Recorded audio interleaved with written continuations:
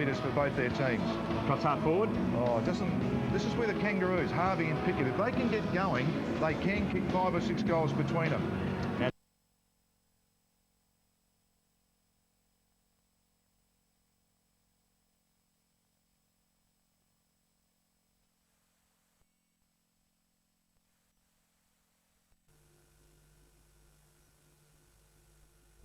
I've just never seen him play better or consistently in the first 3 games. His coach has been high in praise of him, his leadership has been enormous, and he's even gone down and snuck a couple of goals like a true backman these days, Stephen. And across the centre line, what a great potential matchup that'll be in the centre. Wouldn't you love to see it? Kelly versus Stevens. Great veterans of the game, great ball getters, and real terrific leaders for both their teams.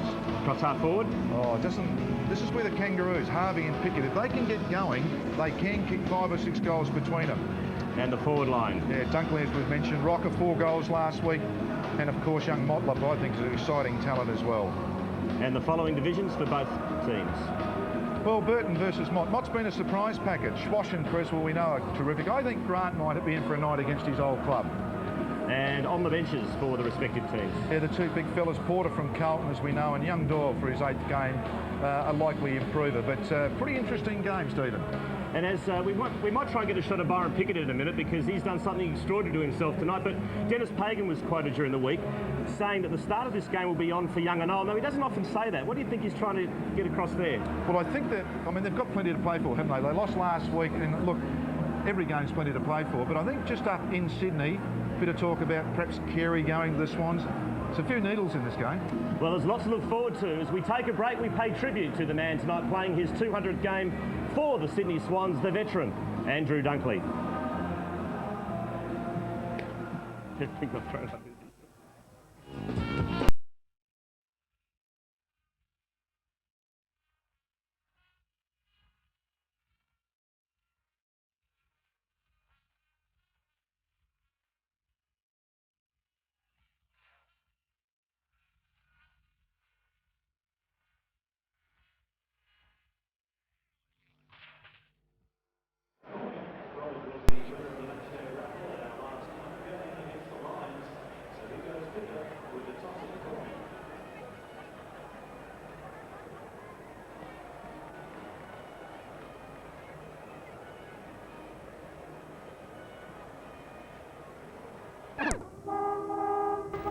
Gary, thanks for your time today. Another challenge, a new environment. How have you prepared this week?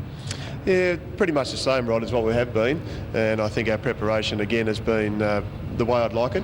Obviously, there's not too many of us who have actually played here, but we did get an opportunity to train here yesterday afternoon. So, we just got to make sure that we're probably as ready as we'll ever be for a pretty desperate side.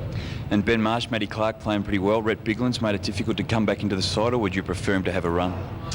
No, well, obviously the 2 guys that you mentioned first have played pretty well, so it puts a bit of pressure on someone like Red, who's unfortunately injured, but what he can do is get a full game with obviously the Eagles, seeing as Paul Lindsay got outed for a week. So, the good thing about the team at the moment is we've got a lot of pressure from guys who are playing locally, and I think it hopefully will keep the guys playing as well as they can to retain their spots.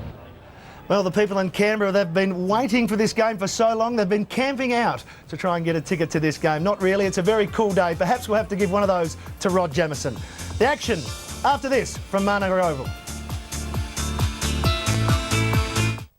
The Dogs ship their Canal North this week to the SCG. Sydney are eyeing a spot in the 8, so the Bulldogs will have to be bang on target to win. The Dogs meet the Swans at their home from home today on Fox Footy Channel.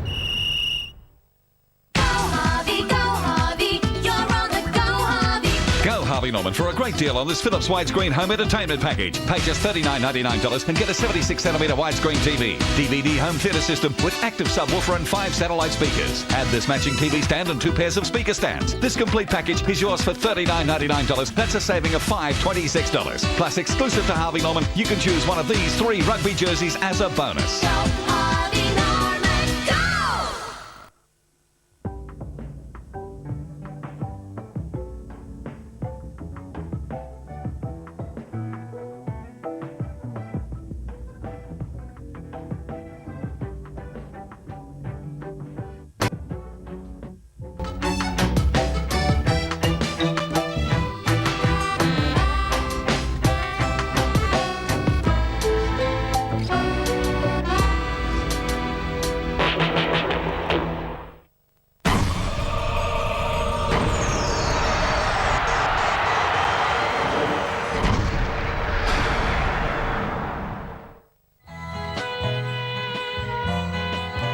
There are sports, and there are extreme sports. Just like there are compact four-wheel drives, and there's the Nissan X-Trail. An extreme all-mode four-wheel drive system. An extreme interior, and extreme power. The X-Trail. Only Nissan takes the compact four-wheel drive to the extreme. TV1 presents the international language of fashion. Hello!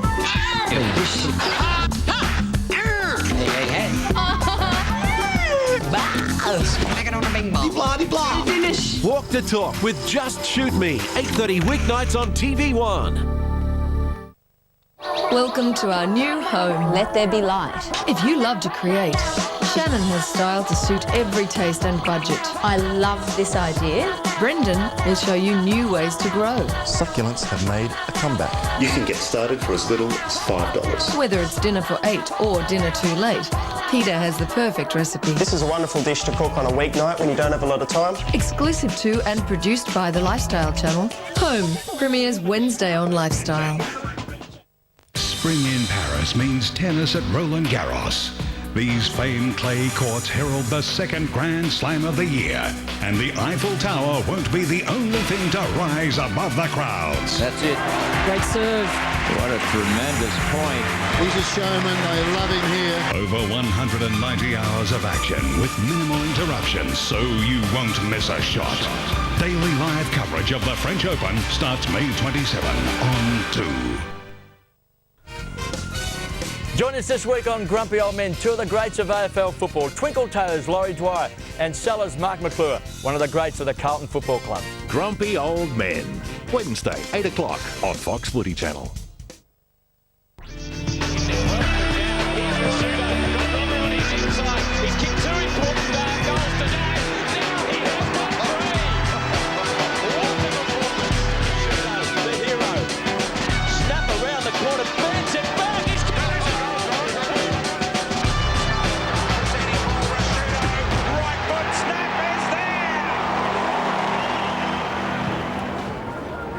Mark Rasciuto, 200 games, what a magnificent player.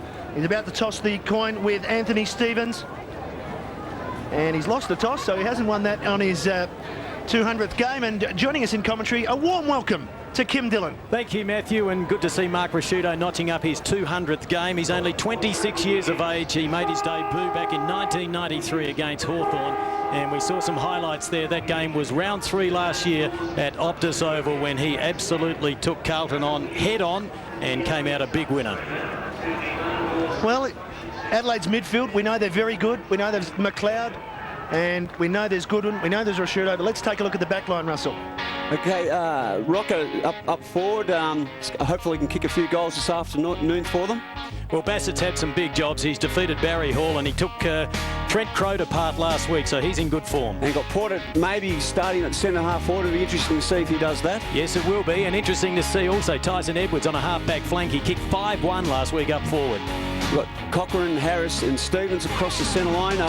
Big game here for the captain, Stevens. And good to see Johnson back as well after 2 weeks out with a hamstring injury. He's a class act. Lee Colbert got a big job here this afternoon, and hopefully he can play one of his better games. And you've got, of course, that tough man, Glenn Archer. And Mark Stevens beaten by Matthew Pavlich last week, but he'll bounce back. We have Makepeace, McCartney and Baird up back on the last back line. And Scotty Welsh, the leading goal kicker for the Adelaide Crows, with 17 so far this year. Here we have the engine room, Burton, Simpson and Robbins. Maybe Simpson, Mike, over we go. Well, we've had a look at the teams and we're having a look at them in action now as Teague gets it forward for the Kangaroos. It's the round 8 clash here at Manuka. Desperate game for the Kangaroos. Stevens, first positive possession. Rocker, got it! Just the start the Kangaroos were looking for. I tell you, that was set right from the first bounce. And quick movement of the ball through Stevens down to Rocker.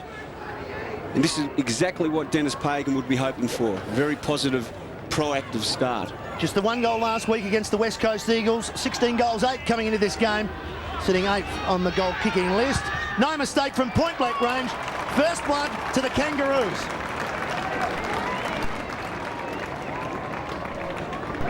As I mentioned before, that was a great bit of start. I mean, they couldn't have asked for anything better than that.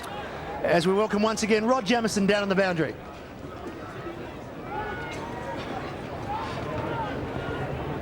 Yep, thanks, Kim. Yet, weather conditions are probably going to get worse before they get better down here. It's very, very chilly, but soft underfoot. No wind favouring either end of ground, so all okay in that area. Denis Pagan, true to his word. Kangaroos, Grant, King, Harvey and Pickett on the bench. Adelaide, Massey, Nelson, Burton and Marsh. The ball back centre field, thanks for that, Jamo. Matthew Clark about to do battle with Matthew Burton, all 210 centimetres of him. The biggest man playing AFL football, back in the centre. Clark gets a nice run in. Burton won the tap. Trying to push it forward was Clark again. Clayton was good to get out the quick handball. The Kangaroos go forward. Bassett dropped what he should have taken, but he'll pick up a free kick, though, on the half-back flank in front of the members' stand. And, of course, this is the Sir Donald Bradman stand here at Manuka Oval. Nathan Bassett has been in very good form of late. He took apart Trent Crode last week, who kicked 7 last night for the Dockers. He goes laterally and finds Perry. Perry kicked 5 at centre-half forward last year in round 20 against the Kangaroos. And there's a strong mark by the magic man, Andrew McLeod. We'll pick up who's on him shortly. Russell Green will take care of that. The ball comes off hands. Goodwin was very quick to get it to Matthew Bode, starting on the ground this afternoon. Puts it up to centre-half forward. Stenglein was underneath it. Quick give, goes back out towards John Cock. John Cock puts it inside 50 to Rashuto, playing his 200th game. He socketed off the ground. It went as far as Teague, and Colbert will clear, but not convincingly. Back inside their forward 50, Adelaide. Looking for Stevens. Boundary may beat him. He does keep it in. Goes back. Doughty. Short kick. Won't be 15. Doesn't matter if McLeod's near the ball. His kick's going to be chopped off. Here's Burton at ground level, pushing the ball back towards centre wing. Digby Morrell right with him, Bassett.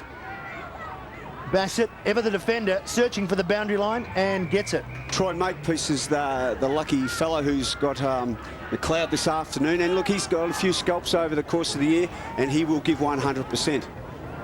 He may have to give a little bit more. Andrew McLeod is red hot at the moment, no doubt about that. Smart tried to do the ruck work. The ball came down towards Stenglein. Strong work by Archer at ground level. And at the bottom of the pack there, the umpire blows the whistle. And we'll have another ball up. Dennis, I can tell you umpires officiating today: number 4, Chris Mitchell; number 7, Hayden Kennedy; and number 27, Michael Avon. Denis Pagan has promised a red-hot go this afternoon. So far, the Roos have lived up to that. And they haven't made an interchange yet, Russell. Some of his stars still sitting on the bench. Well, there's a start. Stevens with another possession towards Morrell. Good body work from Bassett. McLeod just went without it. That's what Denis Pagan's looking for. Perhaps not that from Morrell. Slaps it back out. They force it forward. Robbins went to ground. Colbert. A chance for Edwards. Career best 5 goals last week. It falls to Simpson. Player down behind play. That's Colbert. And there's a free kick being picked out by Michael Avon. It's going to the Kangaroos. Sorry, Archer's attack on the ball then was just first class. Not just his first effort, but his second effort. And Mark Rashuto just making his presence felt inside the forward 50. Cochrane now running. Gets past. Decides to go long. Rocker coming. Smart right with him. Rocker, 1 try, no. Morrell in the right spot. Lovely quick hands to Clayton. That may bounce through. They need a bit of luck, the Kangaroos. They won't get it. Just to behind to Shane Clayton. That was perfect roving by Morrell. He's not a rover, he's a big fella. But that front and square position then, and then the quick hands, actually deserved a little bit better than the actual end result. Ben Hart in game number 232, debuted back in 1992, 3-time All-Australian, a real class act. Goes for the short pass, and was it accurate?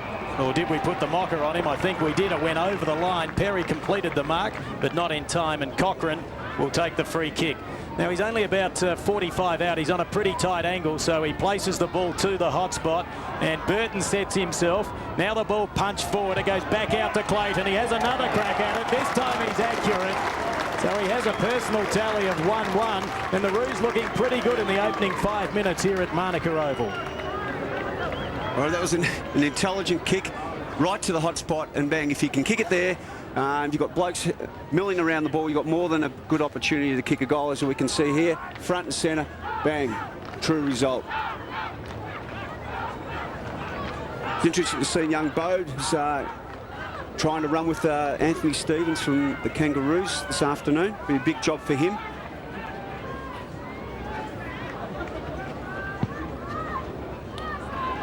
Good start by the Kangaroos, who are back in the middle. They have the numbers here. Oh, perhaps held without it there. Perhaps an Adelaide free kick. Coming in was Tyson Stengline. That player who was held was, of course, the former skipper in Mark Bickley. There you have it. Rod Jamieson enjoying his boundary work this afternoon. Just 9 degrees. And if the sun disappears, it gets very cold very quickly. It drops about 4 degrees instantly. It sure does.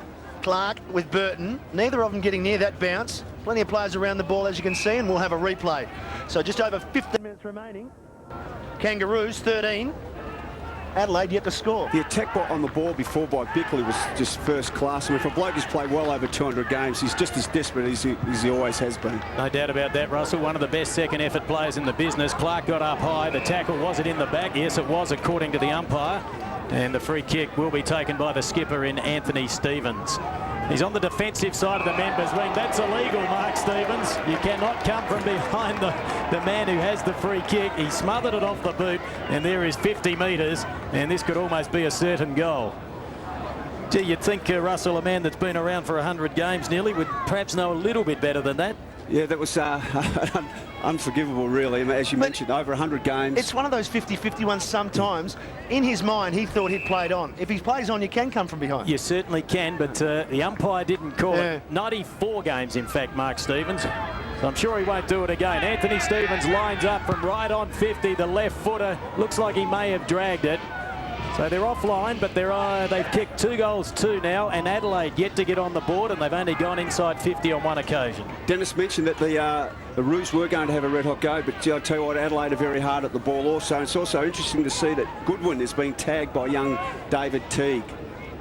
Hart goes to the outer side, long, should suit the Kangaroos. They had the numbers and the height. It was either Porter or Rocker. Rocker obliged. Now sends it back to where it came. Harding over the top. Has he got that? He has. Clever player Lee Harding. Did some useful things when he came on for the Kangaroos last week. And he's kicked some goals this season. He's kicked 7 goals, 5. Just his 9th game of AFL footy, and it was a good take over the top of Nigel Smart. The games I've seen him play, I mean, he's a live wire. He keeps moving, keeps presenting himself, and he can get front and centre. And as you mentioned, he has kicked quite a few goals so far this season. Harding for the 3rd goal for the Kangaroos. Doesn't look confident, and it's a poor kick. He's going to be very disappointed with that result. But from the Kangaroos' point of view, Russell, it's all down this end at the moment. It is, and they are attacking 100%. It's going to be interesting to see what happens, unfolds the next couple of minutes. Well, they notoriously get off to slow starts in season 2002, the Kangaroos. They've only won 2 first quarters out of the 7 so far. Adelaide trying to work it out of defence. Bassett popped himself under a little bit of pressure, but the kick is good to find Johncock on the outer side. Been a revelation, this lad. He is an excitement machine, in for a big future. Kicks it along. Up high there was Porter. Couldn't take the grab. At ground level, Colbert got the handball out. Fisted forward. Opportunity again for Cochrane. Close to the boundary line. Johncock there. Teagan opportunity, but the ball over the line. We're at the 8-minute mark, and Adelaide yet to get on the board. And conversely, boys, interesting, Adelaide normally get off to a flyer. They've won 5 of their first 7 quarters this season. Good one. Teague in there for the Kangaroos. Bickley on top of Robbins with a bit of a wrestle. First time at Manuka Oval for this season. A couple of games for the season 2002. And the Kangaroos are hard at it. Denis Pagan promised a contest. Promised there'd be some reaction to some adversity. Dowdy up the boundary. Miraculously, the ball stays in. And good pace from Makepeace. Makepeace made pace. We have seen, particularly earlier on in the year, Matthew, that under adversity, the North Melbourne, the Roos, do actually play quite good footy, and maybe we're seeing something similar to that this afternoon. And there is Makepeace now. He's coming off, I would suggest, for the blood rule. Well, that'll be interesting because he's... There's a little cut there on the thigh. He's running with McLeod, so it'll be interesting with this matchup now. Maybe King will go straight to him, or maybe Simpson will take over.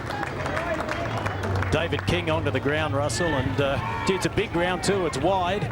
The measurements exactly the same as the MCG, I'm led to believe, but 2 metres longer. As we take a look at the reverse angle shot, and Adelaide desperate to get on the board because it's been all the Kangaroos in the opening stages of this game here at Manuka Oval. Big fist away, and a free kick's been given, and the recipient will be Spider Burton. Amazing player for such a big man. He's a cult figure for Kangaroo supporters. He's pretty good at ground level for a man so tall. Puts it up towards centre half forward. From behind Hart, he was the destroyer. Johnson was good, got it back to Bassett, threw it onto the left boot. The kick goes up towards centre half forward. Opportunity now for Welsh, having a tremendous season. The left-handed handball, not a good one. Puts Stenglein under pressure. Welsh butters up again, back to Kane Johnson. Great smother by Anthony Stevens. Tyson Edwards goes through with the right boot, puts it up to McLeod. He couldn't take it, going through Harris. Good approach at the football, and eventually a strong tackle there. And the umpire will bounce about 60 metres out from the Adelaide goal. Well, we said about 10 minutes. So far, there's 2 of them on, Harvey and King. Hang on, you said 3.5 minutes. No, I changed that to 10 minutes, Matthew. Yeah, he did say 10, Matty. Give him the benefit of the doubt. I got lost. He threw up so many numbers. Ball up just outside the Adelaide forward 50. A chance now for Johnson. Clever handball to Bode. Running Welsh. Loves to kick goals, Scott Welsh. Beautiful goal by the Crows. Wonderful team play. Scott Welsh has got there first. Well, that was a sensational play then. They had support on the outside each time one of the boys went to get the footy. And as we can see here, quick hands, another set of quick hands. First bloke without pressure in that position should kick for goal, and he did, and he kicked truly.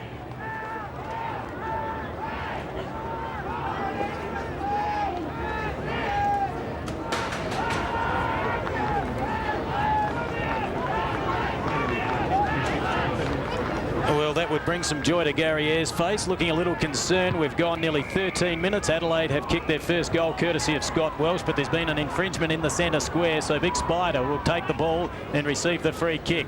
The handball goes out towards Baird. He drives it inside 50. Rocker front position. Smart just got there for the spoil. Quick give out to Anthony Stevens, and he's bounced one through. Well, that is a quick reply.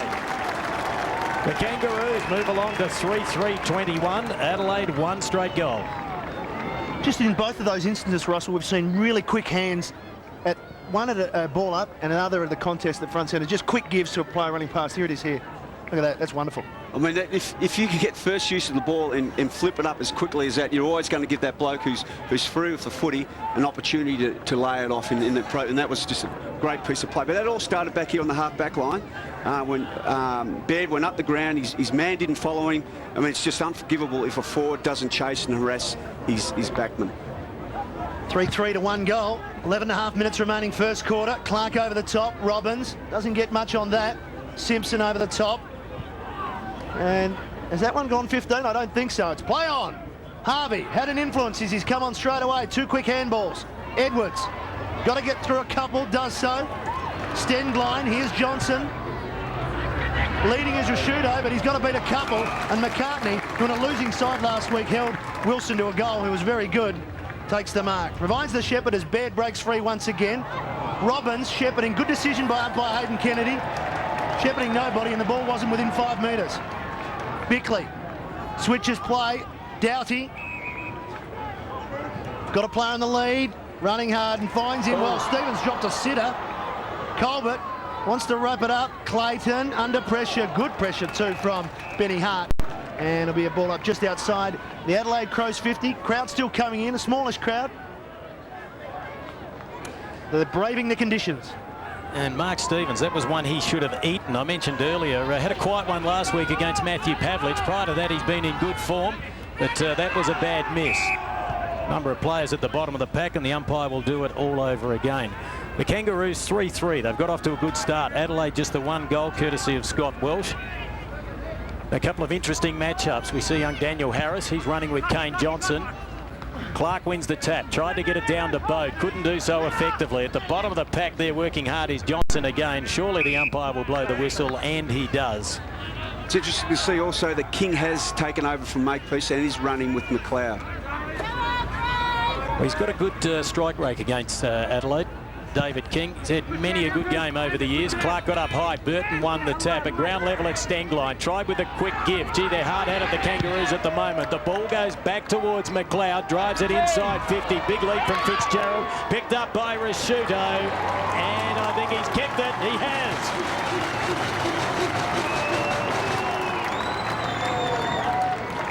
Mark Rashuto, game number 200, and that would put a smile to his dial at the moment. It's taken 16 minutes, but he's a dangerous man up forward, Russell, and he scouts the packs well. He is. I mean, not only he's been a great player for so long, that he was intelligent, he stayed down, he knew he didn't have to fly for the ball. Archer just got past the ball a little bit, over it came, and he kicked truly. Been a great player for a long time. Celebrating his 200th game, just his 4th goal for the season. And he is playing up forward at the moment as Pickett and Grant still wait their turn in this revised Kangaroos bench. Crows back to within 9 points. Burton with some confidence. Long handball. Harvey, little nudge in the back. Seen by the umpire. Umpire Mitchell. And the Crows will switch to Hart. Plenty of space for Ben Hart to run into. And he's got Rashuto on a long lead, needs to make it, can't. Archer right with him, falls to the back for Stevens, he'll go off the ground, he has an airy, Colbert loses it, it falls back to Stevens. Rashuto tries to keep it alive, but he can't. Ball in. Well, that's 2 opportunities, Mark. So on most 10 out of 10 opportunities, I mean, he would have caught the one before, marked it, and the one off the ground there, unfortunately for the Crows and Mark Stevens. He didn't make contact with the ball. Throw in the right forward pocket. Burton takes front position. Over the top was Fitzgerald. Got it down towards Johnson. Quick snap towards goal, but he's offline. And it's a minor score. Adelaide now move along to 2-1-13. The Kangaroos 3-3-21. And we've had about 18 minutes of the first term here at Manuka Oval. As we mentioned, nippy conditions, around 8 or 9 degrees. And when that sun disappears, it gets down to about 5 or 6 very quickly. David King to bring the ball back into play. Nice looking kick, went for plenty of distance. Colbert was the target along with Burton. Punched away though by Clark, picked up by McLeod. Out towards Kane Johnson, tried to hook it around his body and did so brilliantly to find Welsh. McLeod's acceleration from that loose ball, not many players would have got first use of that. That was acceleration that I don't think any other AFL player has, and that's what makes him such a dangerous player. Well, Scotty Welsh is the money man. He would be the most accurate kick in the Adelaide Crows lineup. He's kicked 18 goals, 7 so far for the season. He's kicking from about 48 metres. And he is normally very, very good. And that is another good kick. He's kicked his second.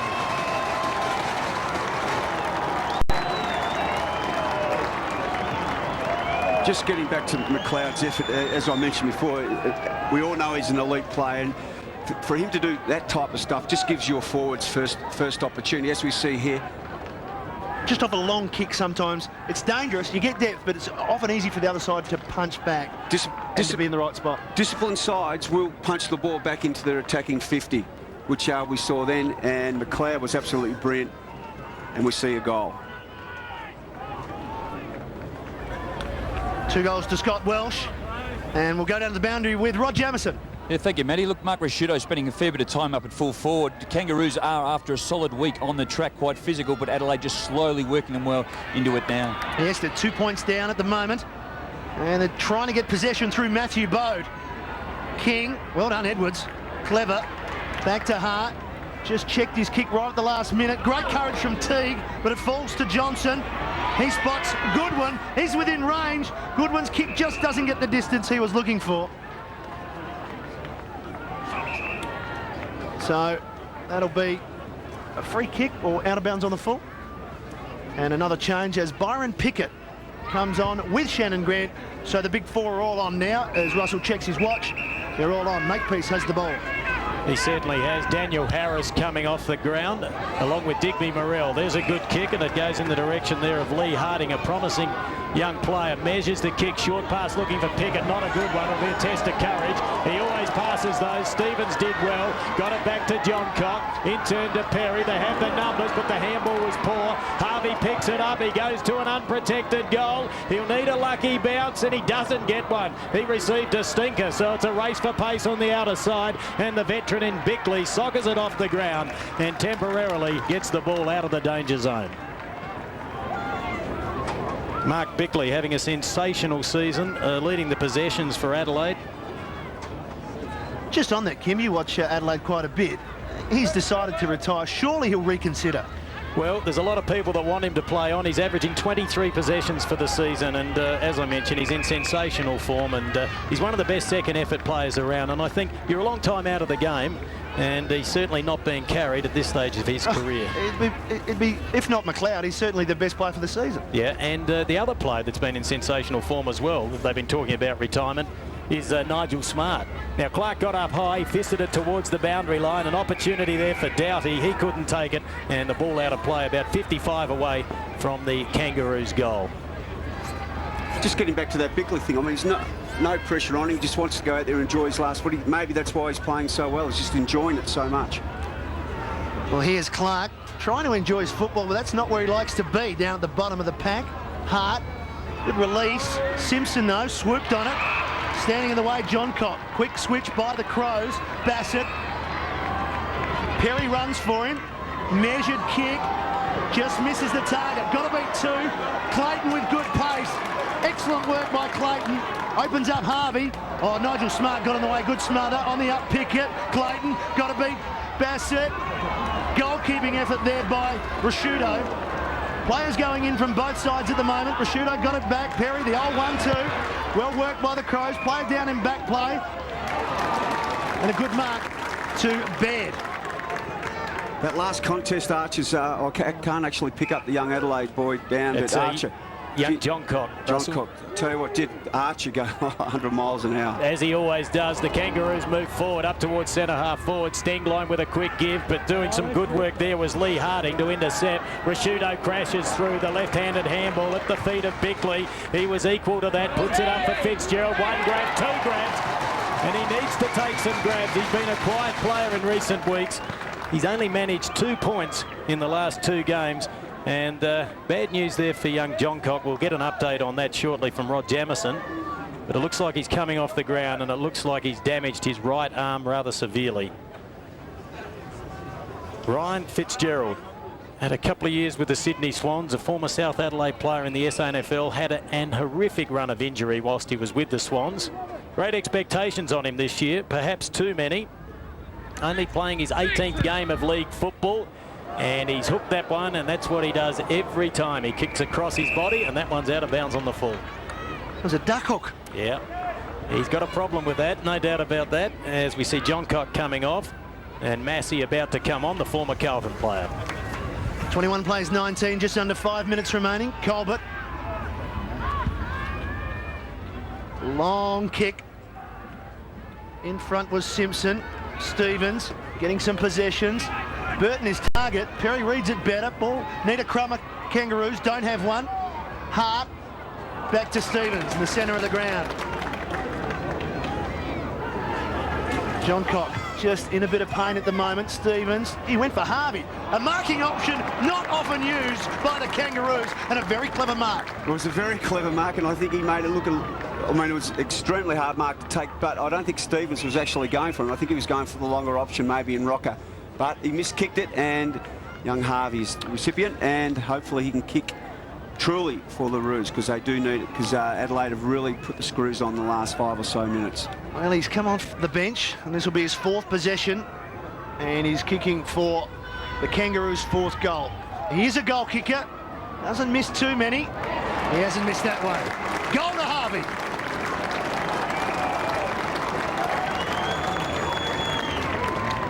So a goal to Harvey, and, well, I guess the tactic that's been used so far by Pagan is working, because we've seen the players that start on the bench, in particular Harvey, have an effect on the game.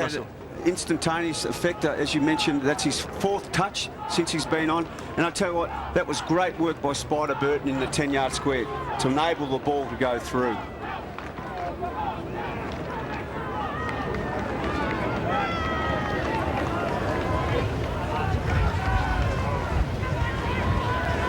Kangaroos with an 8-point advantage. We'll go down to Rod Jamieson for an update. Byron Pickett, when he's attacked, when he came on running with the flight, was outstanding. Glenn Archer, you never sort of question what he does, but he would just hit through the ball. Graham John Cox seems to be okay, just a little shaken. 27 plays 19, the ball back centre field. Anthony Stevens leading from the front. 6 possessions already for the Kangaroos, but the Crows go forward in the dying minutes. Teague cuts it off at the pass, though. Measures the kick, and it's a good one. Oh, put King under the pump, but he stood his ground, and he picks up a free kick for a high and late tackle. David King on the outer wing as the sun shines here at Manuka Oval. Chilly conditions, but I tell you what, when the sun's out, it is a lot better. There's the kick up towards centre half forward. Sav Rocket from behind, couldn't take it. Welsh, in fact, it was bowed at ground level, couldn't get the kick away. Shannon Grant has a pop shot at goal, but he's offline, and it's another minor score. So that's 8 scoring shots to the Kangaroos. They move along to 4-4-28. Adelaide 3-1-19, and it's been a good start by the Roos, Russell. It has been a fine start. Actually, both sides, as both coaches mentioned, were going to have a crack at it, and they are doing exactly that. Bassett to the outer side. Rocker came over the top. He had the height advantage. Ricocheting off Harding, trying to keep it alive, does so cleverly.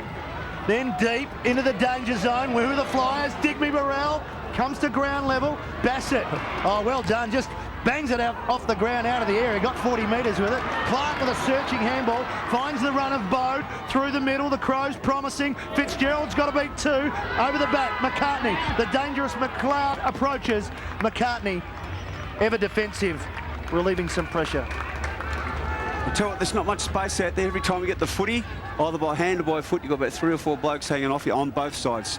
And it's a great contest so far. Jason McCartney playing his 100th game for the Kangaroos and 175 all up. He's edged out a pretty useful career with Adelaide, first with Collingwood, then Adelaide, and I think he's found his niche at the Kangaroos. The Crows go forward again. McLeod underneath it.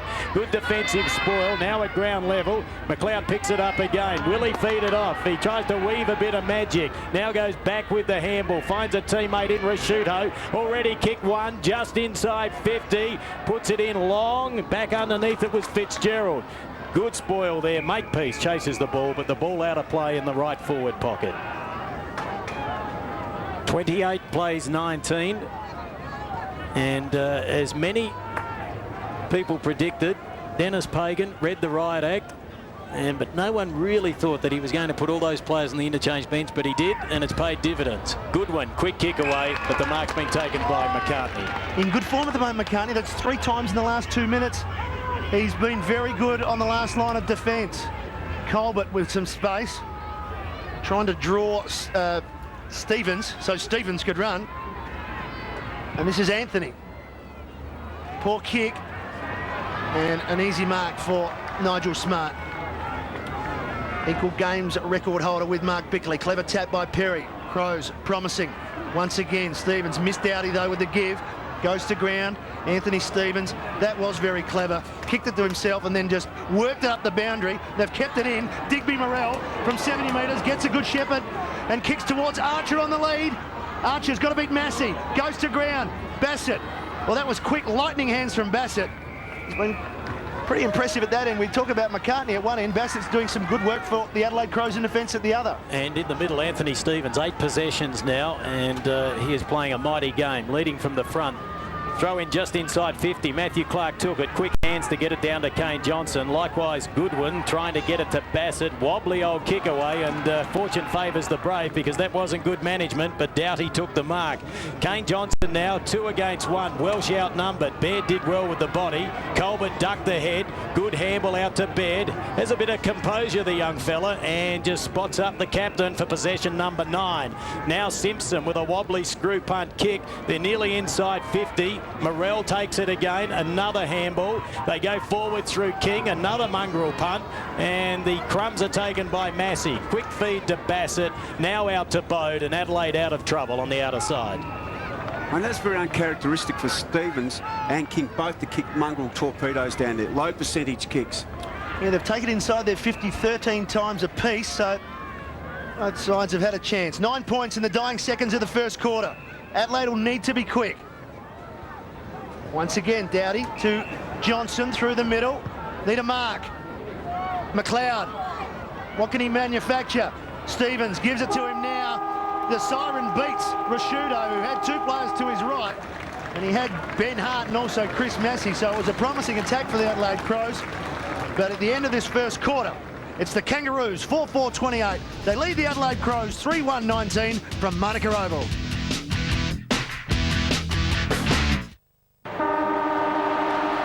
When the weekend's over, win, lose or draw, the place to see how your team fared is on The Winners. Welcome to The Winners, where you give us 60 minutes and we give you the weekend in AFL. That was one of the inspired wins of the club history. Got to learn to play basketball at Colonial. Join Clinton Graves for every winning kick, mark and goal of the round. That's on The Winners, tonight at 7:30. Introducing the special edition Pulsar Plus. Australia's best-selling small sedan is now even better value. Because with a Pulsar Plus you get air conditioning, plus airbag, plus keyless entry, plus CD player, plus alloy wheels, plus a rear spoiler. We challenge you to find better value. The special edition Pulsar Plus. It's just full of pluses. Harvey Norman breaks the price barrier with this huge 107cm plasma widescreen. Don't pay $12,999 for $11,999 or $10,999. At Harvey Norman, you can now buy an LG 107cm plasma screen for just $9,999. That's right, $9,999. And we'll throw in a DVD player at no extra cost. The LG plasma screen can be wall or stand mounted and is digital TV ready. At $9,999 with bonus DVD player, the future is yours.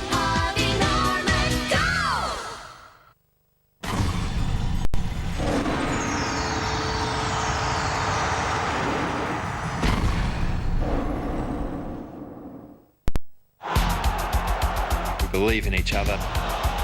You know, we believe we can win. Dedicated to its supporters, passionate. Very passionate, very vocal. Family team. If the crowd's involved, the side really lifts. It's a great time to be part of the club. We've got a great history and a great young side. I'm just happy to be a part of it. I want to be part of it. Will you be part of it? Call us.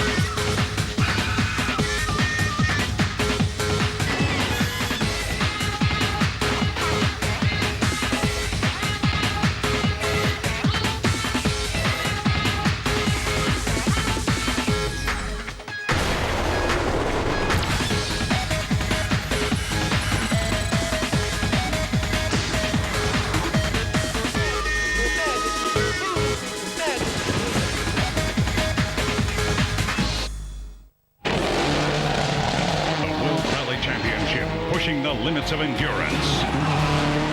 14 challenging stages over 11 unrelenting months. The World Rally Championship, right here, where the game never ends. Tuesday, there's something to crow about on Fox Footy Channel with Crow Zone. I've got a lot of confidence in the guys. It's an absolute madhouse. Go the Crows. So don't get in a flap. Tune into Crow Zone, Tuesday, 6 p.m, Fox Footy Channel.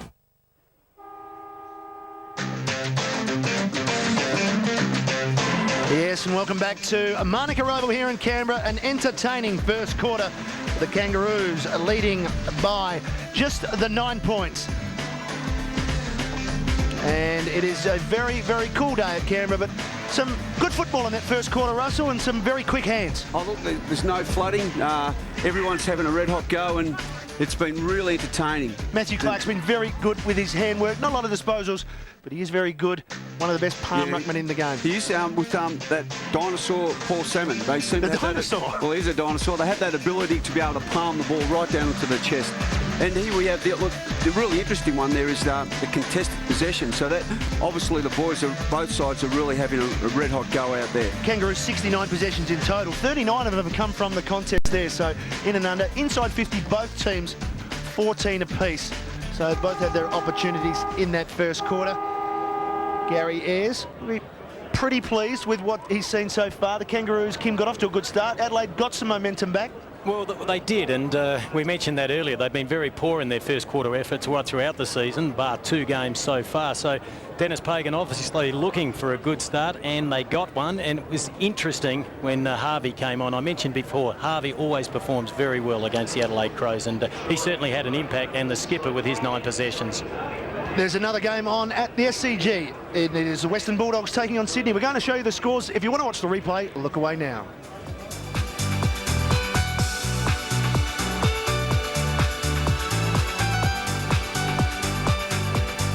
And down boundary side, Rod Jamieson with Mark Micken. Yeah, Mark, I just thought Adelaide really just only weathered the storm that quarter.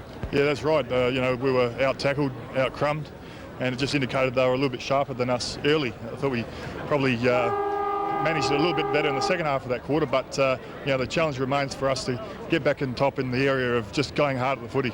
And Gary has referred to the preparation of the game.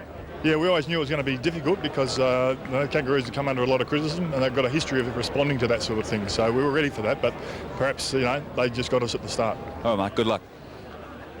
Mark Micken, former Adelaide best and fairest. Nathan Bassett with 10 possessions on the last line of defence. Yeah, interesting. Lee Colbert also getting a lot of the ball with 7 possessions. So the ball was coming in pretty willy-nilly. I think Russell mentioned there were a few pretty ordinary screw punt attempts going in there, and it sort of set it up for the defence. Look, I think Ayresy would be fairly happy with this start because he knew that the Roos were going to be coming out, and I think he'd be more than happy with what the situation is at the moment. Nigel Smart continues his battle with Sav Rocker. Second quarter, Clark and Burton again nullified. Shannon Grant caught by 3 Crows. Goodwin the third comes away with the ball. And that's a completely different bench that we saw at the start of the first quarter. Considerably. Well, if they're going to win the game, they just have to have those 4 blokes running around. For sure. Burton. Quick kick forward from Simpson. Johnson in the way. Edwards. To centre half forward, True. Punch came from Colbert. Here's the dangerous McLeod. Robbins has got to chase Bickley, but Mark Bickley's too good for him, and kicks it, and kicks a goal. He's having a fine year, is the former captain, Mark Bickley. Just confidence, wasn't it? I mean, the pace we saw from him, confidence, he just ran straight past him and was always going to kick the goal. Always going to kick the goal, but we'll get back to that other man, McLeod. I mean, he made something completely out of nothing then. His acceleration is just unbelievable. And here's Bickley, composed, enjoying himself, just like an under-12 kid out there, kicking goals. He's just loving it. He's a nice kicker. And kicking his 70th career goal. And he was pretty pumped about that. You mentioned Andrew McLeod. I think he was convinced he'd be able to break that tackle. Couldn't do so. Normally can, as Tyson Stenglein goes to the interchange bench, and coming on now is Ben Nelson. Nelson, another former Carlton player, only managed 11 games over the past 2 seasons, and he's played mainly off the interchange bench this year for the Crows, but he's certainly hard at it. Now back centre field, Clark becoming a factor now. Got his hands to that one, but Burton stole it. Got the kick forward, taken by Digby Morrell. Good quick give. They go forward again, but it's not accurate, and that man Bassett gets another possession. This will be number 11, and he launches into it. It's a wobbly helicopter kick out wide to Ben Hart. Hart puts it out towards the outer wing, looking for Kane Johnson, being shadowed there by Teague. Was he held? Over the top. Good desperation by Teague. The umpire calls play on, and that is umpire Michael Avon, and he will bounce on the outer side. And we see Tyson Stenglein there just receiving some treatment to his left nostril. And was he held? Maybe he was. The umpire wouldn't buy into that one, but a good contest between the 2 players on the outer side, and a free kick will go the way of Spider Burton in that ruck contest. Geez, he's been good since he's been across at the Roos these last few years. His agility, the number of times he gets the ball, his hit outs, he's a real cult figure. They're 9th in the best and fairest last year, so he's been a performer. The ball comes up to Sav Rocker, couldn't take it from the back of the pack. He tried to 3 deep. Bassett tries to get another possession there. Harvey at the bottom of the pack. Quick feed out towards Smart. Smart in turn to Hart. Adelaide starting to get a bit more of the football as Johnson brings it around his body. Colbert with desperation couldn't take it. Teague looked a likely type last year. Make peace with the handball. Oh, Shannon Grant left it behind. This could be costly. Perry got it back to the magic man in McLeod. Measures the kick, puts it inside 50, looking for Rashudo. Needs support. Comes in the form of Goodwin. Normally very accurate, but not this time. Through for a minor score, and he's not happy with that miss. I mean, that was an unfortunate turnover there by Shannon Grant, and the way in which McLeod just pounced on the ball again. And as he did, I mean, he didn't hit the target, but the ball at least it was out in front of him and had a forward leading hard. Fed off the ball, and unfortunately a minor score resulted. And it could have been dangerous. McLeod to Rashudo to Goodwin. You don't want to give it up to those three. Harvey, Grant combining. Stevens. Oh, good mark. A lot harder than it may have looked if you're watching at home. He didn't know what was coming. Out in front and just pushing it through for a rush behind Stevens. Adelaide have made a move. Mark Stevens has gone into defence and Ian Perry now playing up at centre half forward. 4-5, plays 4-2. Bassett with a short kick to Massey. No one on the mark, with some space. And he wanted Clark, and got rid of Burton. Dowdy crumbing. Indecision there, but decides to go long, and why not? Rashudo's on the burst. Can't mark. Ball comes to ground. Archer. Have to be careful. Baird got it from Makepeace. Bow sharks it. Clever towards Welch. Round the body, he'll kick this for sure. He doesn't miss. His third.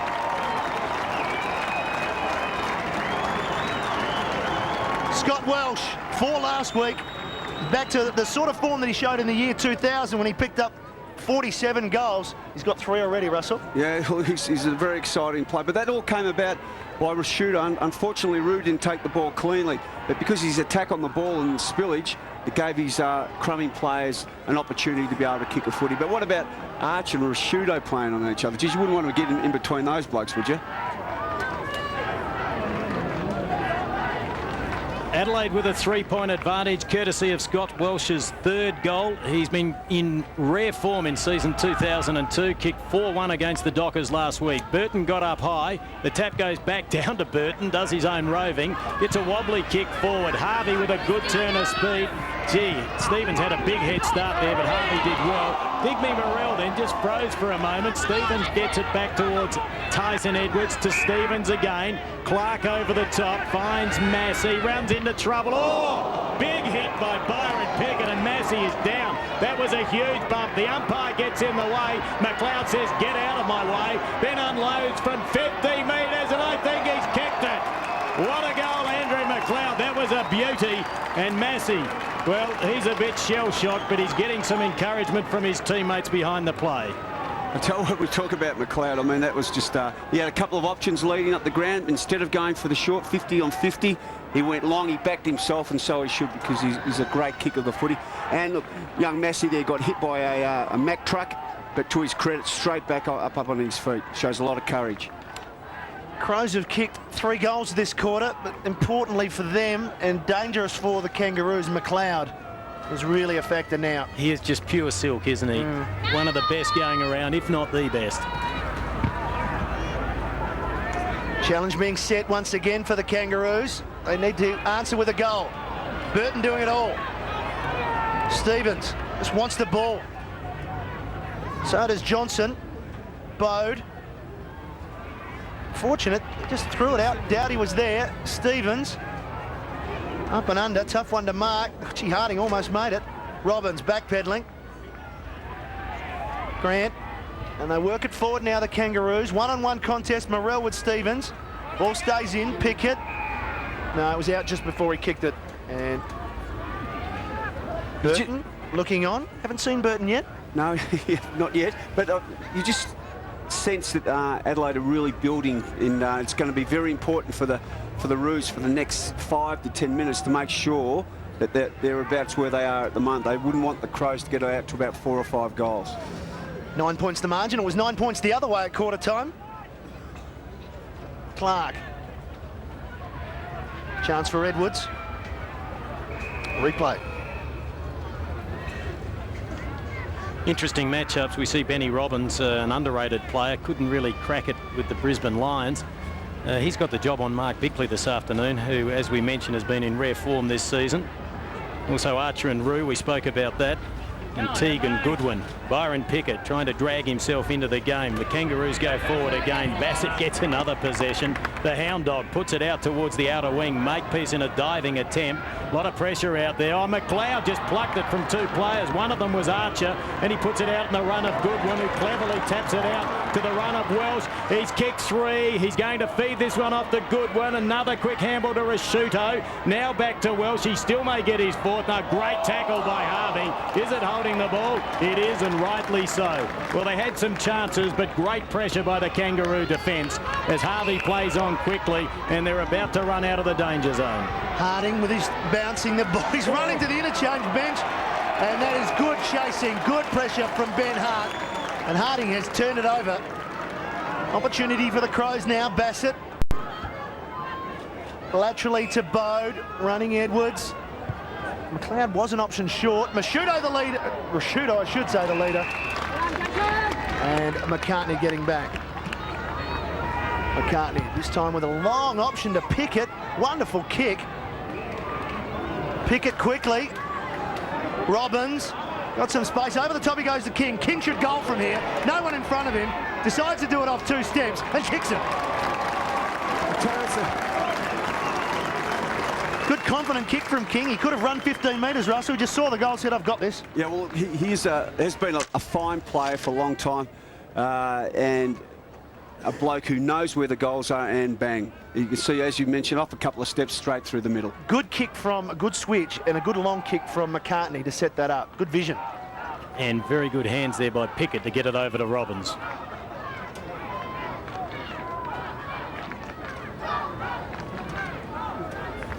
Adelaide with a 3-point advantage. Let's go down to Rod Jamieson on the boundary. Yes, Kangaroos, Denis Pagan really asking a lot of his players. They are hunting the player. Byron Pickett can't be too far away when he hunts and knocks out players like that. Chris Massey, just keep an eye on him. Back in the centre, a quick feed, not an effective one. Oh, still there by McLeod. That was good. Over to Stengline. Searching handball, looking for Massey. Thought about the give behind, kicks around his body. Not 15. Goodwin takes it. Wobbles one forward. McCartney's attack on the ball is brilliant. Picking up the crumbs is Colbert, and back out to the skipper again. You talk about Captain Courageous. He is having a real crack this afternoon, Anthony Stevens. Free kick on the outer side, player held. And that will be Shannon Grant. Only 7 possessions last week. Last year's best and fairest winner at the Kangaroos. Drives it long, big leap from behind, and that was Stevens. Got the handball out towards Tyson Edwards. Has time to lift the eyes. Likes to run with the football. In turn, puts it to Fitzgerald. Fell awkwardly and grabbed the right knee. Not good for Fitzgerald or the Adelaide Crows, and he is down. Gee, it was an innocuous contest, but he fell awkwardly, and all of a sudden the Kangaroos are a chance through Lee Harding. He likes to run. He has 2 bounces, kicks to an unprotected goal. It's coming back, but not enough. And the Kangaroos now move along to 5-6, Adelaide 6-2, and Ryan Fitzgerald not looking good at all. And the stretcher immediately out, so that doesn't look good for Ryan Fitzgerald. We know he's had problems with his knees before, and he is in obviously all sorts of air. You can see here on the replay, he just comes and it just buckles out to the right and immediately clutches his knee. So that is real bad news. So perhaps another serious injury, perhaps another serious knee injury in this game. It's an issue that is often discussed, and it can be discussed on the couch on Monday night with Jared Mike and also Lee Matthews as special guests on the couch on Monday night. Look, you just feel for the kid. I mean, that looks as though it's going to be his 3rd. Rod Jamieson, boundary side once again. Yeah, look, I mean, there's a hush around the crowd down here at the moment. They really are feeling for Ryan Fitzgerald. He's just come back after 2 years, 1 shoulder reconstruction, 1 knee. And talking to Darren Jarman, one of the assistant coaches earlier today, they were just starting to be really impressed by the way Ryan Fitzgerald has come about and was just starting to string some games together. So huge concern down here from the Adelaide point of view. Yes, this is terrible news for Ryan, and it's an option up forward for Adelaide. And this is something we're seeing in the modern game now, Russell. When the boys get together, when something, yeah, when there's a stretcher out. Well, yeah, well, instead of just standing around, scratching your head. You might as well get together and have a bit of a yap and try and work out why things are going the way they are, or what we can do to be able to... and you've got all the leaders in there, so I'm sure they'll all be pumping each other up. And as you can see, the Roos over there, they're very tight, very compact. They realise that they've got a real fight on their hands, and they realise that they have to maybe increase the pressure a little bit to get back into the game, because at the moment you think Adelaide maybe have got a slight advantage. It was interesting to watch during that time that the umpire in the centre of the ground was watching the interchange bench, because we saw a couple of weeks back, Melbourne I think it was, their interchange players ran on when they were stopping play, so they got into the huddle. Oh, okay. And so the umpire was watching to see, to make sure that the interchange players didn't run onto the ground unless they are being changed legally, as they are now, as Kane Johnson comes off for Burton. And once again, that just looks terrible, Kim. Yeah, well, the moment it happened, it looked fairly awkward. And as Russell said, you have to feel for the young man. He's had a number of injuries, and he's only managed, well, this was his 18th game of senior football. And I think I just saw him mouth the words only moments ago, "I can't believe this." And it's a tragedy, because you're living a dream when you're playing AFL football, and his dream has temporarily come to an end. Let's hope it's not as bad as it looks. If not, he's out for another 12 months, and he'll have to wait for 2003. Well, he must have a lot of character to come back from a knee operation in his shoulder and just starting to get on top of things. And it'll be another challenge to him, and apparently has got great character, and hope everything works out for the young lad. Ben Hart restarts play. 2 points. Adelaide Crows lead. 12.5 minutes remaining in this second quarter. From Manuka Oval in Canberra. An oval where the Kangaroos have a good record, and they have a free kick in the middle of the ground. Shane Clayton. Come on.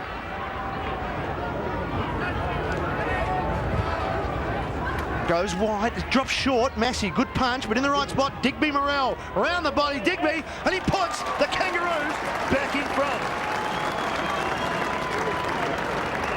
Russell, if you're in the right spot, doesn't matter how big you are. Digby's a big fella who likes to take marks, but he was front and square. Well, that's twice now he's done that, and the goals have resulted, kicking one himself and laying off another one early in the first quarter. It's a perfect spot to be. I mean, they might manufacture a lot of things in AFL footy now, but if you're front and centre there when the pack's up there and they go whack, you're in front, you're the recipient of the ball, and you can use it the way in which you want to.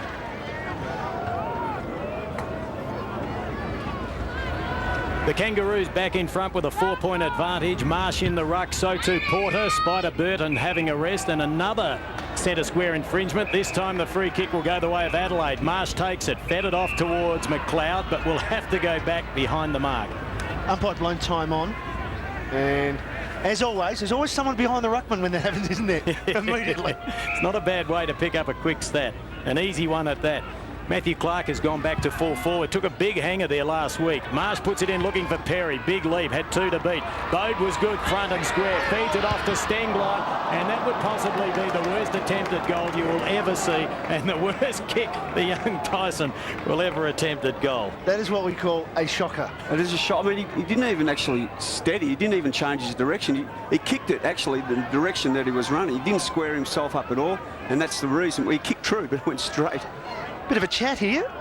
Now, from where we sat, that looked definitely out of bounds on the full, but it's gone through for a behind, much to the chagrin of the Kangaroos fans just behind. Let's take a good look at this, Russell. Jason McCartney wasn't happy. Oh, that's missed by a mile. That's missed by a fair way. But anyway, it's a behind to Adelaide. It's in the book, and we move on. Okay, the Kangaroos to go forward again through McCartney. That was unbelievable. Porter underneath, a strong attempt. The mark not paid though. Perry at ground level, so too Colbert, as the sun disappears here at Manuka Oval, the nation's capital. And very chilly, around 6 or 7 degrees. In front of our commentary position, Adelaide, a lot of handballs, almost double the Kangaroos as the ball is thumped down from Porter to Pickett. Didn't quite get onto that one. Underneath it, Doughty nearly completed the mark. Robbins is there, pushed in the back according to the umpire, and will pick up the free kick. Now the crowd starting to get involved. 3-point advantage to the Kangaroos over Adelaide. They've gone inside 50 on more occasions. Stevens with the fist. King is lurking. So too is Burton. Couldn't take it. King hard at the ball.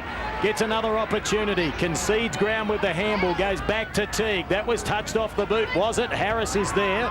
Gets a chance. Oh, met front on crudely by Bickley. And Well, Bickley had eyes for the ball, but he met young Harris head on, and the free kick will be given, and rightly so.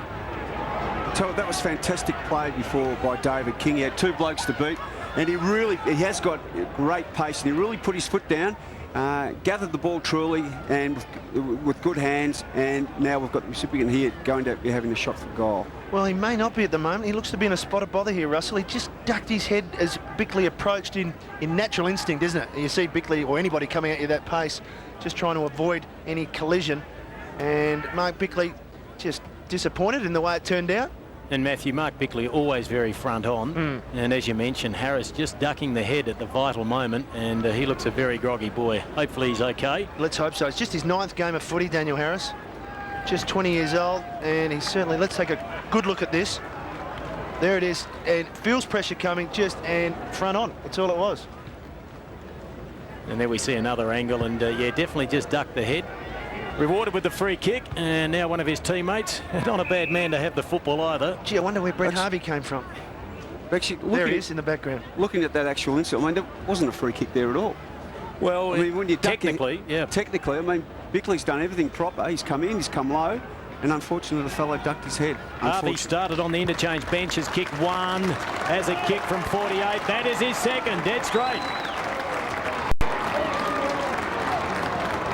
They've kicked the last 3. Well, we mentioned a couple, maybe 5 minutes ago, that this is real testing time for them because Adelaide looked as though they had the momentum. I'll tell you what, there's one thing that the Kangaroo boys do have, and that's a lot of heart and persistence. There's the free kick once again, and the execution of the drop punt by Brent Harvey. Excellent. Copybook.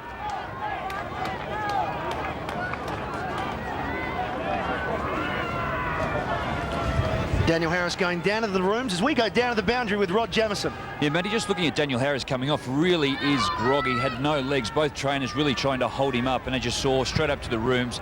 So he'll have a sore head, but again, the Kangaroos players just fierce at the footy and the player. Adelaide kicked the first 3. The Kangaroos got the next 3. The margin is back to 9 points as it was at quarter time. And we've just got 9.5 minutes remaining in this first half as the ball beats Stevens over the line.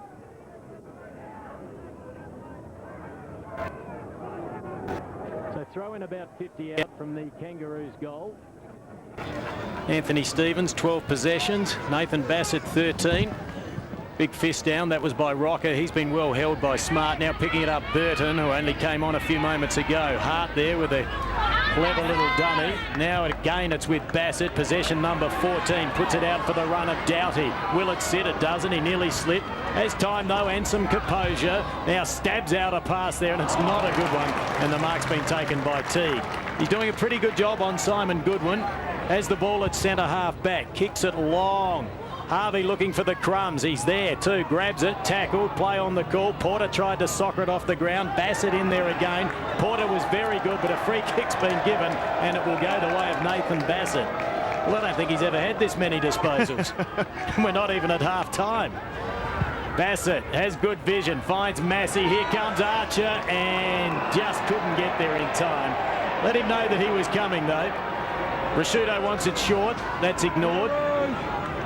I think Adelaide trailing by 9 points now. And there's another good mark by Teague. I think that was indicative of Archer's frame of mind. If he gets frustrated, he probably would have cleaned him up. They're going okay at the moment, the Kangaroos, so that was pretty disciplined from Archer there. Yeah, he can be very aggressive. That perhaps understates it somewhat. Ben Hart there does the don't argue and does it successfully. Pirouette's out of trouble. The kick went out to Bowe. They're going indirect, but they found McLeod. Another short pass, and this time looking for Goodwin, who takes the mark just inside 50. So they're doing the hard way at the moment, Russell. Yeah, they're going wide. It's as wide as you can possibly get. Now, without any doubt, they'll go for the hot spot here, about 15, 20 metres out in front of the 10-yard square. There we go. You've called it correctly. Put it up very high. Bassett's drifted down. Didn't have to worry about it, though. Burton front position takes his 40th mark for the season. He's taken more than anyone for Adelaide. Also kicked quite a few goals this year. He's the second goal kicker, leading goal kicker with 9. I'm sure Denis and the North Melbourne defence and the North Melbourne on the Kangaroos on ballers would have known. That just amazes me. They would have watched the highlights over the last 5 or 6 games that they always go for the hot spot, and it was just a huge hole there. Burton lines up, and it looks pretty good off the boot. He's kicked his first for the game.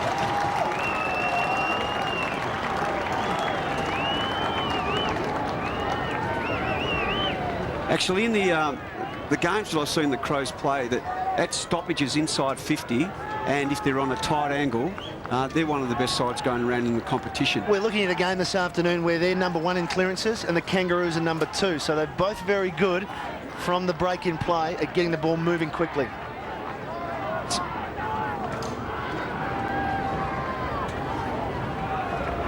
Burton's first goal. Crows back to 3 points.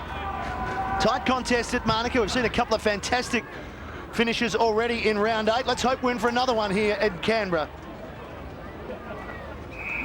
Hard work in the middle. Rashudo tumbles out. Stevens tumbles out after the event. It's interesting that they've got Pickett up at full forward. I would have thought a bloke who was struggling for a bit of form, maybe throw him on the ball, half back flank, half forward, but he's being burnt up there at the moment. Maybe on the other side of the coin, looking for a mismatch.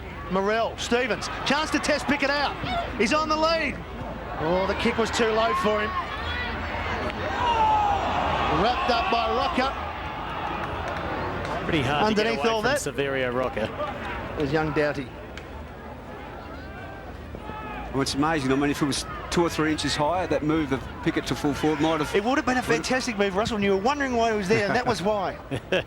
There's the tap down to Rashudo, having a run on the ball. Whacks out a huge handball, more in good hope than anything else. Now an opportunity there for Baird. Looks a clever type of player. The kick goes back. That looked like Shannon Grant, I think, and Rashudo in there and forces it over the line for another minor score.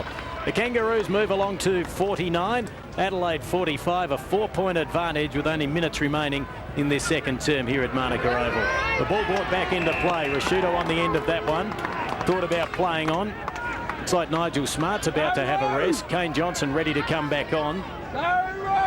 Starting to get fairly dark here at Monaco Oval. Rashudo kicks long. Perry the target. Sav Rocker is there. The ball at the back of the pack. Simpson picks it up nicely. Had plenty of it this year. More kicks than anyone in the competition. But that's not a good one as it finds Rashudo. Now they'll have a loose man. It should be Stevens. The mark taken by Burton. In turn it goes back to Hart. He eventually finds Stevens, who takes a diving mark. Now McLeod's lurking across the half-forward line. Stevens brings it in laterally. King back onto the ground at the expense of Severio Rocker, and he might get right into the action. Oh, it was kicked straight to him. Massey didn't know he was coming. Going through is Clayton, the former Fitzroy and Brisbane player. Big turnover here. Here's the man. What a master move. Having him at full forward. Byron Biggett kicked one, Russell. And that was far too easy. Obviously, that's the reason Kim White's up there. Oh, he's got a smile on his face. He's kicked the goal. He has kicked the goal, and I'll tell you what, we mentioned maybe 8-10 minutes ago that Adelaide, I know I've mentioned this already, looked as though they were starting to gain control. The scoreboard wouldn't reflect that, but just the look of the game out there, and to the credit of the Roos, have really fought back and kicked a couple of unanswered goals. Hope you're enjoying this uninterrupted AFL coverage right here on Fox Footy. And Byron Pickett has a goal. So the guys he started on the bench, Pickett has 1, Harvey has 2, and King has 1. So the return is excellent for the Kangaroos.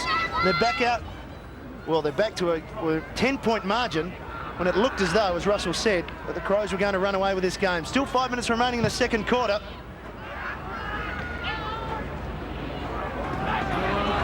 Clayton. Here's Johnson, just back on the ground. Archer, thanks to Welsh slipping, gets the easy mark. Stevens is a player on the wing. That was Clayton. Decided to go longer to Digby Morrell. And the diving mark quickly on the up to Clayton. He goes ahead to Harvey. Good kick from Clayton. Well weighted in between a couple of Crows. Magnificent kick, but I tell you that Morrell, I mean, he can run hard. It's nothing better than having a forward lead up the ground for target to shoot at. And he's really presented himself this afternoon. So Harvey already with 2 goals from his 7 disposals. Just checking the Canberra breeze. We're right behind it. Harvey to make the margin 16 points. He is successful. And a danger period, I think now, Russell. The roles have been reversed. A danger period for the Crows. That's right. Momentum's very important. And at this particular stage, the Roos do have the initiative. And as you mentioned, there's still about 3 or 4 minutes to go. And Ayresy would not like to go in at half-time, maybe 4 or 5 goals down. So they've got a real challenge the next 4 or 5 minutes to close down the running machine of the Roos. 16-point advantage to the Kangaroos at Manuka Oval. And the players that started on the interchange bench doing a lot of the damage. Harvey, 8 possessions, 3 straight goals. And in the ruck is Marsh. Porter has a second crack at it. Gets it down towards Bode. Was he tackled high? Yes, according to the umpire. Well, Adelaide need to start running again. The quick feed went out to Kane Johnson. Has a loose player wide, and that is Tyson Edwards. Has the luxury of a bounce. Loves to run with the football. Chips over a short pass, and he's found Burton, who has kicked one. But this one is a far more difficult angle. There's a pretty loose leg when he kicks, Brett Burton. A few of them tend to wobble a little bit off the boot. He'll be kicking from about 35 out, and he can get that margin back to 10 points. The Birdman, as he's known, lines up, kicks it very high, and it goes across the face of goal. Teague up high just to ensure it does go over the line. So the margin 15 points, and the Kangaroos another chance to go into attack. Well, the angle there from where Burton was shooting from, if he had 10 shots, maybe he might get 1 or 2. Low percentage kick. 9-7 plays 7-4. The vice captain has it.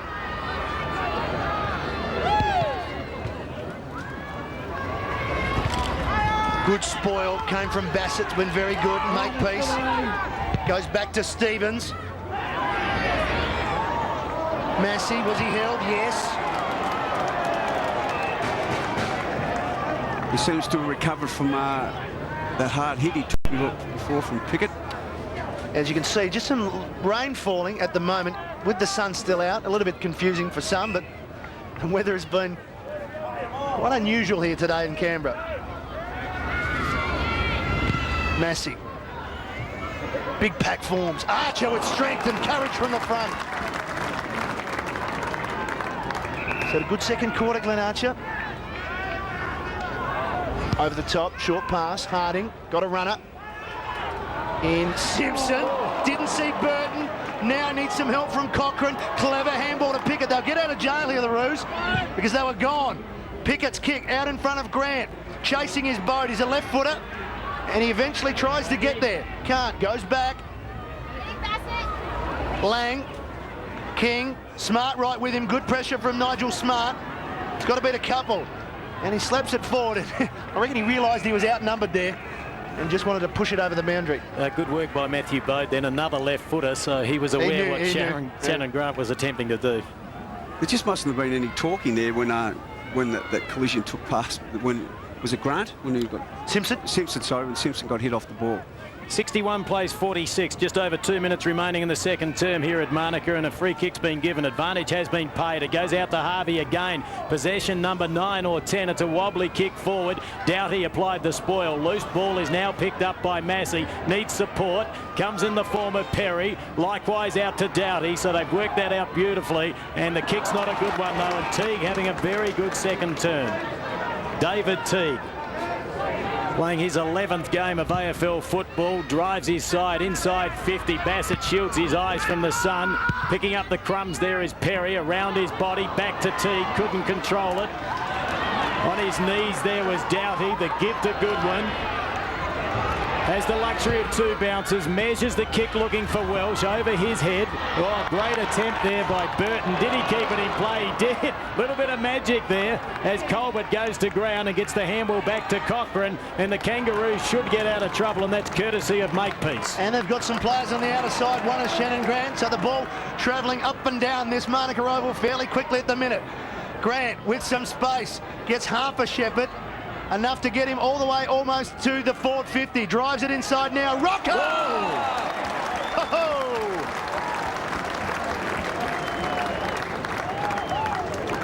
Rebound footy from the Kangaroos, Russell. It was rebound, and the way in which Grant ran the ball up there, but it was interesting. Maybe it wasn't on screen. David King, whilst he was running away from Grant, was telling him to keep the ball coming, which he did. You need blokes telling you what's going on out there, and exactly as the Crows did a couple of goals ago, they've aimed for that hot spot, and there was Rocker. And the percentages are that's the best place to kick goals. Rocker kicked the first goal of the match. And this to make the margin a game-high 21 points. From about 40 metres, big Severio Rocker has pushed it, I think. No, he's happy with it. It's a goal. Roos by 21.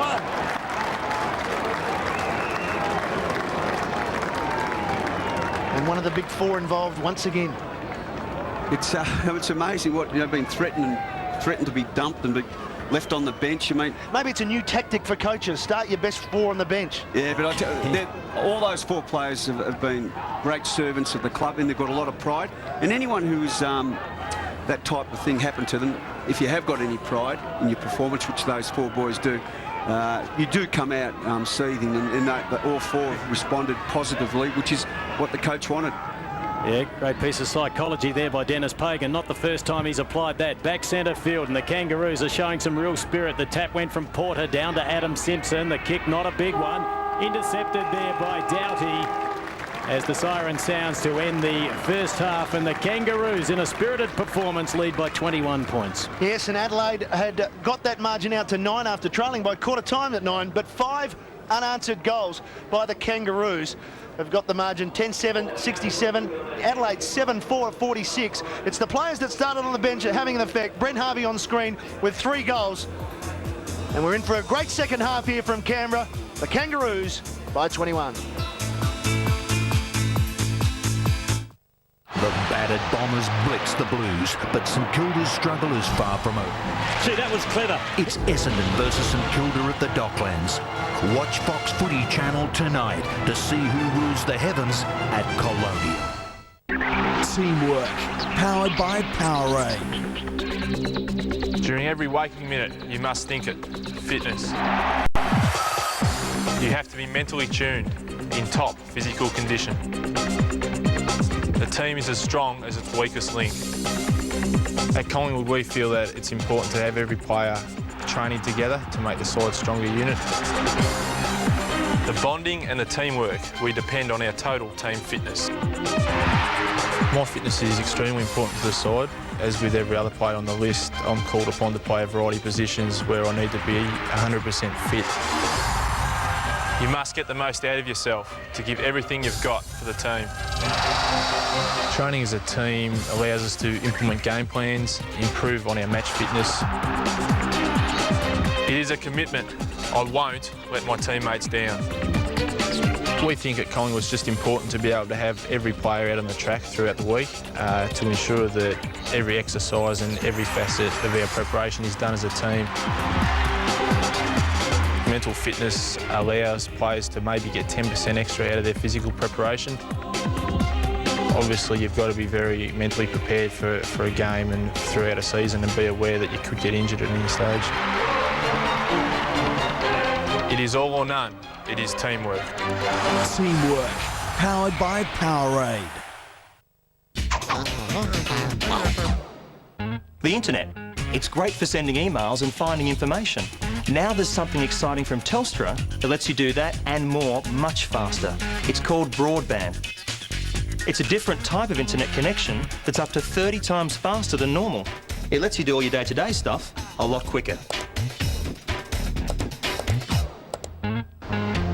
Pictures and movies that took ages to download can now just take seconds. Impressive. Plus, you can be on the phone while your computer is still connected to the internet. Telstra Big Pond Broadband starts from $54.95 a month. Once you're connected, great value at under $2 a day. Call Telstra now. Changing times mean new challenges. You need to be fully informed. Sky News brings you more Australian business and finance than ever before. Live market updates on the hour, every hour. And every weekday morning and evening, as well as weekends, Sky Business Report with David Koch. It's all about money, how it affects your business, your family, your life. Sky Business Report, the only daily business television program made in Australia for Australians. Join me for Australia's most extensive coverage of business and finance right here on Australia's news channel, Sky News. From the back pocket to full forward and beyond, Fox League Teams is the best start to your weekend in football. So if you're going to play on Matthew Lappin, you just got to wear him like a second skin. This will be last man standing. All the ins, the outs, the matchups and the maybes. That's a super strong side. This bloke has been gone about 4 times. Join me, Anthony Hudson and the panel. One of them's going to cut loose and go berserk. And the beard is back. Get that off. I've lost it. Fox League Teams, 8:30 Thursday night on Fox Footy Channel.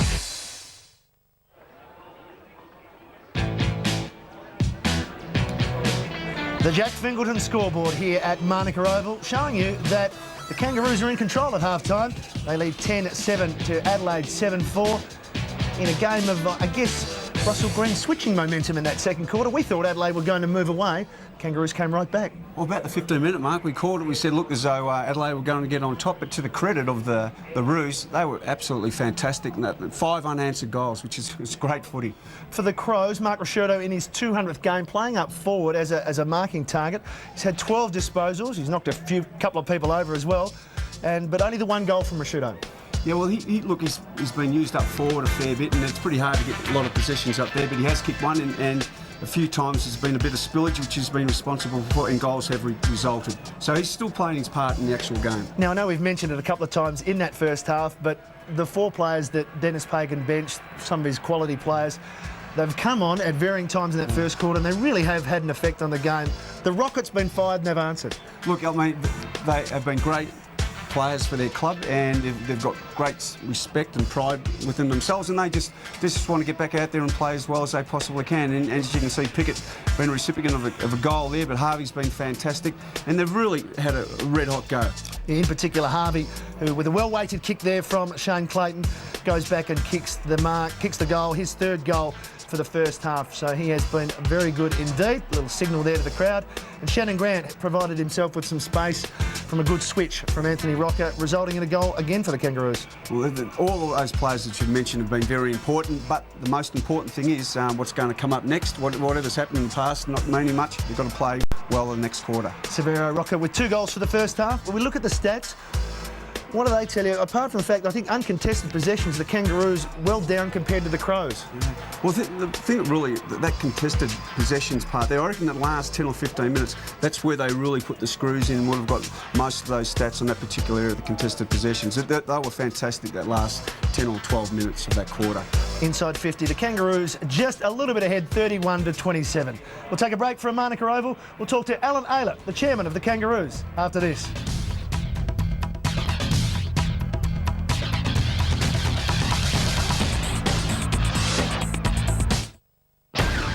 This is what you've seen on Fox Footy News. To see him arriving. Recent reports surrounding so-called hush money.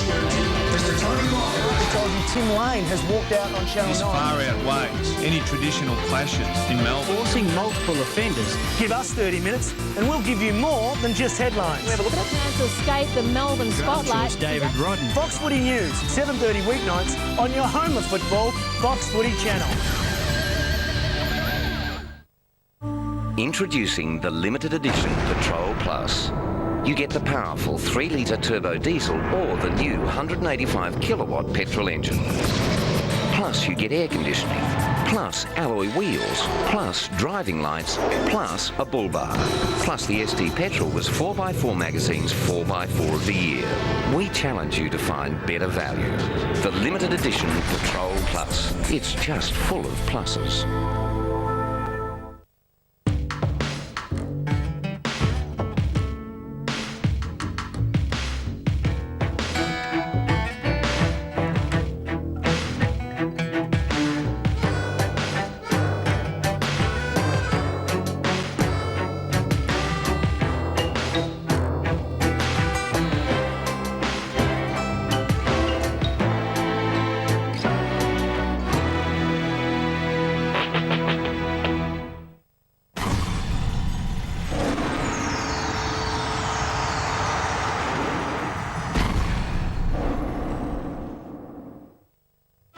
Hey, Gordy, talk to me. Okay, this is killing us, man. What are we going to do? Okay.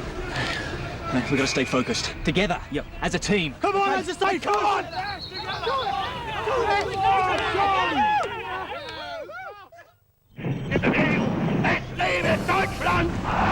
Now I am become death, the destroyer of worlds. 0, liftoff. We have a liftoff. I shall resign the presidency effective at noon tomorrow. I am the man who accompanied Jacqueline Kennedy to Paris. Africa! So with non-violence we can go into a better day.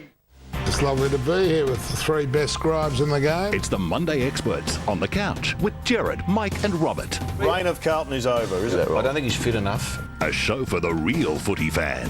We're building him up a bit here, Mike. I know you think that we're jumping the gun. A ruckman's the most important player in a team. With the hottest topics. The MCC, I can assure you, have told me that Melbourne is expendable. Join them on the couch, Monday at 8:30.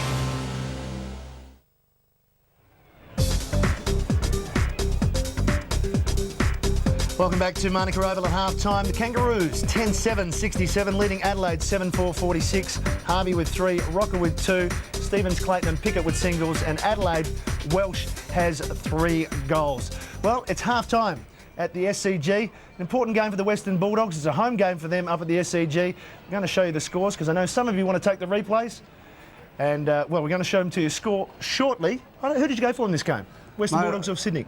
I have picked Sydney to win this particular game because of their form during the course of the year. Win, lose, and they lost last week, so I'm going for Sydney. We've kept you in suspense long enough. Here's the scores.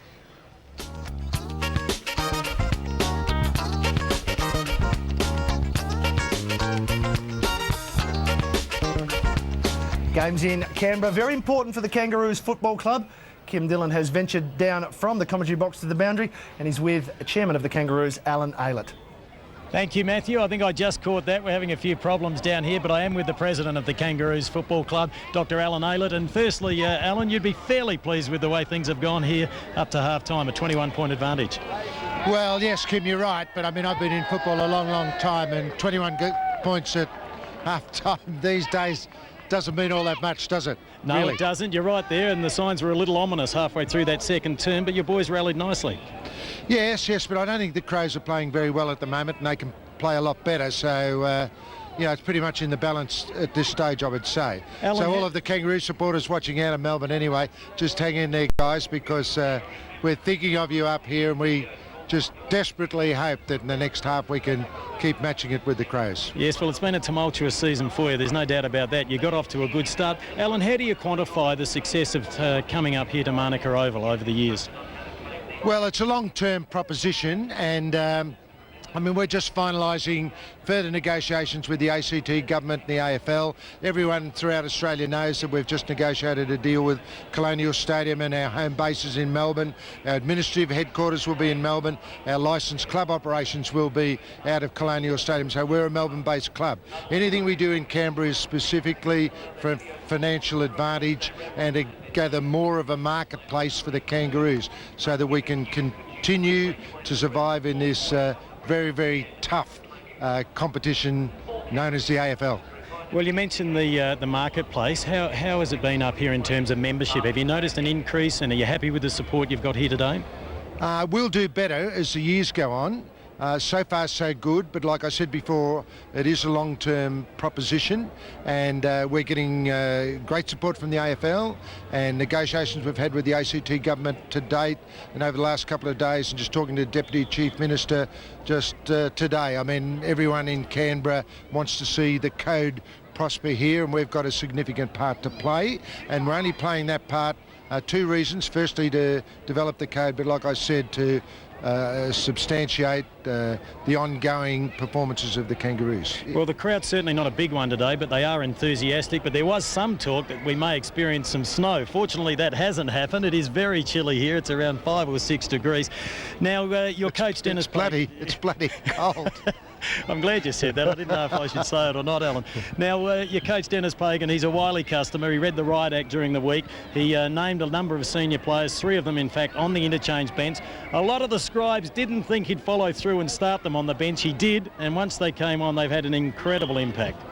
Yes, they have. They've all done very, very well, and I think it has worked, yes. Yep, no doubt about that. Brent Harvey looking very dangerous. Well, thanks for joining us here on the boundary. I know it's chilly. I'll let you go back to the warmth at the stand. And, well, as an Adelaide person, I won't wish you good luck, but let's hope it's a great second half. Well, so far, so good. Okay. Kim, yes, thank you. Back to you, boys. Thanks, Kim. And Kim's hand's going a little bit blue down there. It must be pretty cold. The second half action coming up shortly. Can the Adelaide Crows get in the match? We'll find out soon. As we go to the break, some young fellas enjoying the cold here at Canberra. Perhaps they're the stars of the future. We find out Fridays on Fox Footy on Oz Kicking Around.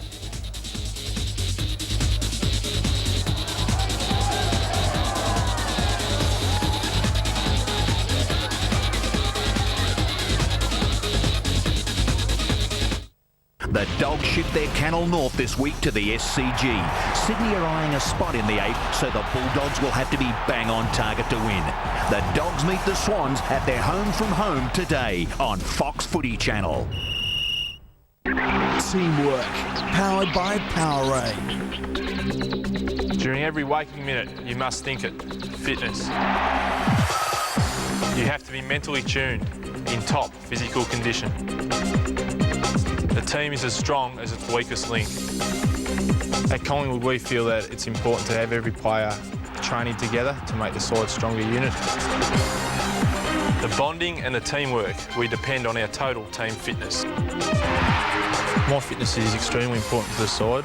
As with every other player on the list, I'm called upon to play a variety of positions where I need to be 100% fit. You must get the most out of yourself to give everything you've got for the team. Training as a team allows us to implement game plans, improve on our match fitness. It is a commitment. I won't let my teammates down. We think at Collingwood it's just important to be able to have every player out on the track throughout the week to ensure that every exercise and every facet of our preparation is done as a team. Mental fitness allows players to maybe get 10% extra out of their physical preparation. Obviously, you've got to be very mentally prepared for a game and throughout a season and be aware that you could get injured at any stage. It is all or none. It is teamwork. Teamwork, powered by Powerade. We believe in each other. You know, we believe we can win. Dedicated to its supporters, passionate. Very passionate, very vocal. Family team. If the crowd's involved, the side really lifts. It's a great time to be part of the club. We've got a great history and a great young side. I'm just happy to be a part of it. I want to be part of it. Will you be part of it? Call us. The gluttony, the greed, the sloth, the envy. Get a haircut! Well, hi, Diddley. The wrath, the pride and the lust. The Simpsons, every night at 6 on Fox 8. Demystify the strange. Dispel the myth. Question superstition. Could there be a rational explanation for the paranormal experience and mysterious phenomena?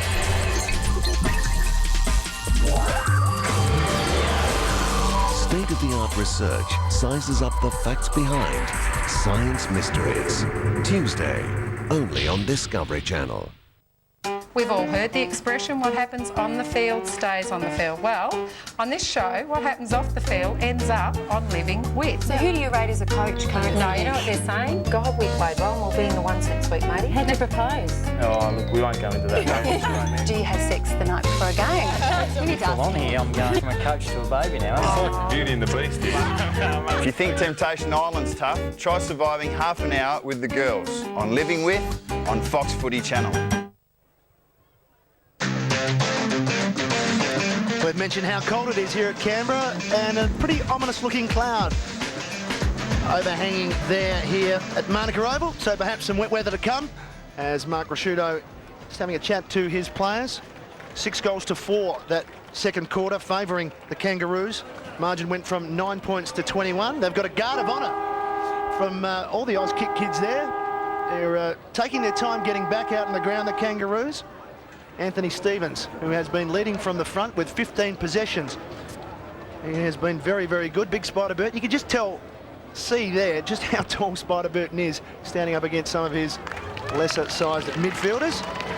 And it's a great moment for the young kids when they get to slap some of the players and they don't get a lot of high fives back, Russell. No, that's right. Look, it is a great time for those young boys and girls out there playing in Auskick to actually see league players come out and the calibre of Archer, Stevens, those type of players.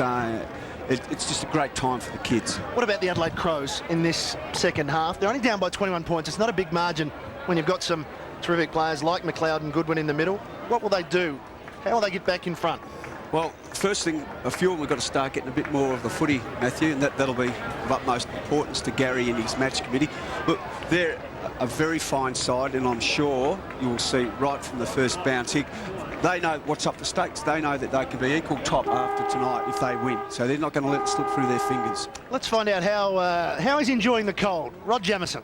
Oh, look, it is bitterly cold down here and getting colder by the minute. From North Melbourne's point of view, or Kangaroos' point of view, Daniel Harris is probably the only concern. He took a heavy knock. Also, Lee Colwood in that first quarter, but they're okay. From Adelaide's point of view, Ryan Fitzgerald, there's no confirmed reports as to how serious that knee is, but they are a little concerned. Also, Massey and John Cock, similar, that took some heavy knocks, but other than that, both sides are okay in terms of injury. And again, Denis Pagan extremely happy with the way the Kangaroos have come out after being questioned during the week. Thanks, Rod, who wouldn't look out of place on a Hugo Boss catwalk this afternoon.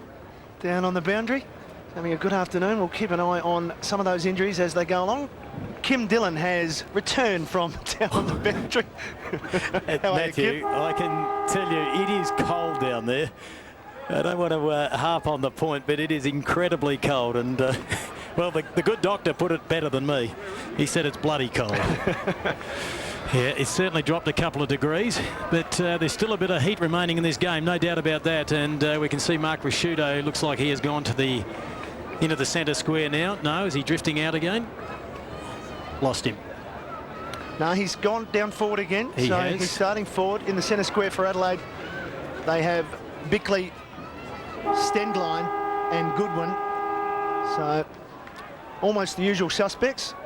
McLeod hovering on a wing. Second half action. Adelaide trail by 21 points. Burton with the first tap. Robbins roves it beautifully, pushing the ball forward. Rocker slaps it out to Harvey, who has to be quick, not quick enough. Adelaide with the numbers, charging through Bickley. Edwards. Underneath it all is Goodwin. And there'll be a ball up right on the forward 50 for the Kangaroos. That was intelligent play by Big Sav. He knew he was really hot. He was under the pump. He couldn't take possession of the ball, so he just pushed it out to young Harvey. And unfortunately, Harvey couldn't get his foot to the footy. Umpire Mitchell bounces. Favours Hart. Burton. Not locked to kick to, so just kicks to the space to the wing. John Cock has superior pace on Baird. Round the body. And Colbert, in the end, decided he couldn't mark it. Tried to find the boundary, didn't. John Cock needs to get it over the top to Perry. Back towards John Cock, spinning. Caught, gone, holding the ball. Time on. I thought he was almost free there, but it was a good tackle in the end. It just wouldn't let him go. Here's the replay, Russell. I tell you, 2 or 3 goes. I mean, he's a talented young player, and he's got lots of skills. Has the nickname of Stiffy, John Cock, and he's a real favourite at the club. Underneath a Goodwin, one grab, tried for the second, but he's picked up a free kick. No advantage will be paid. Doughty tried to run off with the football. Well, we say it every week, but the first goal after half-time is crucial. 21 points is the margin. Simon Goodwin, the dual All-Australian. 2000 best and fairest winner, has the ball on the wing here at Manuka Oval in front of the Sir Donald Bradman stand. Puts it up to 50, but a good strong mark taken by Adam Simpson. One of the veterans and one of the real performers of this Kangaroo side. Puts the ball out wide with the left foot to the run of McCartney. He's had a pretty good game. The former Collingwood and Adelaide Crows player. His kick was a wobbly one. Anthony Stevens has had a ripping game. Possession number 16, and he's found Clayton inside 50. And Clayton looking to get on with it pretty quickly. And it's not a good kick. Mark Stevens back there, and the ball forced over a line. Funny one, that one, Russell. He is in two minds. We're all anticipating that he was going to go back, and as you mentioned, Kim, he was in two minds, and look, he would have been far better going back and having a set shot at it. Stevens accepts it short. And goes towards Johnson. This is a poor kick. They're giving it up. Harvey, the danger man, has 3. Does it hook back for him? No, it just hung out. Geez, that was a real let-off there. I mean, that was the most undisciplined kick to a short like that. But unfortunately for the Roos, Harvey would normally kick that. He knows he should have kicked that. Hands on head there. He swallows them up. And that would have made it quite uncomfortable for the Crows. A let-off for Stevens.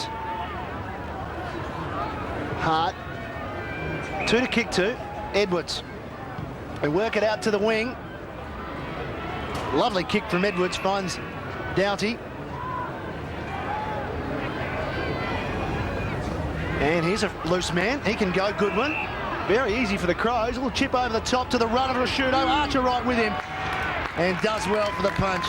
200 games for Mark Rasciuto, and it wasn't so long ago that Glenn Archer, just 7 games ago, played his 200th. Look, they do everything honestly, don't they? Rasciuto was under the pump when he went to the footy, and he knew that Archer was right on his backside.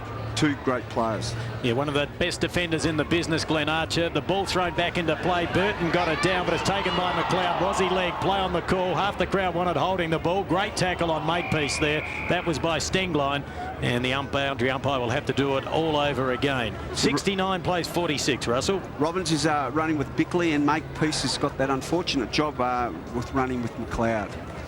Marsh to do the ruck work, got up high, won the tap, punching it forward was McCartney. The ball again goes out towards Goodwin, puts it towards the hot spot. Back there is Marsh, and didn't take the mark, should have. Good defensive play, and picking up the loose ball is Anthony Stevens. Well, he'd be close to best on ground. He's had 17 possessions, and there's going to be a free kick down the ground for a push in the back. Or will it go back? Quite amazing, Kim, because he had no one to kick to, so he was kicking for the boundary. And there we see it again, and there was the push and a little bit of frustration there from Rasciuto. So the 2 captains, the free kick will be taken by David King. Kicks it long.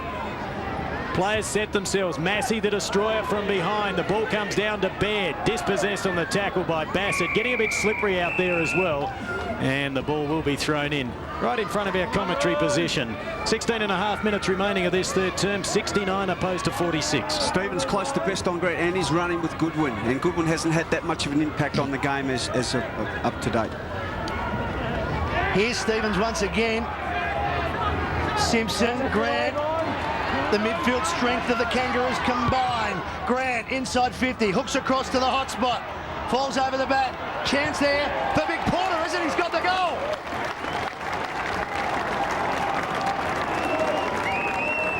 So another time inside the Kangaroos forward line, we see a big fella. We've seen Morrell and now Porter doing the crumbing. I mean, Stevens once again started off. We spoke about an impact he's had on the game so far. Out to Shannon Grant. Grant being disciplined. He's on his the wrong side to be able to have a direct shot, but hit the hot spot, and there's Big Porter there. Bang, making things uncomfortable for the Crows.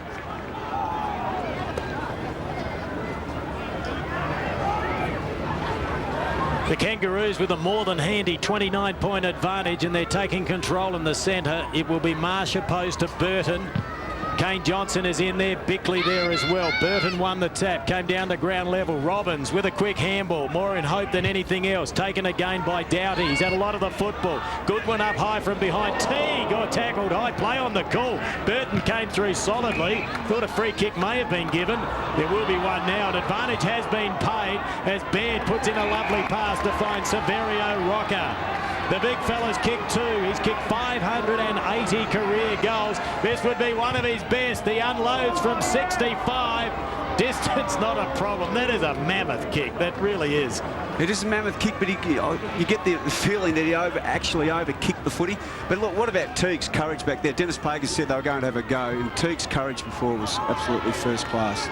Free kick we can see there on Grant was just after that performance from Teague. He's come up a little bit sore, Grant. We have an Adelaide free kick with the action at the moment. It's Mark Stevens. Kangaroos have kicked the last 6 goals. Massey quickly switching. Kick needs to carry, it doesn't. Morrell, but here's McLeod. Is he the best in the AFL at ground level? Probably. Should get around Porter. Out in front of Marsh. Marsh against Burton. The tall timber, and he just pops it over the top to Kane Johnson. Lee Harding won't be on the ground for much longer. Long, punch came from McCartney. Crows need a crummer. Robbins, under pressure. Bickley, uncompromising football. Archer, over the top, the Birdman, right into the ground, but in the end it was a very good mark to Shannon Grant in front. And wouldn't be surprised if the runner goes out, because Burton did not attempt the spoil. Grant puts it up along the wing. Digby Burrell got up high. Stenglein is there, crashing his way through. Simpson over towards Robbins. Weaves a little bit of magic. Nice play. Now the ball comes out to Harding. He was down moments ago. He looks okay now. They're inside 50 again. Adelaide have the numbers. Back there, Tyson Edwards. Harvey gets the handball out. It goes in the direction of Smart. A big looping handball over the top to Stevens. He casually passes it on to Goodwin. Not sure which way to go. Draws the player. Now goes back to Kane Johnson. Gee, they're making hard work of it. Goodwin now providing a bit of run. Still not sure where to go. They've got nothing to kick to up half forward. Now they go back, conceding some ground to Marsh, who measures the kick and puts it out towards Johncock. King, well, we've got youth opposed to experience, and the experience wins out as the ball is paddled over the boundary line. The pressure that the Roos are putting on the Crows at the moment, absolutely, it's immense. Then Goodwin, one of the best users of the footy, had nowhere to go, so he's running around in circles and unfortunately had to go wide. But the Roos are putting on an enormous amount of pressure. Here's Lee Harding. We saw him come off, and there's the clash with Mark Stevens that resulted in that cut to the head. And he'll get some attention on that. He bounced around for a while before he came off. Almost found himself in a goal-kicking situation. Burton and Marsh, under 14 minutes remaining, 30-point margin. Adelaide need to score, need to get some goals happening. Robbins. Goodwin on the up, Edwards. Straightening up now and going back and taking a very strong mark, Shane Clayton.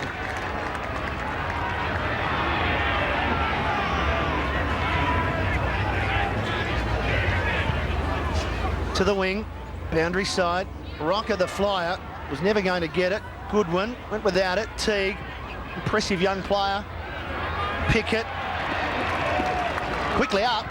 Player running for him, but that's a high ball, going to be very tough to mark. Great mark from the Birdman in Burton. They're back in one-on-one just about any time.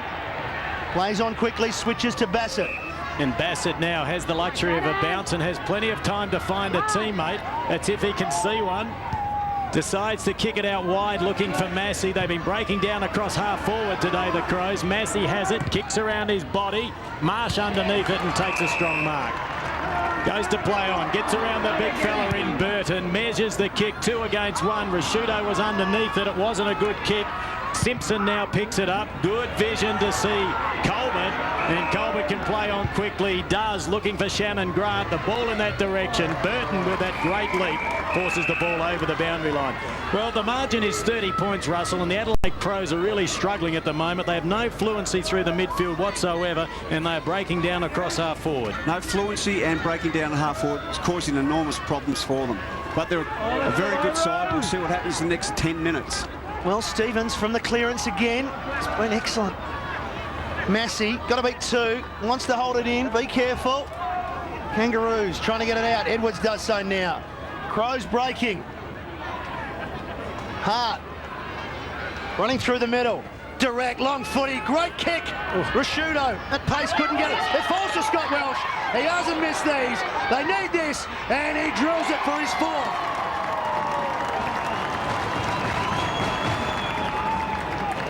Four goals to Scott Welsh. Great long direct kick though from Ben Hart. I mean, that was against what they have been doing prior to that, is just chipping around, going wide. But that was the first time where we've seen something long and direct. And Rashudo unfortunately overran the ball, went over the top of his head. But Walsh was there to clean up and kick truly. They really needed that goal to get themselves back into this game. Yeah, once again, it wasn't good management, that goal, but they've got one on the board.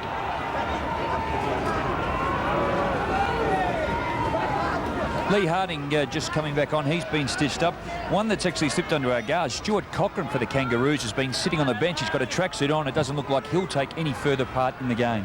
Back centre field, and it's the Kangaroos by 24 points. Kane Johnson got it over towards Stenglein. Dispossessed. Good pressure by Harvey. Allowed Byron Pickett to get the ball out wide to Clayton, who measures the pass. Oh, he made it tough for Big Severio. Now going through there is Digby Morrell. Not a bad mover, Digby Morrell. That kick wasn't a good effort, though. Nigel Smart with the football. Adelaide looking to set up a forward movement again as Smart kicks to the outer side. Great vision to find Tyson Edwards. Loves to run with the football. Has 2 bounces, make that 3. Now he's looking for some movement up forward. Rashudo one way, then the other, and eventually Bassett, who's everywhere. They've got him up forward now after a sensational first half in defence. Too far out to score. Puts it to the head of the square. Up high there was Marsh. No one at the back of the pack. And the ball rolls over the line for a minor score. So the advantage, 23 points to the Kangaroos. As you can see, they're a very disciplined side, the Crows. I mean, always hitting for that hot spot. And it's the second time they moved the ball up the ground very quickly. Minimal touches and a score resulted. Whereas before, they've just been mucking around the ball short, chipping and so forth. Direct is the best. So Dr. Alan Aylett and Jeff Walsh looking on. Concerned about the last couple of minutes, but not too concerned with the margin. And certainly Anthony Stevens, what a game he's playing. Clayton. 20 possessions, Matthew, for Anthony Stevens. Centre wing Clayton towards centre for Digby Morrell the target. Perry got in front. Crummer's needed. Harding's back on the ground. And, well, perhaps a little bit fortunate there, Lee Harding, against Nigel Smart. Man on the mark will be 60 metres out from goal. And the man on the mark for Severio will be less than that, and that's within range. Well, as long as he doesn't rush it. The one he kicked before, he kicked it 65, 70 metres. He did rush it. Off 2 or 3 steps, went bang. But now he's sizing it up. He's gone back to the centre. He's going to have to kick from 65, 70 metres to kick this. Probably about 65. 65. These sort of goals, though, if they come off by Severio or his brother Anthony, they really do lift the team. A long drop punt needed. Gee. A big roost. It's just to the left. He just about made it. One behind. The long kick. Doesn't matter whether it's a drop punt or it's a torpedo punt. One of the great things in AFL football, as are people that sit in the wet. There's a little bit of rain here at Canberra at the minute. Let's hope it doesn't snow. And as are hot dogs on days like today. And that little fella was thoroughly enjoying that one. The short pass came out to Simon Goodwin. 77 plays 53 here at Manuka Oval. The pass in turn to Stenglein, recruited from Subiaco. Been a very consistent performer over the last few years for Adelaide. But gee, they're manning up well, the Kangaroos. And now Stenglein forced to handball and put Tyson Edwards in a spot of bother. In turn, the handball goes back towards Goodwin. Perry draws the player. Stenglein gets onto it again. Still, they're working hard. Now the long kick, and from behind, Massey takes the mark. Now there's 2 players in the goal square. Rashudo is there. The ball is kicked wide. It's not a good kick. It was set up for Digby Morrell, who bumps it away. Edwards takes it. Oh, he likes to hold on to the ball. That's holding the ball. And that's happened a lot in recent weeks. He was caught a couple of times at Colonial against Essendon. It's just indicative of how North Melbourne are playing, because they are, there's not much space out to move out there, and they're just chasing everyone, hunting everyone down in packs, and that was a great tackle. And that was Benny Robbins, the #1 tackler for the Kangaroos this year. So he's been a handy recruit. Kicks long. Underneath it there was Perry. Ball goes towards the back of the pack. Bickley tries to crash his way through. Umpire blows the whistle, and we'll have a bounce with just over 8 minutes remaining in this third term, and it's going to be a tough old final quarter, but you'd like to be on the Kangaroos at the moment. They're doing it well, and they're playing with great commitment, and the rain is falling here at Manuka. Burton and Marsh, there's Stevens out the back door. Got a call from Harvey. Makepeace. And they had the player in the right spot. A little bit fortunate. It was Teague. He's got to move it on quickly. Now goes Pickett the lead. Suits Adelaide. 2 there. Burton. This ball came from Bickley. Burton switches it now. On the rubber band. Here's Johnson. Gets in board. He's got Dowdy long. He spots him. The carrier's there. Dowdy inside 50. Kim, what's the distance? Well, he's been good with goals this year. He's kicked 8, and look, I think he could make the distance here. I'm just not sure about that breeze down there at ground level. We'll get Rod Jamieson to update us there again shortly, but Kane Johnson certainly got plenty of distance with that kick, and Dowdy's been pretty good this season. 8 goals won this season, so accuracy hasn't been a problem. Just needs the distance. Easy as that.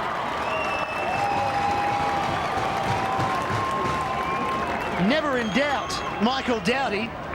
And the Crows get back to a 3-goal margin. Well, as we mentioned a few minutes ago, I mean, they were really under the pump and they had to get the last 2 goals. But it came from the reason why the rebound, I mean, the kick into that forward line, into the Roos forward line, option should have been far longer. Possible, went for the 50-50, rebound, and as you see, 3 direct kicks and a goal.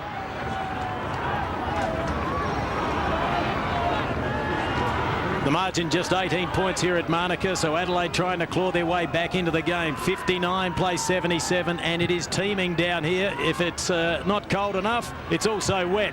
Adam Simpson grabs it, drives it in long. That's a huge kick. Underneath it, Benny Robbins. Bickley there shows a good turn of speed. The boundary line should win out, and Massey picked it up, but it was just over the line.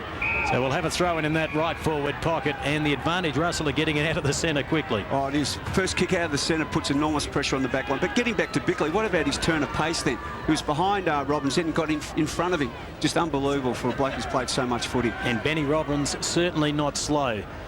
Doing the ruck work, Perry. Severio Rocker there as well. Clever play by Digby Morrell as he tried to tap it back. Shannon Grant there. Burton getting a little bit of the football in this third term. The kick's a wobbly one, and it goes out of bounds on that outer side. And the Birdman, well, he's had 8 possessions now, and he started on the bench. Didn't come on till late in that second term. Well,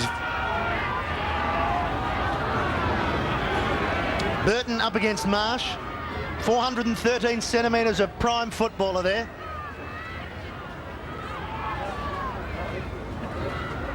Marsh lays it off beautifully. Doughty.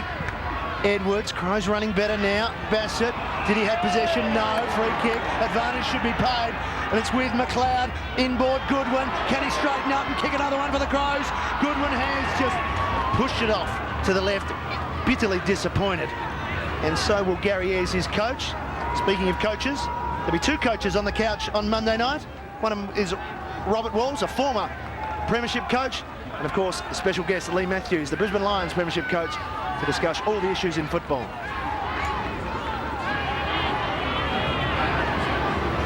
David King to bring the ball back into play. Nice looking kick and a very accurate one to find Makepeace. Tried to get around Johncock, thought twice about it, put the handball over the top to Clayton. He's been good this afternoon, but Adelaide have the numbers, and Mark Stevens, who, as we mentioned, playing at centre half pack, takes a good chess mark. Kicks it looking for Perry. Morrell went back into the traffic. Umpire said that was okay. The ball out of play on the right half forward flank. Just under 6 minutes remaining. The rain continuing to fall here at Monica Oval. Ian Perry looking after Digby Morrell.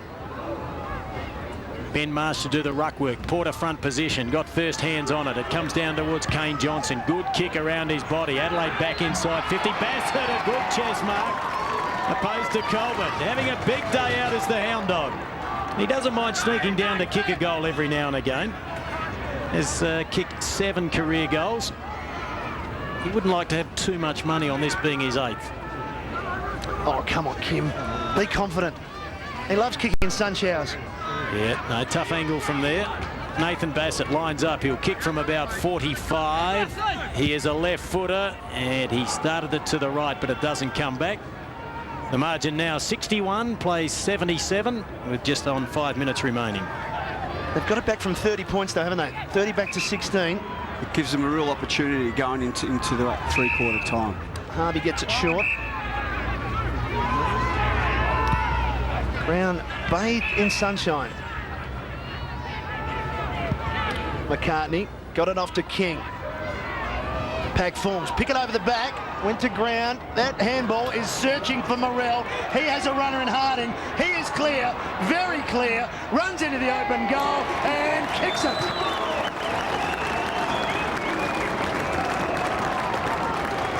Wonderful answer by the Kangaroos from a kick in. Russ just ran it down. I mean, it's just the value of a long kick from King. And here we have Pickett. I mean, he knew so he had 2 options here. He's gone long over Morrell. Gathers the ball in. He's got support by Harding, and Harding can kick goals. And as we see here, he steadies and nails it. 22 points the margin after that goal to Lee Harding. 21-year-old, and looks pretty good. And there's a rainbow. Will there be a pot of gold at the end of it for the Kangaroos? They are in desperate need of a win after 2 beltings in recent weeks, and they've got a handy advantage at the moment considering the rain falling here at Manuka Oval.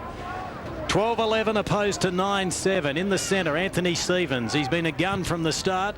Clark back in doing the ruck work. Gets it straight down to McLeod. That's his advantage, Matthew Clark. He's a very good tap ruckman. The loose ball picked up by Bassett. Throws it onto the left boot. They need a grab in the square. Welsh is back there. McCartney and Archer have been very good, and they forced the ball over the boundary line. And Glenn Archer just has a chat to himself. In fact, chastises himself. He thought he could have taken possession there, but he's done a pretty good job on Mark Rasciuto. He's managed just the 1 goal this afternoon. And there you can see, you may be watching and thinking, there's sunshine out there. It can't be raining, but it is. No snow, though, as we've mentioned, but not far from it. Wells picked it up beautifully. He's a clever player around his body. McCartney stood his ground. Tyson Edwards trying to sock it off the ground and forced over and rushed through for a behind. 62 plays 83. The margin back to 21 points. Once again, we see the ball centred to the hot spot, Matthew. Very disciplined. Spider doing some stretching. 21 points.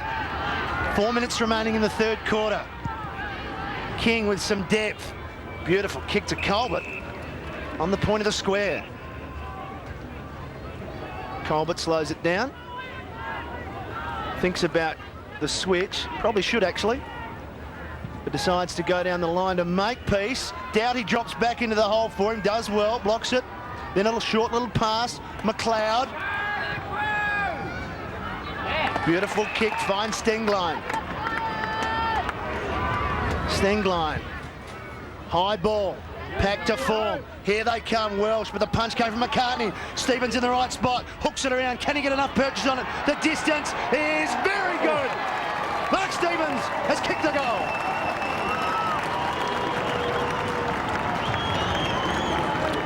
Just what they needed. Mark Stevens had enough time there, Russell. Once he found out he was clear, thought, yep, I can kick this. That's right. Most blokes should feed it off in front in that situation to someone front square, but he realised he had a bit of time. But all that goal actually resulted from Lee Colbert taking about half an hour to try and kick the footy down. And just all the options were closed up, and when he did kick it, he kicked it to the wrong bloke and rebound, goal. Mark Stevens has kicked his first goal, started at centre-half forward, went to centre-half back, and now he's back up forward. Clark with another tap, put it out for the run of a number of players, including McLeod, but that was to no avail. Going through strongly there was Makepeace. Now the ball put forward. Teague's been good all afternoon, but he had a fumble there. Johncock in there, going through is King. Johncock again left it. King over the top of it. Clever little toe poke there by McLeod, but it went to the opposition. Adelaide have the numbers. In fact, Stevens has gone back to centre-half back again, so he just drifted down to kick that goal. Bickley has the football and good vision and disposal to find Kane Johnson. Over towards Perry, has a loose player all by himself in Goodwin, who's been pretty inaccurate today. He's managed 2 points and put 1 out of bounds on the full. This time, once again, he puts it to the head of the square. Colbert at the back of the pack. No Adelaide Crows. Clayton paddles it forward to the boundary line. And the crowd wanting a free kick, so to the Adelaide players. But the field umpire says throw it in. What do you think, Russell? Mate, the field umpire showed complete common sense then. That's the only thing he could have done. You don't think there was a dash of intent there, Russell? No, not at all. Oh, Clark, quick snapshot. And it's through for a point. Would have been a little tough, but I think he achieved what he was after. I mean, the only other thing he could have done was to hit it through for a point, but it's going to be a very close game, so you don't want to concede any ground whatsoever. 14 points now. Crows pushing just before three-quarter time. They dearly love another one. King. And just a little bit lucky there, Stephen. Edwards just slipping a bit, making an uncontested mark. Teague running hard for the Roos. Long kick. Over the top came Big Sav. No mark. Play on. Smart wrapped up by Harding. And we have a stalemate with just under 2 minutes remaining in the third quarter. Isn't it amazing when both sides move the ball freely and kick long, that goals and scores ultimately result? Just when they overuse and over-finesse with the ball, they cause all sorts of problems for each other. Burton just punches it. Likewise, Goodwin. Makepeace. Did well, actually, at ground level there. Got it forward. suited Bickley. It fell over the back towards Pickett. Bickley got back first. He's going to need some help. He gets it in Perry. Caught high, good decision. Big Ian Perry breaks quickly to the wing. The reason being, there's a player out there on his own. That's Tyson Edwards. He's had plenty of the ball in this third quarter. It's been lively. They stay up that side of the ground once again. Bassett, been everywhere. Speaking of everywhere, what about Stevens? And only 2 Crows to kick to. One of them's Nigel Smart.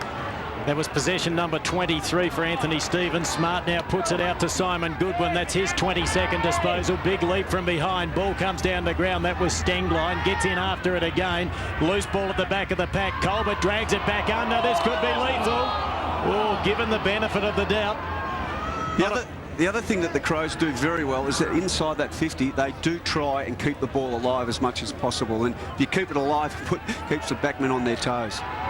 And Matthew Clark has some blood coming from behind his right ear. The umpire yet to spot it. So he'll get to contest this one, and he wins the tap. Put it out wide. Anthony Stevens nearly took it, couldn't do so. McLeod can. Will he have a shot? He goes back onto the left, and he was accurate, but did not have the distance. And the mark has been taken by Clayton. Been a good performer today, Clayton. He's picked up 15 possessions. This time it's a short pass to Glenn Archer. Not a lot of time left in this third quarter. Adelaide trailing 69-83. Their margin is 14 points. As the siren sounds, and that's the way it will remain, and Matthew Clark will be able to be attended to. Well, 3 goals, 5 to the Adelaide Crows in that quarter. The Kangaroos managed 2 goals, 4. They're pushing the Crows. Can they get all the way?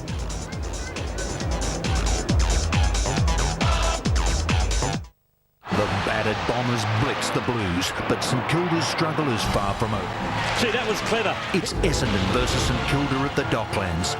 Watch Fox Footy Channel tonight to see who rules the heavens at Colonia.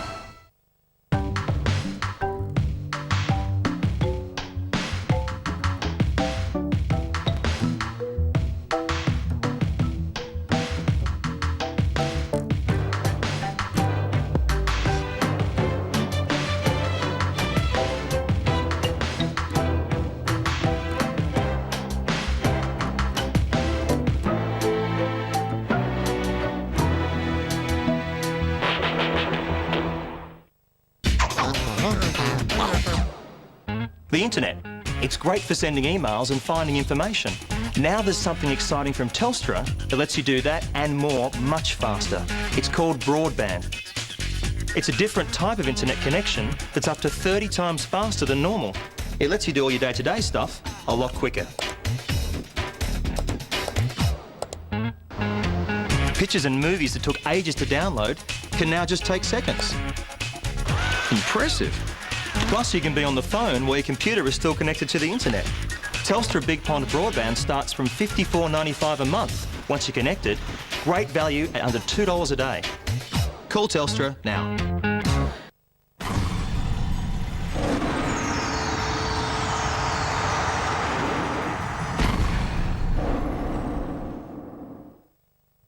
Get in. Hey, Gordy. Talk to me, okay? This is killing us, man. What are we going to do? Okay.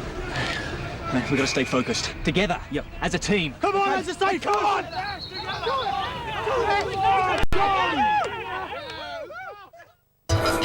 Weeknights, go beyond what you see and explore a different side of the world.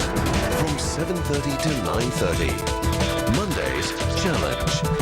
Tuesdays, Tech Tuesday. Wednesdays, Crime Night. Thursdays, Civilizations. Fridays, Power Zone. New discoveries, fresh insights. From 7:30 to 9:30. Mondays to Fridays, weeknights are made for discovery. It's a long way to the top if you want to rock and roll.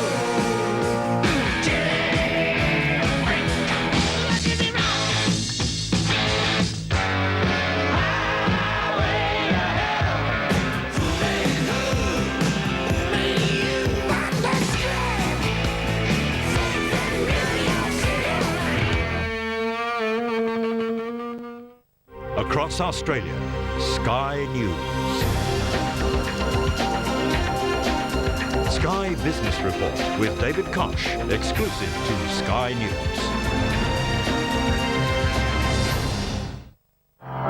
Is this the greatest mark of all time? Okay, to the wing position on the member stand side. Oh, Jesselenko, you're guilty. Judge for yourself with Fox Footy Channel's unrivaled lineup of the greatest moments in football history. From the current to the classic, there's only one place where the legends of the game get a run every week. And have a look down here, there's a fight on before the match. Extraordinary scenes at the MCG. Fox Footy Channel.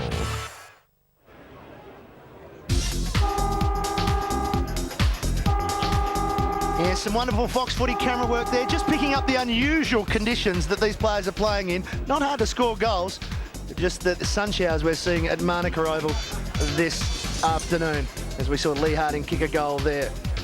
Gary Ayres, he knows his team is right in this game, doesn't he? Well, oh, very much, Matthew, and it's an important game as well. Like as you mentioned earlier at the start of the game, they're playing for second position. It's a very winnable game, and it's against a side that's been struggling, but they're a side that are playing with a lot of determination. Scott Welsh has been very good for them. 4 goals up forward. Perhaps he's the man in this last quarter with a couple of goals, Russell, that can turn this game. Well, he is a noted goal kicker, and he just knows where they are. He's kicked 4 today. And you would like to think that maybe in the last quarter he will still have a big impact on this particular game. He's an interesting player because he's not a big man, he's just a clever footballer and reads the play well. Yes, very clever there. Just turned, with the benefit of the ball going over the back, just turned McCartney inside out and finished off with his 4th, and a little bit of a nudge, wink. Now there are 2 other games now being played around the country. The second Sunday afternoon game has started. We're going to show you the 3-quarter time score from the Western Bulldogs in Sydney at the SCG and the quarter time score from Essendon and St Kilda at Colonial.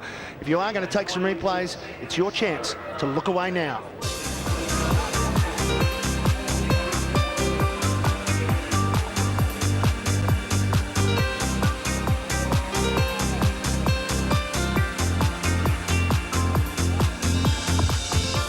You can catch the replays of those games throughout the week.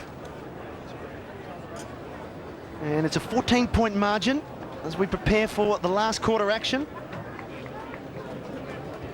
Kangaroos have been in control for most of the game. There was that period in the second quarter Adelaide got on top. Yeah, they've certainly been in control on the scoreboard. On the scoreboard, and in the game as well. But amazingly, Adelaide's had a lot more of the football. They've had something like 39 more possessions. So can the Crows come back, or will the Kangaroos hold on for their 4th win out of 5 playing in Canberra? Clark misses it. Not the second time though. Numbers here for the Kangaroos though. Stevens caught, good pressure, Bassett, and he gets the free kick holding the ball. Bassett excellent early in defence and now proving a real bonus up forward for them. Player on the lead, Rashudo, just couldn't quite get it. Clark doing the roving and kicking the goal. Great start for the Crows. Well, we've seen Porter and Morrell for the Kangaroos at one end and Clark at the other. They're turning this game inside out. It's a great, mate, the little crummers should be kicking those goals. But once again, we'll get back to that man playing his 200th game. Rashudo was the one who actually made the contest. Spillage, no little crummers except the big fellow there, Clark, and kicking a goal. Rashudo's very important down there in that position. Well, Matthew Clark, like a rover then, he's only kicked 25 career goals in 163 games. He kicked one last week after taking a hanger against the Dockers, and he actually followed down beautifully there and kicked one on the run. And he was pretty pumped, and so are the Adelaide supporters here at Manuka Oval. The margin back to 8 points. Can the Kangaroos hold on? Clark gets up high again. The ball went down to Harvey. Couldn't get it out of the pack. Bowed in there. Also Byron Pickett. But the umpire blows the whistle and will bounce again. Umpires officiating today. Number 4, Chris Mitchell. Number 7, Hayden Kennedy. Plenty of experience there. And number 27, Michael Avon. Clark again. The tap, Stevens in there. He has been sensational today. Goodwin gets another possession. That was number 23 for him, Bassett. Fisted away, though, by Colbert. Now the ball comes out for the Kangaroos. Underneath that, Harding. Adelaide have the numbers. Picked up by Bickley. Good peripheral vision to put it out wide to Edwards. Has a little bit of space. Has to get around Harris. Good to see him back onto the track after that high tackle. The ball goes out to Stenglein. And in turn, Matthew Bode. Now called to play on, launches into it. The left footer puts it inside 50. Everyone let it go. The umpire's seen a free kick. Advantage will be paid, and Glenn Archer storms out of defence. Gets it long, looking for a target up forward, but there were only shorts there. Well, I don't mean football shorts, I mean players of not relatively big height. That wasn't a good kick by Hutch. I mean, Hart v Harvey's is not a good matchup at this stage. The other player there was Harris, so no marking targets for the Kangaroos. Hart bangs it back forward, plenty there. Burton the spoil, at ground level Goodwin. Burton, here come the Crows once again. Burton inside 50, Rashudo's got Archer out of position. Almost took it, Simpson does well. Very good in close is Adam Simpson. No one to kick to though. Burton pleading for it to stay in. Just spreading his wings there, Matthew. Oh, lovely call. And Clark, they kept it in somehow, the Crows. But unfortunately, the kick from Matthew Clark just suited Colbert. And a bit of panic from Lee Colbert there. He's just kicked it straight out in the full. And that's rare for Lee Colbert to panic like that. He's got to go again. Oh, good mark, Rashudo. It was coming, wasn't it? He was due. He's been presenting himself all day. The kicks have either been coming in too high, Russell, or he's been running underneath them. And I think Matthew called that one spot on. And he's just presented himself all afternoon. And once again, the Crows are very disciplined and bang to that hot spot. And once again, it looks as though it's going to be a goal resulting in a discipline act on the ground. Mark Rashudo hasn't been the goal kicker, but has been very dangerous. He only got one goal in the first quarter, but this, for their 5th goal in a row, to bring them within 2 points with plenty of time remaining. The skipper in his 200th game. And he drives it home.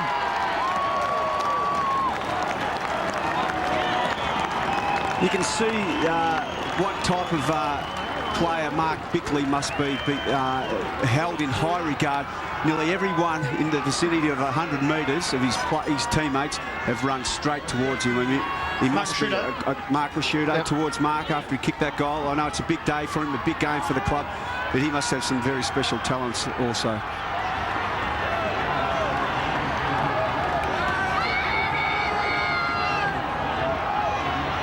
Amazingly, only 2 points in it after the Kangaroos were leading by up to 5 goals during that third term. Goodwin couldn't take it, and the tempo's just lifted a little bit here at Manuka Oval. 17 minutes remaining in the final term. And it was the Kangaroos by 9 points at quarter time. They extended it to 21 points at half time.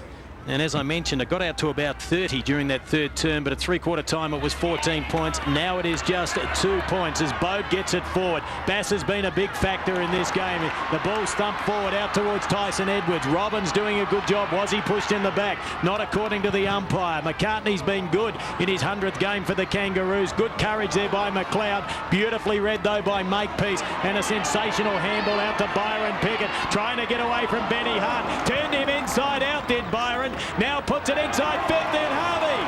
Oh, I tell you what, Bickley can't believe it. He was wrong-footed as well, and that was great movement by the Kangaroos. That was absolutely tremendous play. And how often do you see Benny Hart get turned inside at explosive pace? Knew exactly what was happening up the ground and bang, nice and long to Harvey. And he is a noted goal kicker. And but getting back to the initial start, Makepeace's play, that was absolutely brilliant play. He was very good in the midfield. This man has kicked 3-1 for the afternoon after starting on the bench. He's a dead-eye Dick, and he put that one through. That's his 4th, and the margin back out to 14. They refuse to lie down, don't they? There's one thing the Roos have always had. I know they've had a sprinkling of all-time great players, but they have enormous courage and heart, and they've been very brave out here this afternoon. But there's still 20-odd minutes to go, and it's still anybody's game. Yes, 8 points, and Pickett and Harvey involved. Lang on for Harris.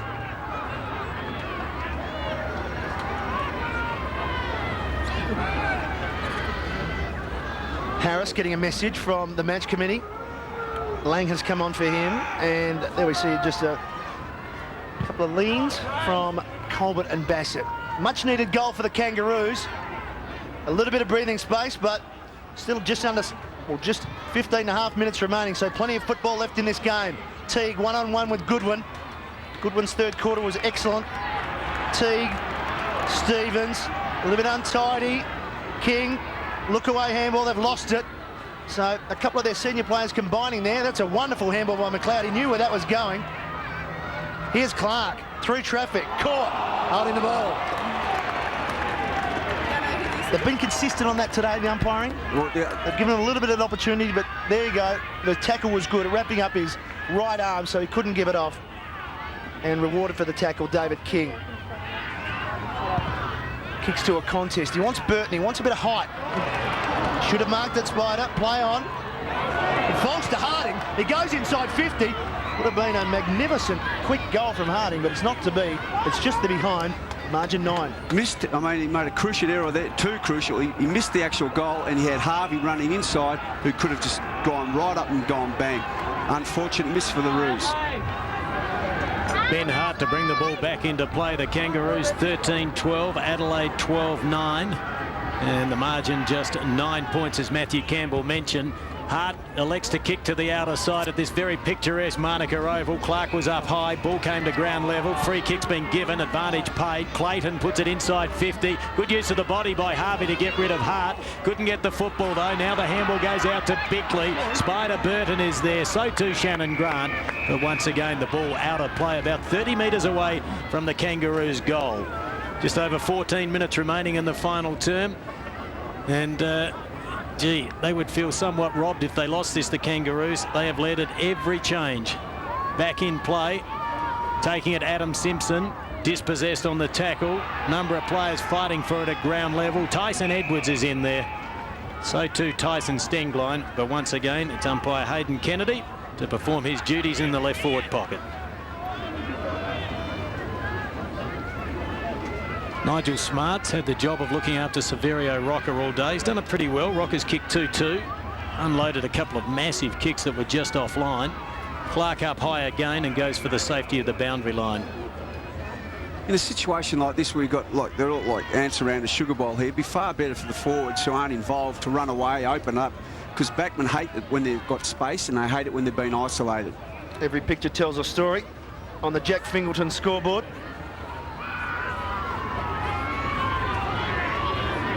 Hart cleared it. Teague, good tackle by Bode, and it's holding the ball, rewarded for the tackle. Good to see. 13-12-90, 12-9-81. Here's Burton flying and playing on quickly. A little bit of indecision now. Needs to distribute it well, doesn't. They've got another opportunity, perhaps a little bit high on Goodwin. Quick give, they keep it alive, Adelaide. King, and he's going to smother it. Gee, that was great work over there on the boundary line then to really close his space down and actually wrap him up. It was a tremendous play. Ball in. Or ball up, I should say, by umpire Mitchell. Clark and Burton. Clark, almost very clever, but Simpson beat him to it. Then goes long, one-on-one Bickley and Harvey. There's been a change there. Hart with some time. Doughty, players loose on the wing. Couple to choose from. Stenglein gives to Bickley. Bickley delivers long to the zone where they like to take a mark, but it's just dropped short on him. And Spider standing in the way. Wasted opportunity by Adelaide. Now Burton goes back with the handball, looking for Archer. Measures the kick nicely to find Simpson. Every possession now becoming critical for both sides. Simpson kicks it down the middle of the ground. Digby Wolf was the... Oh, Digby Wolf. Digby Marrell. Digby Marrell. Who cried Wolf? Kim Dillon did. Bode brings it inside 50, and there's a grab taken by Welsh. Well, the man we talked about at three-quarter time, he has kicked 4 goals and a chance to kick his 5th. Let's go down to Rod Jamieson on the boundary. Ground still very slick. We've had rain for most of the day. It is finding it difficult for players to keep their feet, but now there's a slight breeze which is favouring the Kangaroos' end. So at the moment, all favouring difficult for Adelaide. Welsh lines up. There's the reverse angle. As we mentioned, normally very accurate, and he's kicked his 5th. He's happy with that.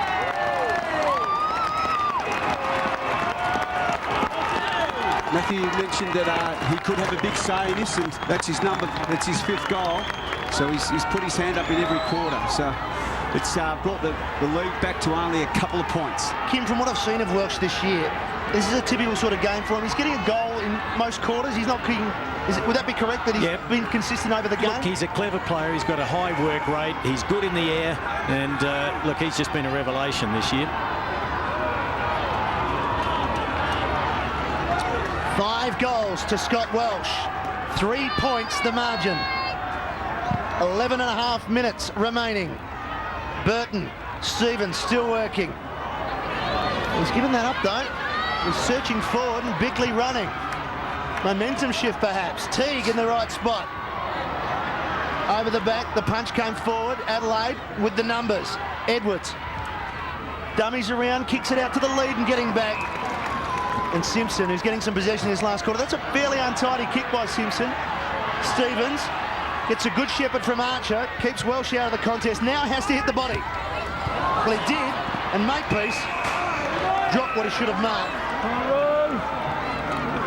It's just crucial that we've seen that a couple of times today. Mark Stevens missed one early. When they're lay down misères, you should take those. Seen a couple of classic finishes already in round 8. Collingwood over the Lions. Fremantle with Jeff Farmer after the siren.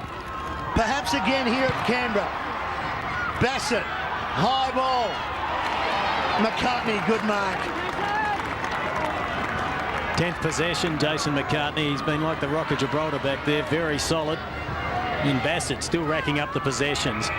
McCartney goes across the ground, taken by Shannon Grant. Had 2 bounces. The second one didn't come up. He had time to recover. Tried to pinpoint the pass out to Clayton. Good pressure by Burton. And the ball works its way over the boundary line. Just over 10 minutes remaining. Adelaide trailing by 3 points. And fortunately, the rain has disappeared here at Manuka Oval and the sun is out once again. The ball brought back into play. Bode picked it up. Been a quiet player today. Gave it out towards Goodwin. Just stopped, had a good look around, perused his options. Now it goes back towards Bode again. Having a good look. Puts it up towards the hot spot. Looking for Welsh, outnumbered, and Colbert takes the mark quite easily. Well, they didn't have the numbers there then, Russell. No, they didn't, but it was great shepherding by McCartney. Then that was that magnificent piece of play to allow Burton to take Colbert to take the mark. Colbert back out to Anthony Stevens. Now it's a race for pace. Massey is there, close to the boundary line. Was that a push in the back? Not according to the umpire. Lee Harding applying some good pressure there, and we'll have a throw in by the interchange gates. And we'll take another look at that. Well, in his side, given the benefit of the doubt, and that's probably fair enough. Matthew Clark to do the ruck work. Burton takes front position. Clark steals it. Clark got the tap down towards Grant. A very good handball out towards Harvey. Onto the right boot. Puts it up high. Burton underneath it. Loose ball taken by Morrell. Morrell with a long kick. That's a good one. Smart gets back there. The ball stays in play and eventually works its way over the line. Or did it? Well, the umpire said it was okay, so Nigel's off and running. He kicks it to himself. The ball sits beautifully. Big Sav's in pursuit. The crowd appreciating that. Then he does a bouncer, and it goes straight back towards Adam Simpson, who throws it on the left boot, and Byron Pickett gets underneath it. Terrific play from both sides at the moment. Down to 9 minutes. Pickett, driving kick, spotted Clayton. That's a ripper.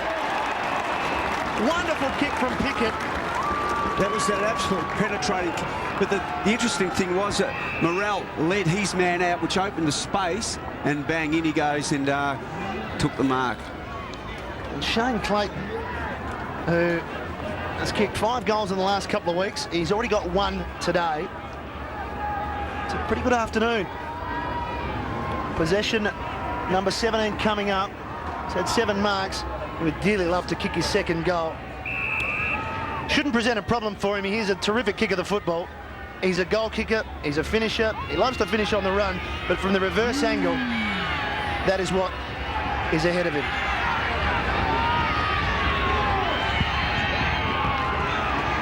Not a problem for Clayton. Breathing space for the Roos. That was a great kick by Pickett.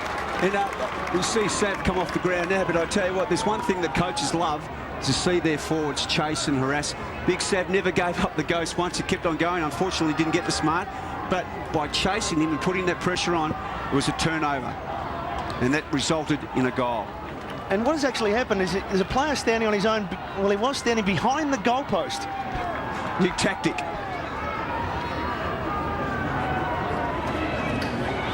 The margin back out to 9 points as Clayton kicks his second goal. And it'll be Matthew Clark again opposed to Burton. Anthony Stevens in there. Picked up 27 possessions already. Goodwin's had a bit of the football as well. Burton won the tap. The ball comes down towards Tyson Edwards. I mentioned before he loves to run. Does that and kicks around his body back towards Kane Johnson. In turn in the 1-2, it goes back to Tyson Edwards, measures the kick, and it's a good pass to find Stenglein, who fed it off quickly to Goodwin. Goodwin kicks it in. Welsh is the target. Couldn't take the mark. Bode took it off hands and he's put it through. The margin back to 3 points here at Monica, and we have got a battle royal. That was absolutely, once again, I know it sounds like a broken record, but they always go for that hot spot. And Bode, he's front and centre there. The contest, no one marked it, ball brought to the front. Bode just reading the play perfectly. Magnificent kick there by Goodwin. Beautiful spot. So Matthew Bode, with his 23rd possession, he's taken it inside 55 times. He's been a very good player once again. And Denis Pagan, not happy with what he saw there. They're still in front by 3 points. Sensational game, goal for goal in this last quarter. Crows have been coming at the Kangaroos, but yet to get in front. Clark laying it down towards McLeod. Robbins cut in first. Stevens out of the centre again. Need a good bounce to Roos. Harris out in front of Nelson. Not sure about that, but still managed to get it forward. It's an open forward line. Massey, keep your feet. Morrell. Pickett went to ground. And going nowhere. So the pressure will build from here on in. 7.5 minutes remaining. Interesting play by Massey then. You mentioned keep your feet. He had the support there. Had another 2 Adelaide players there. But the Cardinal sin went to ground. The ball brought back into play. Beautiful tap by Clark. Straight down to Goodwin. Gets onto a big torpedo punt. Puts it up midfield. King got up very high and got the big fist away. The ball comes down to Colbert. Wrapped up in a tackle. Was it high? Was it holding the ball? The umpire says this is too hard. We'll call that a dead heat. I'll tell you, it would have been stiff if they pinged him for that. But once again, disciplined play by King. If you're caught behind and you can't mark it, hit it forward. Umpire Chris Mitchell with the football. 7 minutes remaining in the final term here at Monica, and it's the Kangaroos leading by 3 points. And as I've mentioned, they have led from the opening bounce.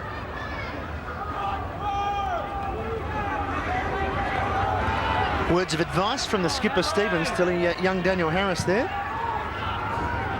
Clark gets up high again. Burton won the tap. Ball comes down to ground and we'll have take 3. And now the clock runs down. 6.5 minutes remaining. Perry giving some instructions there as Glenn Archer moves back down onto Kane Johnson. So Rashuto's still down there. Teague looking after Rashuto now. There's been a few moves. Burton did well with his body. Got the big fist away. Byron Pickett gets the run of it. Paddling it forward was Ben Hart. Stevens in there. Smothered off the boot. Now Bickley. Good vision to put the handball out towards Massey. Got the kick out wide. Looking for Bodes underneath it. He's had 8 possessions this quarter. Ball comes to ground. It's a wrestle. Burton and McLeod. And it's a dead heat. There's a couple of extremes. There's a big Spider and McLeod too. Spider did an absolutely brilliant job then in containing McLeod, not letting him get first use of the footy. Clark over the top came Burton. He went for the smother, but Robbins got it forward. Morrell with Colbert, smart at ground level. Wants to go for a run. This time he's got Harvey chasing. It wasn't Big Sav. Gets the kick away though. Bassett with him bared. Free kick Bassett, too high. A little bit ginger as he gets up, but he's got a fair few kicks today. That might be why. 22nd possession to the 50. And an easy mark for Glenn Archer. They've been pretty good across that half-back in this last quarter. They're getting extra numbers back. Archer. Spots a player in the middle. Has to be spot on. Teague. Play on. Touch. It's a bit stiff. Holding. He looks up, asks the question, and umpire Chris Mitchell says no. There was a Crow player in there first, and Ben Hart, and a great decision by umpire Chris Mitchell. So another ball up, but just inside the centre square. 3 points the margin. Clark trying to have an influence in this last quarter. McLeod wrestled to the ground, still managed to get it forward. Pickett smothers it. Going through somehow Bode. Pickett it. Second effort. Brilliant. Burton. He wanted King to run there, so he just handballed it there. King with depth. One-on-one. Grant with Massey. It falls for Grant. Very dangerous. He's got Harvey running for him. He gets inside. He clears himself and kicks a goal.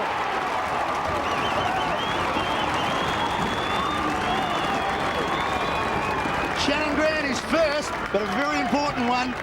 Very, very important. I mean, the boys who started on the bench, King, having a great say in that goal, and when Shannon Grant got that footy, I mean, he didn't panic, and this is what it's going to come down to. Blokes who get the footy in this last couple of seconds, they don't panic when they get the footy, and precisely, it's exactly what Grant did then. He didn't panic and kicked the goal. Cool heads under pressure are required now.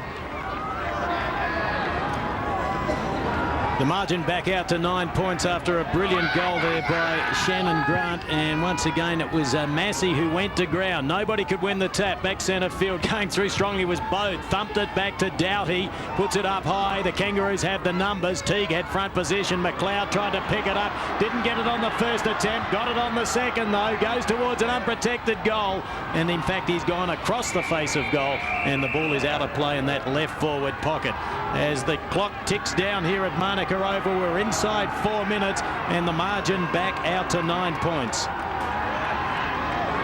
Well, Adelaide keep posing the question and the Kangaroos have had the answers thus far. Clark gets it down, trying to look for Stenglein. He was waiting for Welsh. Eventually it goes to that player. Good tackle by Makepeace and he's taken over the boundary line. You just get the feeling they're not going to let this one go, the Kangaroos. They've worked too hard.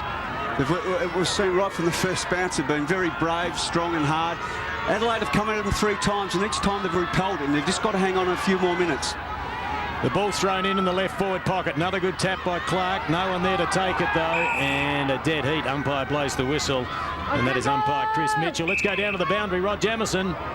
Both camps are real urgent to get their football forward, but at the moment everyone in the Kangaroos box are up and asking their players to come down and flood the Adelaide forward line. Yeah, no one inside the attacking 50 for the Kangaroos. Harris just moving back there now. Well, they need a quick tap and a snap. Let's see what Clark can set up. He didn't get the tap. It got down to McLeod. Oh, he goes through a number of players. Quick handball. Gave it straight to Stevens.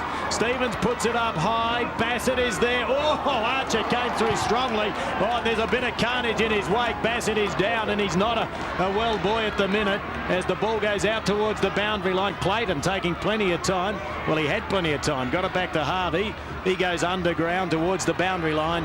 Bassett down behind play. He was met solidly by Archer. I'll tell you how hard Harvey has worked this afternoon. He was the bloke who kicked it centre-half back out to that wing, and he got across there to get the support to Clayton. Archer storming through there, running with the flight of the ball, and really did cause that contest. But Adelaide moved forward once again. Inside their 50, Simpson under the pump. Gets a good shepherd from Baird. Gave him enough time to clear it. Little underground kick towards Harvey. Russell just mentioned his work. Another inside turn from Pickett. He goes the long torpedo. Tough ball to mark into the sun. Colbert with smart. With him Nelson. Colbert gets ridden into the ground by Burton. Ball up, 2.5 minutes. Crows have got to kick 2 goals. But Lee Colbert mightn't have been the player he was prior to his knee reconstruction in the last couple of years in particular. But I tell you, that was absolutely brilliant work there in the way in which he pushed off and worked off against 2 fellas. Plenty of players around the ball. Clark's been getting on top in the ruck all afternoon as the game has worn on. He's been tapping down at will. Free kick for the Kangaroos. Colbert, I think. Colbert. Dennis reaches for the water for a drink. And Lee Colbert. We've seen him. I mean, he is a long kick of the football. He can kick it a long way. Yeah, it is late in the game, but Nigel Smart is standing on the mark, virtually on the 50-metre number. So he's going to have to kick from about 55. If they do win this, I mean, every side that's been belted in the press by the coach and by presidents, adverse media coverage, have really come out and responded this. I'm not saying they're going to win the game, but this is what's happening so far. Lee Colbert from 53, not going to make it. Got right underneath it to the goal square. Down at ground level, Harris almost got a kick away. And as we probably expect in that situation, the Crows managed to force it through for a rush behind. There's still time on this. There's a couple of minutes to go, but they've got to be very direct, long, hard kicks because they don't want to lose possession of the footy. The re-entry all important, and Ben Hart decides to kick long right down the middle. Hart with a clever tap. Oh, Smart went without it. Big opportunity there. Now Tyson Edwards over the top to Kane Johnson in heavy traffic. Did he throw it? Not according to the umpire. Colbert does well to keep the ball in the area, and Adelaide with just a glimmer of hope then, and they couldn't capitalise on those opportunities. Great pressure by the Kangaroos. As the clock ticks away, we're down to 1 minute 40. Simon Goodwin in the hands of the trainers as well. So it's been a tough old encounter. Clark wins another tap, but there's no one there for Adelaide. Clayton's been a good player. This man Harvey's been very good since coming off the interchange bench, and there's loose players everywhere, and Lee Harding has the football, likes to run with it. We saw that earlier. He's had 2 bounces, and it's a nice looking kick, is it? Searching for Colbert, who just couldn't make up the ground. It might not have looked pretty, but it's the smart kick and the option to get it boundary side. Waste a bit of time with the clock. If he didn't hit the body, he had to put it to the boundary side to no doubt about that. Adelaide leading some clean possessions. 1 minute 17 left on the clock, and the margin is 10 points. Well, Clark is the master at the tap. He has front position, tried to feed it down towards Edwards. Massey was there, great pressure being applied. Daniel Harris picks it up, snaps around his body. There's another point, so the margin out to 11 points. And one would think that this will probably be enough for the Kangaroos. And if they do win this game, I tell you what, it's been a hard-fought victory. Well, Hart has it. 2 straight kicks needed. Clark the target. 2 straight kicks in a minute. Bode, Stengline, second effort. Rashudo running down the ground. Edwards need a marking target. It's got to hit the body. It doesn't. Teague, who has covered very well all afternoon off his half-back flank, cuts across well. A timely mark. He's been very good all afternoon. He's courageous, backs himself. Kick. Smart kick. And Lee Harding will wipe the clock off. Reminds me of another bloke, Gary Cowton, who used to play many years ago. Teague, a look-alike, same type of build, plays the same type of hard, straight-ahead football. He's told to kick now, but he's managed to wipe 20 or 30 seconds off the clock. Kicks to a contest, Burton at the back, Clark over the top, down at ground level Morrell, forces it for Robbins, little gift to Grant. Can he put the icing on the cake right at the death? He can! Second goal, the last 2 goals to Shannon Grant, and a definitive way for this game to finish with Shannon Grant, one of the players who were questioned. Lovely little give from Ben Robbins on the up. Morrell forcing it forward. Robbins gets the call. Grant knows how to finish off. And this celebration says it all. We've won. Look, it's an amazing thing, football. I mean, 1 week you feel absolutely low and you don't want to play footy again. Then you come back out, you redeem yourself, and you can just see by that reaction. And all those 4 boys who started on the bench have been super this afternoon. And the opposite reaction from the opposite coach in Gary Ayres when that went through. Ayres, well, he knew there was a big opportunity to get the 4 points today, but Denis Pagan, we mentioned, as the siren sounds, and the Kangaroos have got over the line. It's been a very committed effort to win by 17 points. And you mentioned, Matthew, at the start of the game, that Denis Pagan seemed a man pretty happy with his preparation and pretty comfortable with himself. They let them go out and play. They did what they know they can do. They were hard at the footy. They were committed, as you just mentioned, Russell. And they did play like the Kangaroos that we know that can play, especially some of their more senior players. You hit it on the head. I mean, they looked as though they enjoyed themselves out there this afternoon, particularly those 4 boys who are on the bench. And I tell you what, they were brave right from the start and right to the end. The unfortunate thing for the Crows is that there was a huge opportunity to go to equal top of the ladder. And the Roos winning this afternoon pushes them up closer today, so they had to win, the Roos. One of those players that was very good for the Kangaroos with 4 goals is Brent Harvey. He's with Rod Jamieson. Brent, well done. It's been a tough week for you, and not only yourself but the whole team. Yeah, it has. We, we had a bit of match practice during the week, get our hardness back, and the guys lifted today. Shannon Grant was terrific. Byron Pickett, David King. So it's good to see him back today. I guess the way you went about training the whole week was quite physical. I mean, it was right from the outset. It just for the whole game, just really persevered. Players running off, wanting to shepherd, and particularly, I guess, the 4 players and yourself and a couple of others that players really rallied and got around.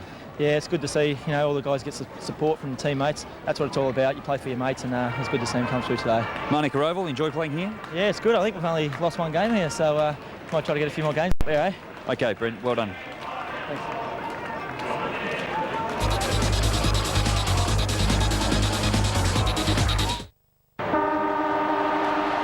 When the weekend's over, Win, lose or draw, the place to see how your team fared is on The Winners. Welcome to The Winners, where you give us 60 minutes and we give you the weekend in AFL. That was one of the inspired wins of the club history. They'll learn to play basketball at Colonial. Join Clinton Graves for every winning kick, mark and goal of the round. That's on The Winners, tonight at 7:30. Go Harvey Norman, your printer specialist. For a crisp finish on plain paper and excellent economy, you need a laser printer from our range. The simple yet fast Samsung ML1210 is perfect for the home or small office for only $549. The reliable Hewlett-Packard LaserJet 1200 has a super high 1200 DPI resolution for just $799. The powerful Lexmark E322 is built for speed, printing an amazing 16 pages per minute for only $899. When you need a laser printer, go Harvey Norman, your printer specialist. There may not be much to laugh about these days. Get that finger up, will you? So be thankful for Full Frontal. Come to think of it, I am. A sketch series that picks up Dad, move your head. where Fast Forward left off. Very impressive. Then again, what's the point in trying to compare? It strikes me that this topic really is as boring as all bad shit. Full Frontal weekdays 4:30 only on the Comedy Channel. In May, Fox 8 gets dark, I need to get my ass kicked once in a while, just to keep me real. dirty, How much did that kiss cost you? Another $50? romantic, I know this girl from high school. This is Susan. This is Felicity. Fox 8 is dramatic, I felt more passion in the last hour than I have collectively in my whole life. twisted, When did you start dating? Oh, about 5 years ago. Right after you. retro, I believe that everyone's political opinion is valid and worth hearing. Use that line when you run for Miss America. Fox 8 is revealing, Oh my God. The guy was a virgin.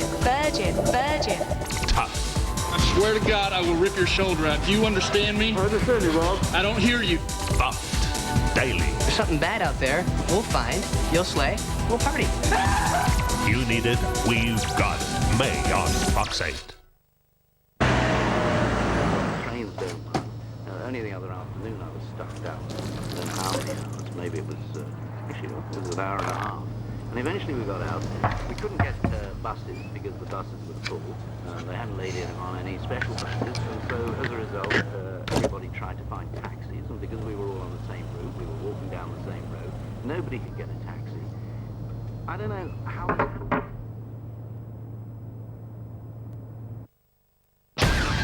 This is what you've seen on Fox Footy News. Just see him arriving. Recent reports surrounding so-called hush money. Mr. Tony Moore. I told you Tim Lane has walked out on Channel 9. This far outweighs any traditional clashes in Melbourne. Forcing multiple offenders. Give us 30 minutes and we'll give you more than just headlines. Plans to escape the Melbourne spotlight. David Rodden. Fox Footy News, 7:30 weeknights on your home of football, Fox Footy Channel.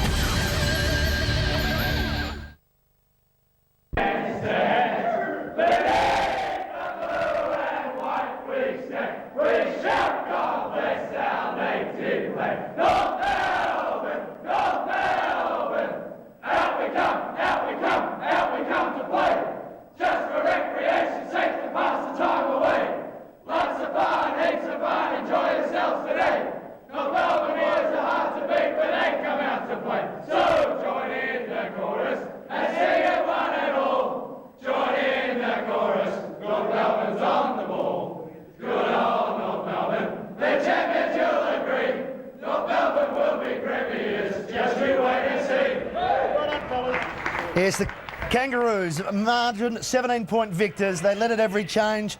Welsh got 5 and Rashuda got 2 for Adelaide, but Harvey 4, Rocker 2, Clayton 2 and Grant 2. The final score 16-14, 110 to the Adelaide Crows 14-9, 93. And as the Kangaroos warm down, we'll take another break and return with more from Manuka Oval.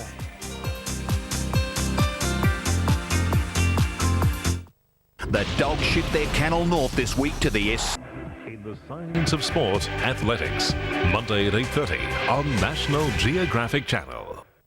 They're decidedly different. Wow. Perfectly polar. Oh, you're an unusual woman, Dermot. Duh. Yet strangely synchronous. Just go with it. It's worse if you struggle. He's shacking up with the freaky chick with the yoga and the incense. You know what I'm saying? They're children of the revolution. Do I look stupid to you? And their parents are revolting. This is the lobby. Aren't you coming?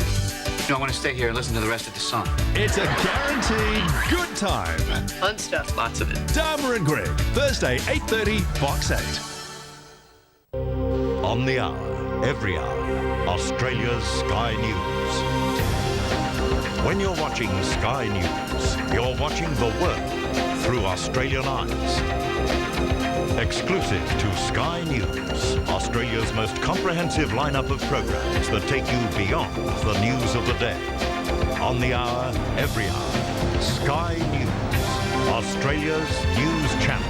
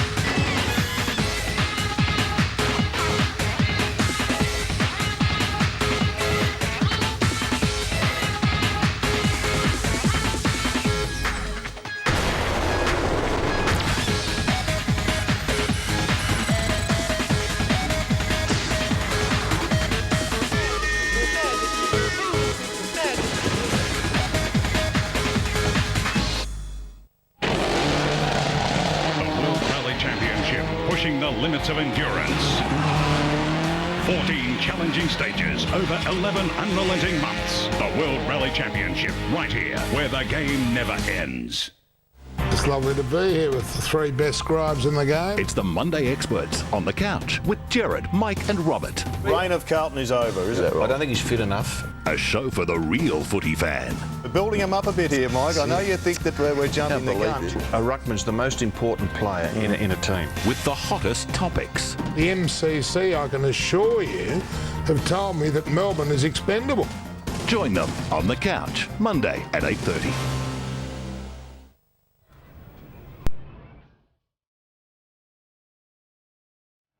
Kangaroos warming down. There's been a couple of other games being played around the country. We're going to show you the scores right now. If you don't want to know the scores, look away now.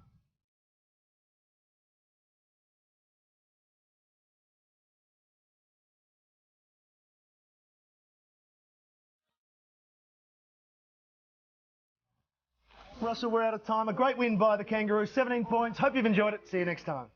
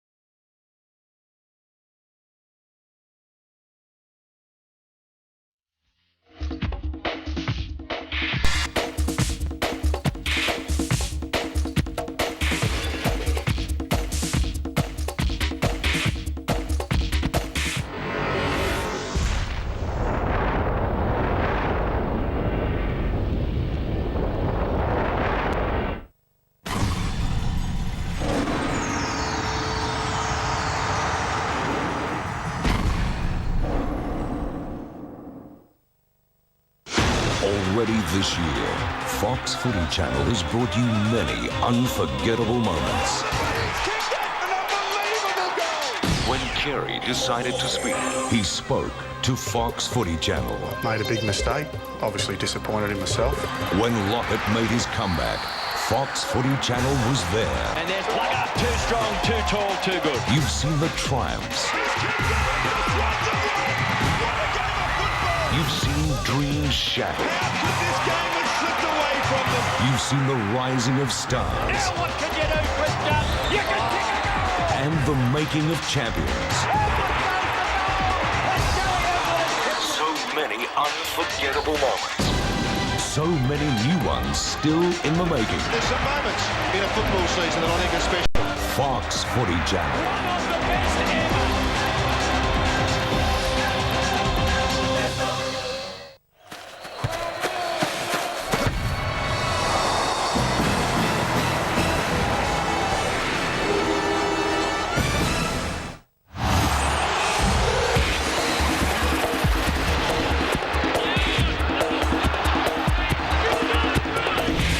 Welcome to the replay of the Western Bulldogs in Sydney at the SCG.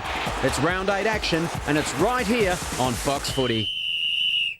They've made a couple of changes. Dimatina and Bartlett have been omitted. Hargrave and McMahon come back into the side. But they need some leadership from the top. From Darcy to Brad Johnson. Their skipper Chris Grant needs a big one. Nathan G. Brown needs also to get on the board. Rowan Smith, Kingsley Hunter and Robert Murphy across that half-back line also is a very important line at this SCG. Well, Chris Grant's only kicked 7 goals, 14 behinds this year, and this is the scene from during the week.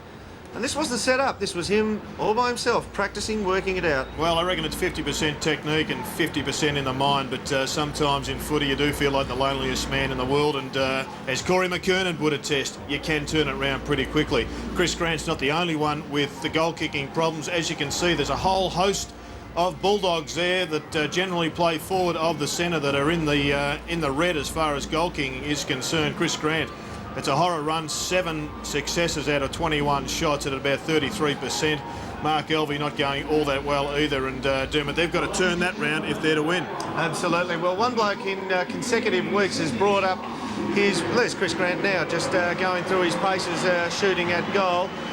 But you mentioned Nathan Brown. He's one bloke who can seriously kick the ball, and in consecutive weeks he's gone to his 100th game and his 100th goal. So no problems for him in front of goals, but he had this to say about the Doggies' goal-kicking woes during the week. We're not lying to ourselves. We know that we've cost ourselves 4 games just purely from missing goals. I mean, if we kick those goals, we've won 4 extra games and we're 5 wins and 2 losses. I mean, we're playing good footy.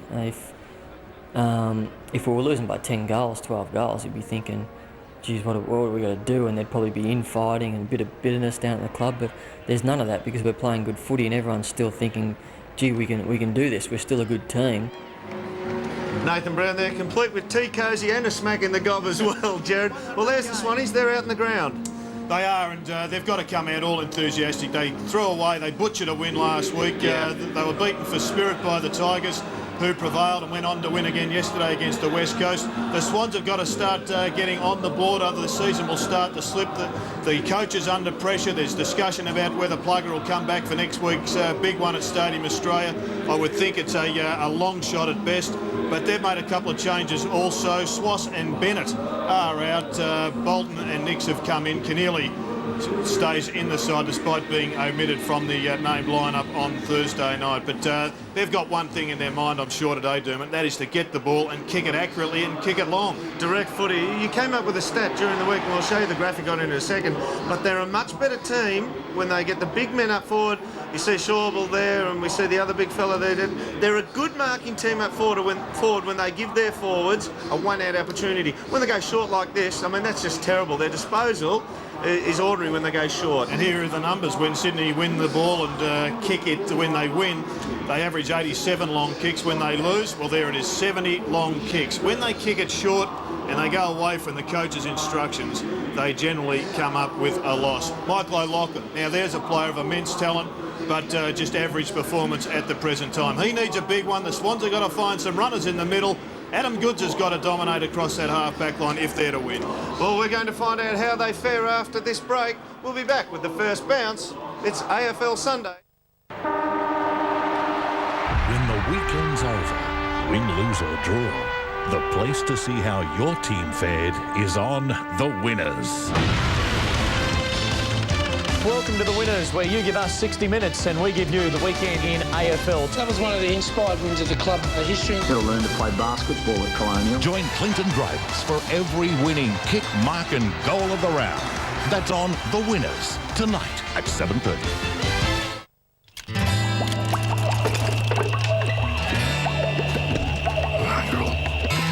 new Nissan Navara Turbo Diesel with a massive 110 kilowatts of power is far and away the most powerful in its class. And for a limited time, all 4x4 Navaras come with free air, which is a good thing, because hard work is hot work. And there's always more to be done.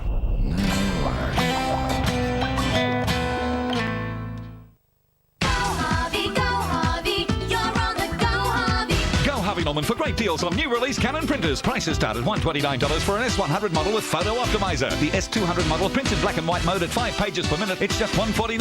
Pay $379 for the S520 colour printer and print at 2400 by 1200 pixels. The S820 will print an A4 photo on glossy paper in around 2 minutes for a low $649. Go Harvey Norman now for a great deal on new release Canon printers.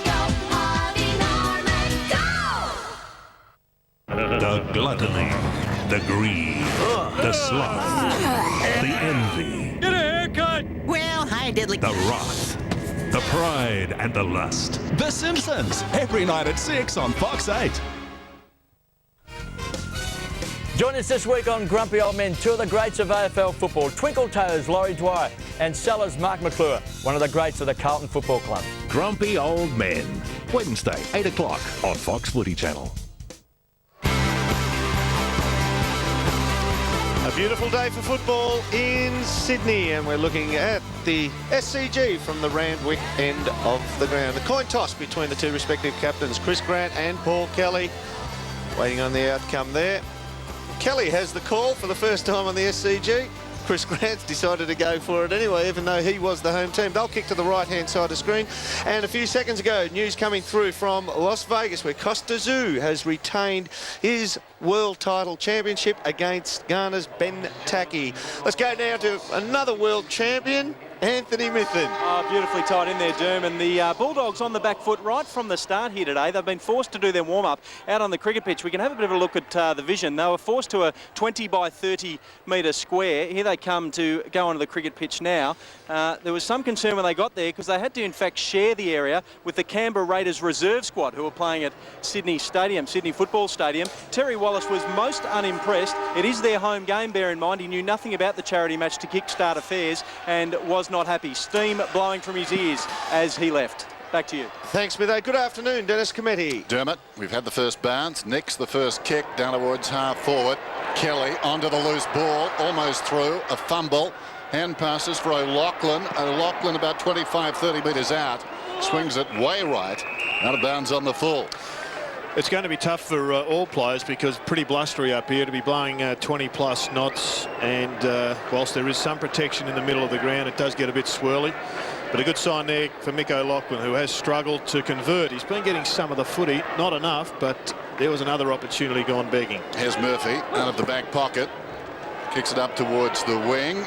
Big leap out there. Darcy, well done with the second attempt. Has it at left half back. Bright sunny day. Strong cross breeze, and the Bulldogs with a great record up here. This is West, the defensive side of centre wing. Goes down towards half forward. Nicks again. Good to see him back.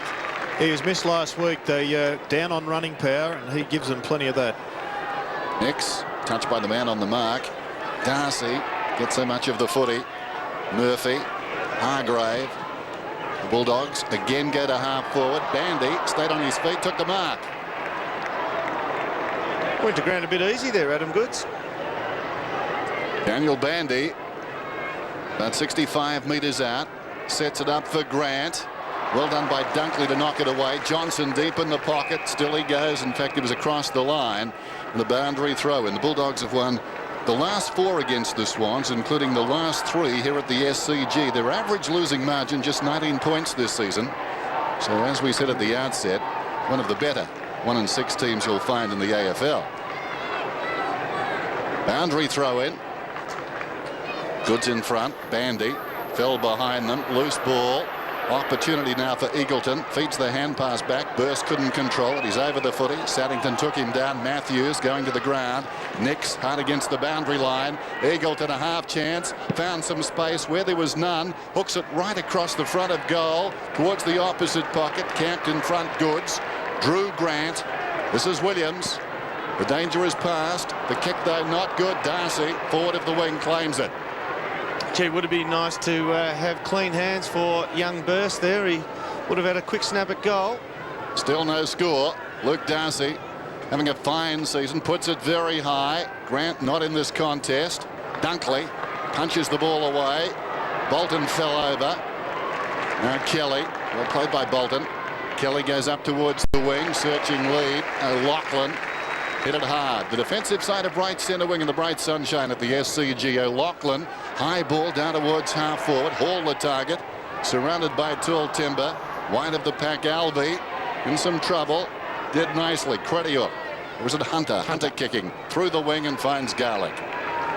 Brad Johnson and Chris Grant both playing out of the full forward square at the Bulldogs end.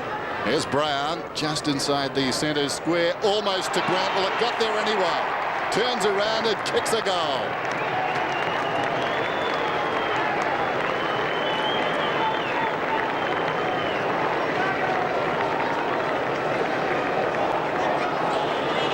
Well, Chris Grant there acknowledging the foot passing skills of his teammate. He makes a brave decision here. Would have been quite easy for him to be tempted to go out and try and make the contest. If he had have, it might have gone over him as well as Dunkley, but he stays back, reading the length of that kick, and Dunkley can only get fingernails on it.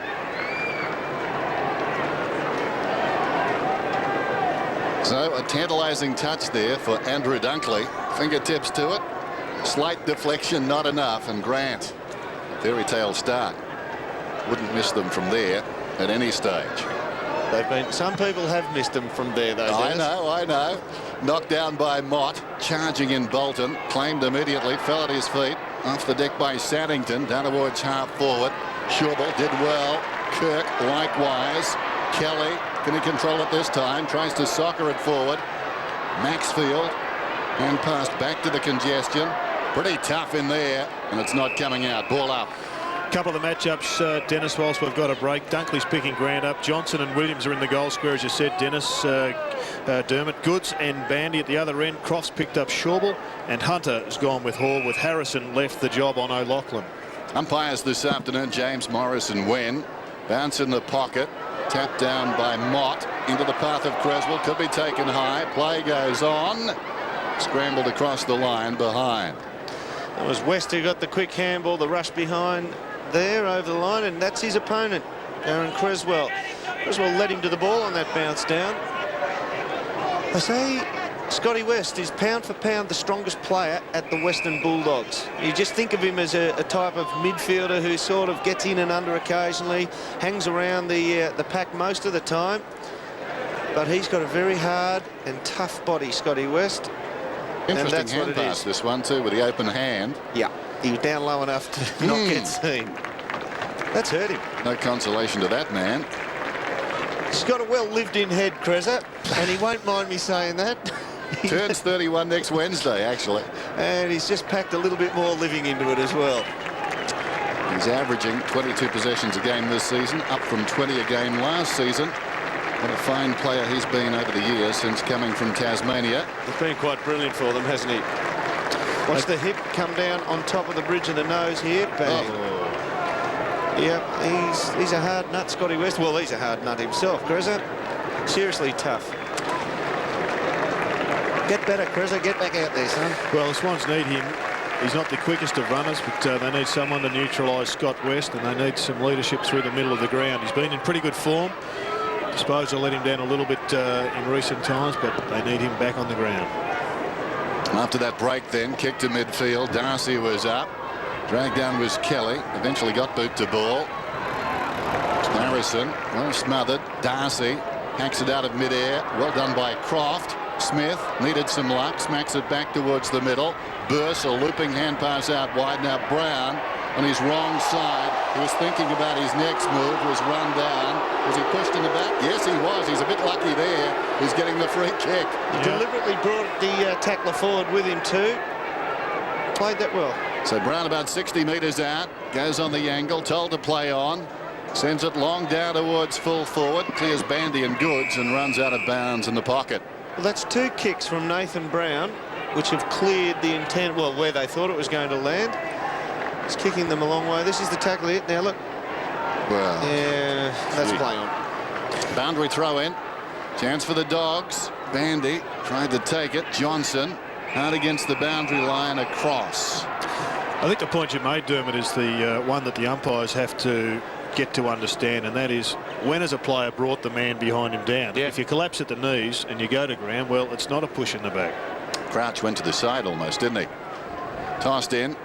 Goods. Well done. Nick's upended. Tries to slap it out of there. Fosdyke, quick hands. Matthews heads for the line and finds it as we go down to Anthony Mithen. Darren Creswell should be right to rejoin play, just having a bit of maintenance done. It's a cut on his nose, not too much blood trickling from the nostrils.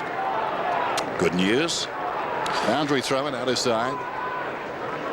Breeze driving towards that side of the ground. Bandy hooks it down. Dunkley lays it off. Fosdyke a fumble. Now he's got a problem on his knees. Crouch couldn't control it. Fosdyke could. Gone.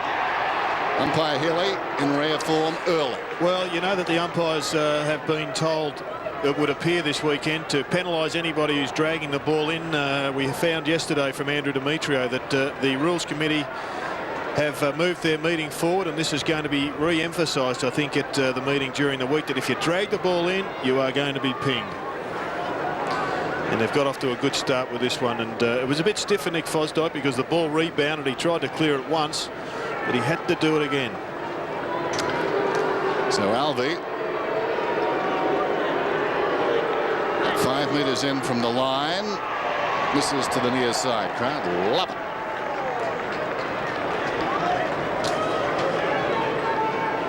Not easy kicking at goal from that pocket with this crossing breeze, forcing everything towards the near behind post. From behind the goal this time.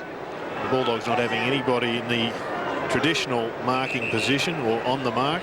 See there, that would be the umpire, and Brad Johnson, who should have been there, has taken up the zone position on the right. Matthews, a hand pass along the boundary line. They'll work it out. Nix, and eventually around the outer side to Kelly. Kelly goes down towards half forward from behind. Hargrave should have punched there, found it on the ground in any case. Bandy, slick hands away to West.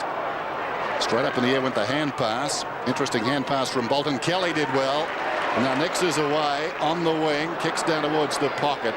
Wayward kick, and not the best of leads either. Hall going very wide. Dermot, you were one of the all-time great forwards. Why do full forwards start in the goal square? Why don't they start 40 metres over in the pocket and lead to the goal square? Because I always thought that too, Jared, but the thing is, if somebody's thinking the same from the other side... Yeah, but... I'll meet you halfway. Lachlan brilliantly done. Schauble deep in the pocket, decides to take them on. Will he be run down? He got booked to ball. Above the knee, says the goal umpire. Interesting call. Schauble can't believe it. Some consultation now. The all clear eventually given. A behind. Watch it again. He backed his pace in here, Andrew Schauble, and he hasn't got that much of it. Rowan Smith, good pursuit. Takes a bounce. Oh, wouldn't you know? Meanwhile, back at the game, Smith has got it from Brown. Good kick. Off a step, looking for Jones, obviously. Anything but. Gian Siracusa takes the mark alongside the centre circle. Kicks inside the 50. Alvey gets back, and the ball gets there in time, and a clever mark. Alvey's playing on Fosdyke on the wing, and he just ran really hard. It's simple, hard running in a straight line. He didn't do anything devious to lose his man through play. He just ran very hard. But now there's a bit of a break, Jared. Just to answer that, if you do start out wide and you go to lead to the forward, it'll take one lead before the full-back realises what's happening, and you play 5 metres inside you, and you're limited where you can go. Fosdyke's been dragged for letting Alvey run hard on him like that. You went away and thought about that, didn't you? Yeah, it did for a second. Here's Alvey. This should be easier. Thought I could slip it through. 35 metres out, 45-degree angle. Uses the breeze this time perfectly. Gets the goal.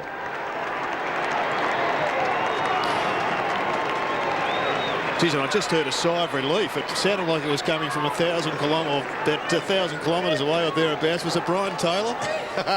Yes. He's very touchy at the moment, Brian. No, he's under the pump. Yeah. But he's done well. 2 from 3 at the moment, and he'd be happy with 66%. Oh, yeah. It's about 40% up on how they're going at the moment, isn't it? in terms of goal kicking. Bulldogs led it by 11 points. Mark Alvey with that goal. So a good start despite their problems before the game. And now the blood rule. Kelly sent from the ground. So first Cresswell. And now Kelly coming off for the Swans, who desperately need a victory this afternoon. They start the day 3 wins, 3 losses and a draw. They drew with the Saints back in round 5. What about change anyway? Cresswell straight back into the action.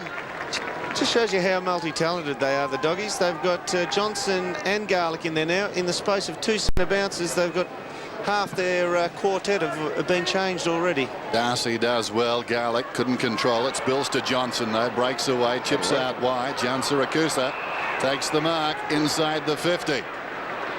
Darcy a handful already. Jan Siracusa spots Eagleton. Goes to him. Barely 15.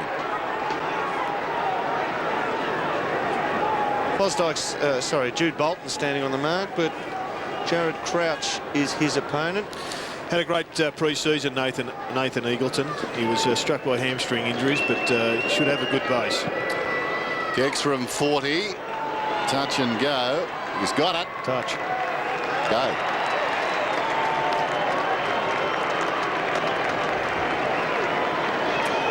Good conversion there, Brian Taylor. He's the pay packet's looking a little bit healthier now. 75%. Oh, hang on, there was an out in the full too. We'll have a look at the videotape on that one, but this was a good setup. And right now, whilst they're kicking with a fairly stiff breeze, Rodney Eade to be a little bit concerned because their running power looks to be blowing them away at the moment.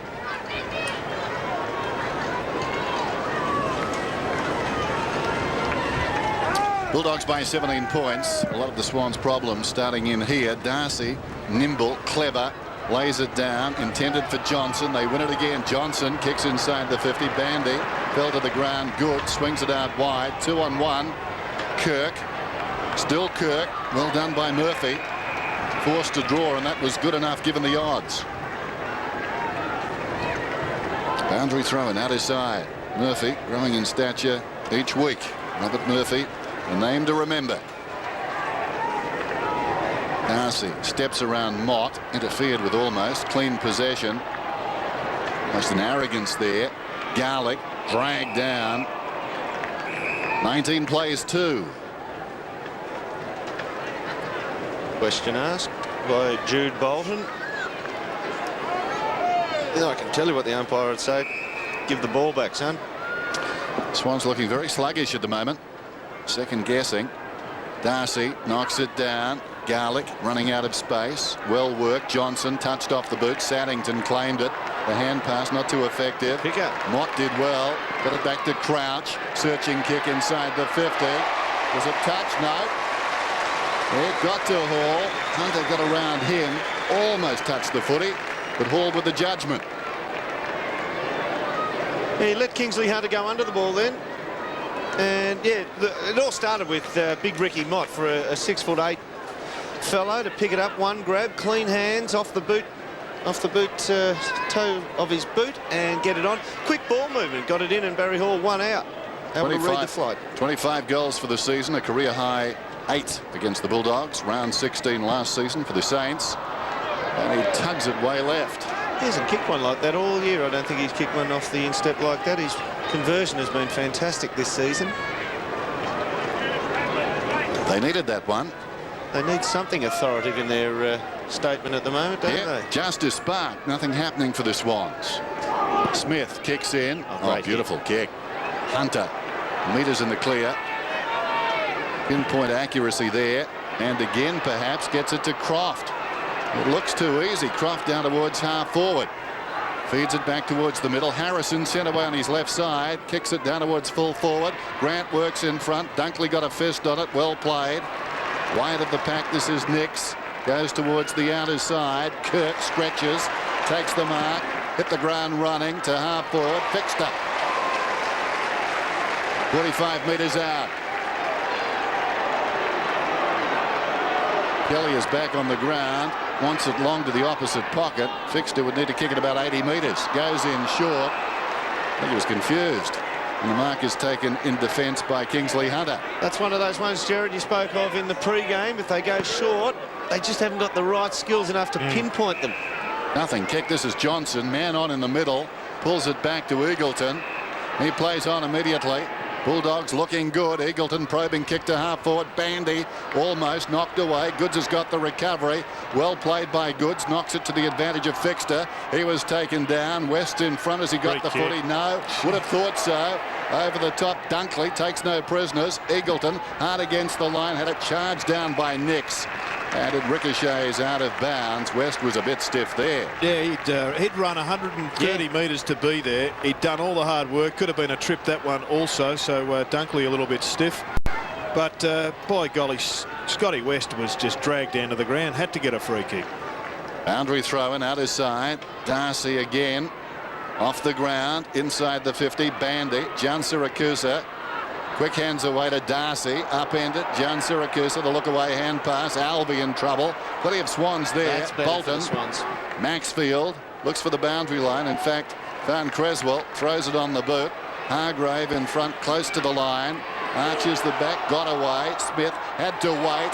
Shortall got there quickly. Downwind. Smith played it very well. Slapped it out. Eagleton the short one. Johnson. He's been busy, surrounded, drew a crowd, got it to Garlick. Across it comes to Harrison. Forced to kick it high, down towards the pocket. Darcy had it knocked away by Mott. Brown can't keep it in. It came off a boot. I think it was a Swans boot. And Brown, the left footer, not in the ideal spot to get this kick. Terry Wallace is trying to exploit that matchup.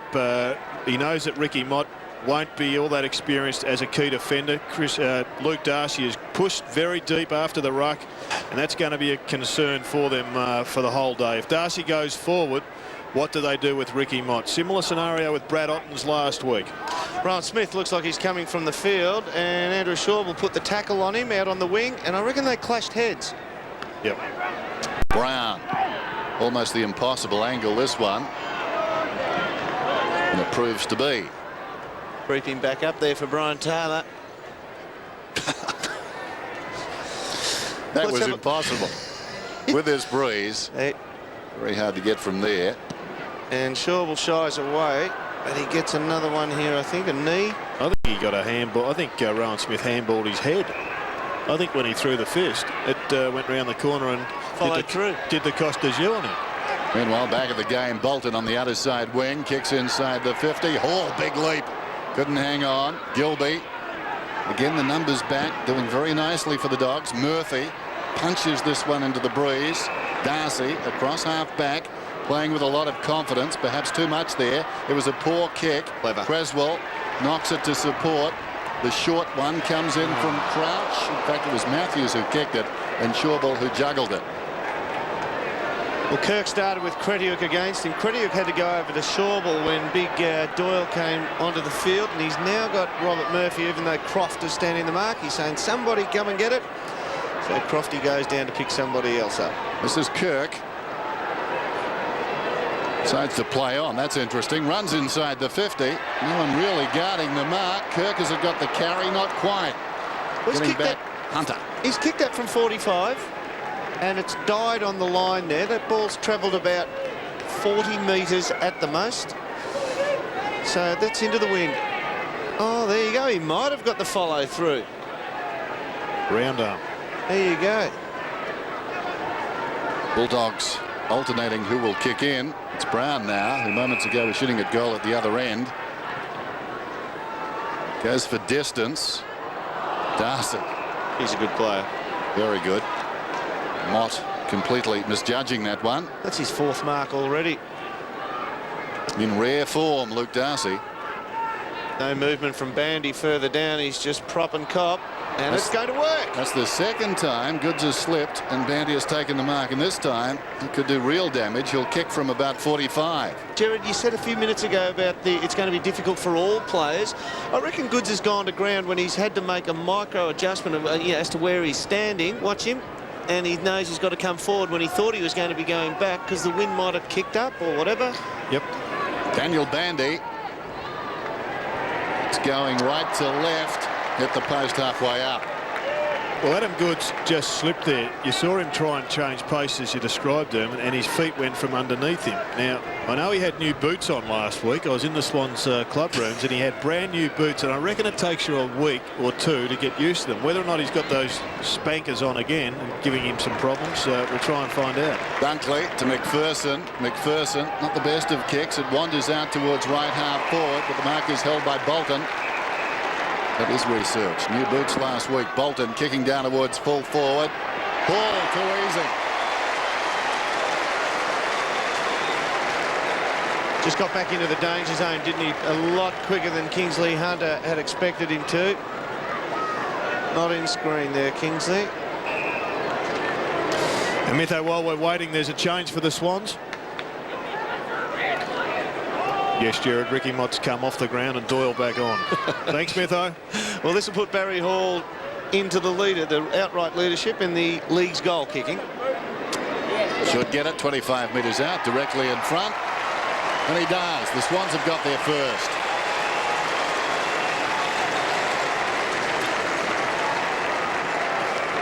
Well, that was one that was desperately needed, and hopefully that will give the Swans a little bit of a kick along, because they have looked a little bit flat. They haven't been direct in any way, shape or form, and their spearhead has missed a couple. Now he's on the board. Swans crowd start to react, and that is always a telling factor up here. But the Bulldogs are playing excellent footy, and they're throwing a couple of chances themselves. So the margin is 11 points. 3-3 plays 1-4. Very high bounce. Both ruckmen up prematurely. McPherson feeds it back. Matthews kicks down towards half forward. Crediuk was held. No free kick. Goes again. Does Crediuk. It's at the base of that pack. Alvey slung down immediately. Cresswell with strength did brilliantly. Kelly likewise got it away. Shawbull comes back to Kelly. Brushes a tackle. Kelly 60 metres out. Hooks it around the corner. Nick's taken front on by Crediuk. Whistle. Ball up. Once again, Jared, the attempt by Paul Kelly to pinpoint a short pass from about 50, where the danger would have been just to pump it to the square. He was never going to hit the target under that amount of pressure. Just keep your eye on Barry Hall, Dermot. He just appears to be leading a little bit too early and getting himself out of the eyesight of the player. Darcy brilliantly down to Alvey. West away to Brown.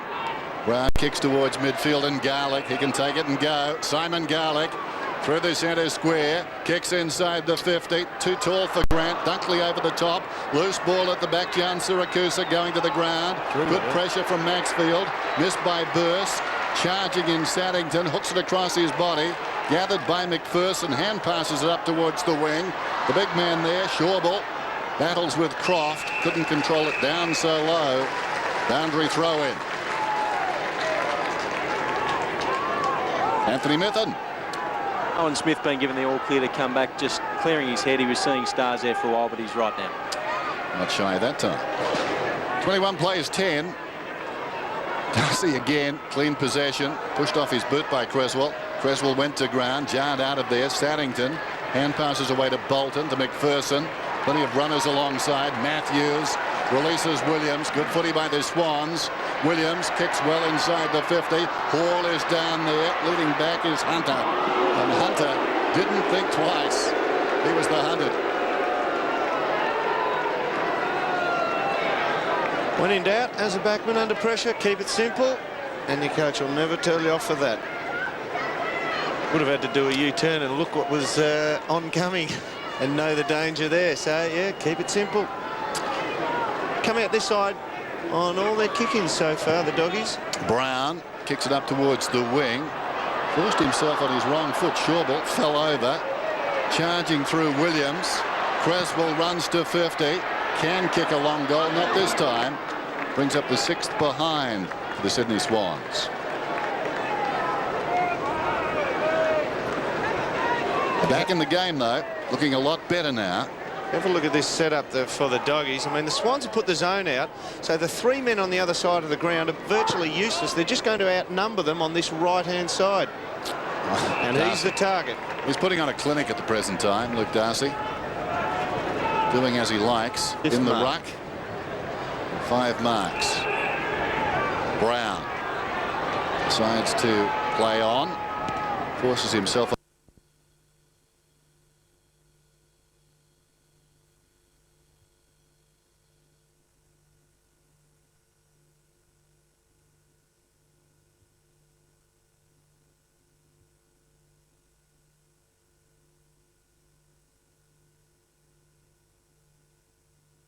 And down the other end, the Cruise have got one, Malcolm. Yes, I thought it was there, though, probably, from what the umpire saw. Schwass couldn't hold on to the hot Creswell handball as the Roos going to attack. Pickett in front. Archer. And they got a ball up. It's interesting, actually. Both players can learn something from that. I mean, Harvey milked the free kick. We're going back to that free kick. But all Barry Hall had to do then was just take his arms away to him. Don't let him, you know, don't show anything. So there's a lesson for both players, really. So another chance for the Kangaroos. It's 35 metres out from their goal. Rocker, thanks to a bit of shepherding from Burton. Maxfield. Fosdyke went without the football. Saddington near the boundary line. And still in. Kick around the body into the goal square. McCartney. Well, they made something out of nothing there, the Kangaroos. And Jason McCartney from point-blank range will go back. The angle's going to be tight, but it's certainly kickable. So I thought it was going to go out of bounds, and the ball was kept in play. But Jason McCartney's got a chance to kick his second goal in a couple of minutes.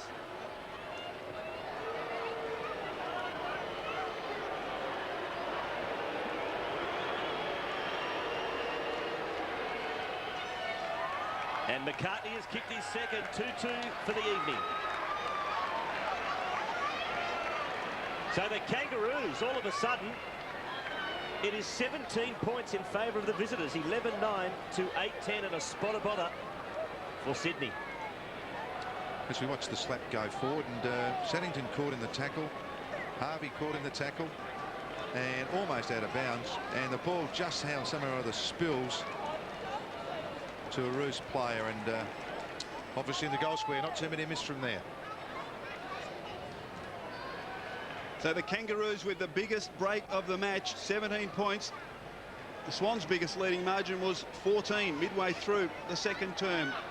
Doyle, Archer, Swans just need to consolidate here. Seymour, they're capable of playing some very good football. Maxfield, support out wide coming from Crouch, here they go. Kick towards half forward, Goods, just over his extended fingertips. Now Martin to bed. King just steadies and has an option in the centre of the ground and uses it. Simpson. Oh, kick was a little poor, but Clayton stands his ground. So Kangaroos, everything they do turning to gold at the moment. Well, a finger tipper by Goods, not taken, like one in that second quarter too, I think, when he dropped one too. But that's footy. I mean, you've got to take your chances, don't you? He'd be fit, this kid, wouldn't he? You know, those numbers we saw before. He hadn't played much run, and he has got some run in his legs. Shane Clayton from about 45 metres curls it. Well played by Doyle. Just didn't quite have the carry, so behind only, and that would have really made the Swans pay. But as it is, a 3-goal break. Ironically, in the second quarter, we saw the Swans do this, and then Kangaroos come back. So put a few dollars in that coffer with North. Yeah. Old habits die hardest. Matthews gets the hurry up. He goes straight up the middle, looking for Doyle. Kirk, front and centre. Right footer to half forward. Bennett's come on the ground. Well played. Did it very nicely, as Malcolm Blight just said. But the kick in the middle was marked by Crouch. Crouch goes out wide to Kirk, who's been busy. He's got a couple of loose players on at half forward. Instead he goes long, looking for his captain in Kelly. Blakey couldn't get to it in time. Hall got clean bowl. Beautiful pickup, great skill by King. Handball let him down a bit. O'Loughlin from a standing start. Snap at goal on the line. Marked by Baird to save the day. And look at this, there is 4 Kangaroos out on the members' side. They can take this ball right up to half forward. Simpson has 2 bounces, and now he's going to go long for Archer. Probing kick to half forward. Archer in front at ground level. He's desperate, but numbers with the Swans. Seymour, ineffective handball. Krause did well, socketed it to Saddington. And there's a player down. Saddington has Bennett on the wing. Good commitment shown by Simpson. Kirk. Simpson, good second effort, but Bennett wobbles it forward. Maxfield, Robbins. It's Dunkley who's hurt, by the way, Michael. Boundary thrown on the wing. Oh, Andrew Dunkley. Game number 200.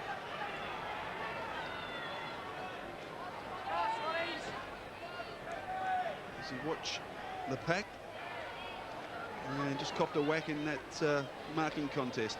It looks like ribs, perhaps. He's coming off anyway as the ball goes back over the line for throw-in. So he's been in the wars, Andrew Dunkley. In his 200, he got a split over the left eye. And here's the marking contest. And around the rib or back region, he's been hurt. Let's go down to Neil Cordy. He looks in quite a bit of distress at the moment. He's taken a blow to the back and just going to lie him down and just see if it is serious or not. Well, we've got to be careful as far as that terrible injury last weekend to Leo Barry where he lacerated his spleen and it's going to miss 2 months. Just shows you how careful you've got to be and how alert the medical staff have to be. Well, they don't come much tougher than Andrew Dunkley, so he's genuinely hurt. Harding on the ground. Archer fighting desperately at half forward, and the Swans again under pressure. Rocker used his body very well. Now a chance for Goods. Oh, just misread it. Knocks it back to Rocker. 45 from goal.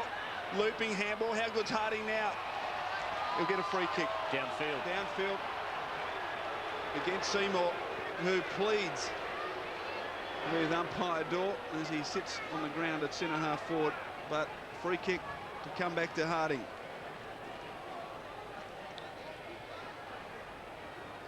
I called how good is Harding because he's got fantastic acceleration, and I thought he may have been able to get clear of that tackle, but now he has an opportunity from just 30 metres directly in front.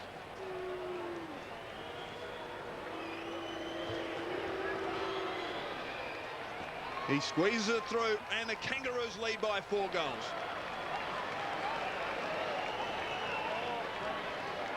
So Lee Harding kicks his second, and he's been a very valuable impact player for the Kangaroos tonight. Got them going in the second term.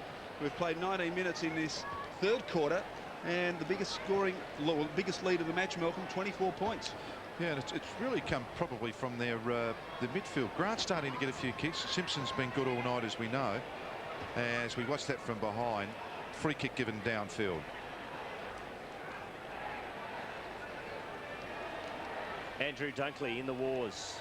He's still seeking treatment. So the Kangaroos now out by 4 goals. Trouble for Sydney. They really need to get the next one just to stem the tide as Bolton marks at half back. It's to Schwass. Now goes for a run. On the left to half forward and in front of Doyle, who takes the juggling mark. So Doyle, look, now was that 50? Stevens was there. Umpire said no. Let's have another go at it. Great common sense. Doyle. It's an up and under into the full forward area. And Simpson will be happy to see it over. Now that free kick to Harding, let's have a look what it was for. As we see Rocker get rid of the ball, and then Seymour tackled him, and drove him to the ground. And that was the downfield. Just in case you were wondering, and Spider Burton in the back pocket to King. And over the line it goes for a throw-in. So we've been going 20 minutes in this third quarter, and the Kangaroos lead by 4 straight kicks, 12-10 to 8-10. And they've been hard at the ball this quarter. Sydney, the best tackling team in the comp so far this year. The Kangaroos are second. They might overtake them tonight. Swash kicks it forward. Harvey underneath it.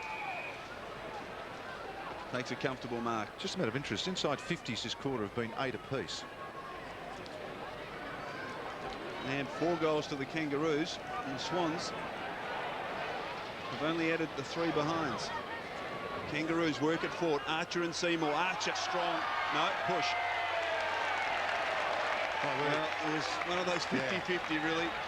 Jason Dunstall got 1,200 goals that way, didn't he? No, he's better than that. But yeah, was it just the umpires that side? Mark taken between wing and half forward by Goods. Swans need a couple before three-quarter time. It's a great kick. Kicks towards Mott. Oh, he can't quite take the mark. Chance now for Nix from 20 metres. Snap is off the side of his boot. Misses everything. So the Swans have had some opportunities in this quarter, but it's been the Kangaroos that have done all the scoring. And Porter marks at half-back.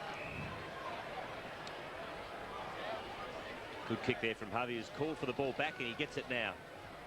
Sidesteps Crouch, or does he? Takes him on. Kick wasn't good, so good chase by Crouch. Mott. Oh, another clanger for him.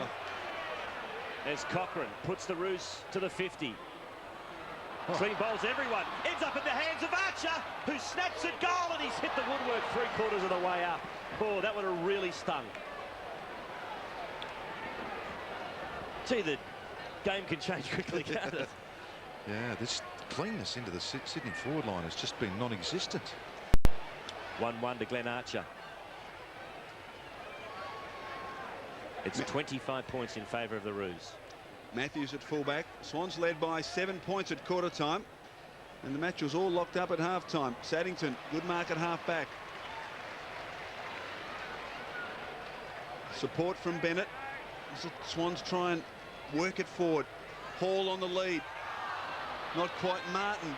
Gee, it's hard to get rid of him. Barry Hall does very well, then just loses his feet, and then Kennelly fights hard, and there's a free kick Sydney's way. Kennelly unfairly dealt with. You see the last goal late in that second quarter of the Swans. Chance now for Fosdyke from 30 metres, and he drills it.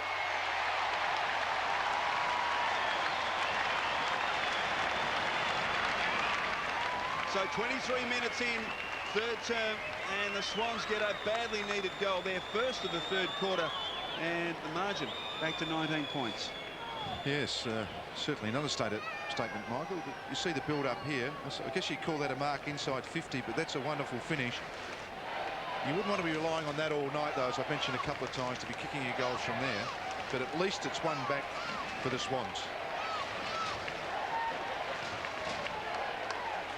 Sydney whittle the margin back to 19 points.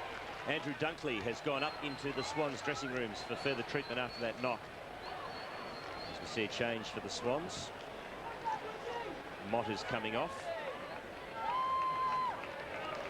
Made a couple of mistakes and has paid the price as McPherson comes on. In fact, I apologise to him because I think he's come off under the blood rule. So back in the centre. Is this the start of the Sydney fight back? Forced forward by Cochrane. There's Maxfield. Breaks one tackle. Good vision out wide to Creswell. Here comes Sydney. Kirk to half forward. They've got plenty of room to work with. McPherson pumps it long. Hall and Martin once again from behind. Goods is the big flyer. No mark. In the forward pocket, Fosdyke and Motlop. And Motlop sees it safely over the line for a throw-in. And we'll just get an update on Andrew Dunkley. Neil Cordy. Yes, Andrew Dunkley's just gone up the race. They're not quite sure what the problem is. It's in his back area, but they're concerned, I guess, after what happened with Larry O'Barry last week, that it might be something a little more serious. Motlop kicks only as far as McPherson. Thought about giving it to Maxwell. He's been told to play on. Short. Oh, it's not the 15. Umpire said play on. Nobody knows, and he's run down. Good umpiring. That's the 15-metre rule enforced as Cochrane kicks it to half forward for the Kangaroos. It definitely was not 15. Umpire spot on. Saddington paddles towards the boundary line and gets it over somehow. Throw in. He was a sitting duck there, wasn't he? It was amazing, really, wasn't it? Now it's a free kick coming to the Roos. Short kick. Is that 15? As Rocker's got the mark, and the Swansea players are saying, what about the other end? But it was amazing. Fosdyke was just there by himself. No one knew, and then he eventually got run down. And now it results in a shot at goal for the Kangaroos. Is it 15? Ooh, well, I'd have to say yes. Looking at that, no, looks about 16. Yeah, I'd agree.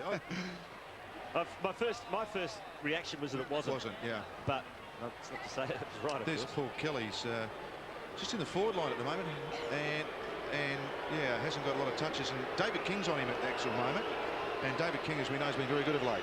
Big kick for Sav Rocker. He's kicked 2 from 50 metres. Has missed. Lucky let off for the Sydney Swans. Rocker, 2-1 for the evening. And it is the Kangaroos by 20 points, 26-minute mark. Kick comes into Creswell. They need to go before three-quarter time, the Swans. Kick out wide, Rocker. Kangaroos have all the answers at the moment. Oh, kick partly smothered. Gives Creswell a chance. It's called to play on Kirk. Bennett. Now Seymour, sweeping handball to the advantage of McPherson. Still inside defensive 50. Probing kick. Gets to Doyle, not quite. Well done by Porter, good pressure. Good second effort though by Doyle. No, he just didn't knock it beyond O'Loughlin into the path of Blakely. And he does the right thing and finds the boundary line. Look, John Blakey, I've been watching him on Michael O'Loughlin. I mean, he was a bit lucky then, but gee whiz. He's a freak, isn't he? Keeps going and keeps getting good players. Porter eventually comes to Creswell from Crouch. In fact, it's Kelly. Wobbles it towards Hall and Martin. And Martin held good position. Hall no chance of marking that on a boundary throw-in. It's been an enthralling duel. Barry Hall and Mick Martin. Hall's just kicked the 1 goal. Swans in their attacking 50. Simpson, missed it. Now a chance for Fosdyke. Creswell from 30. Left foot snap is good. The Swans get 1 back.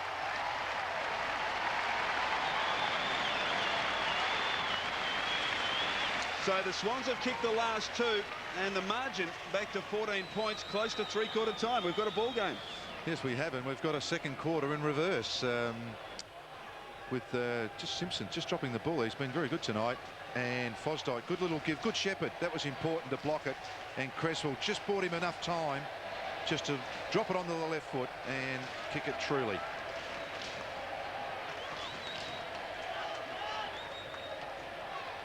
Roos lead by 14 points. Neil Cordy with an update on Andrew Dunkley.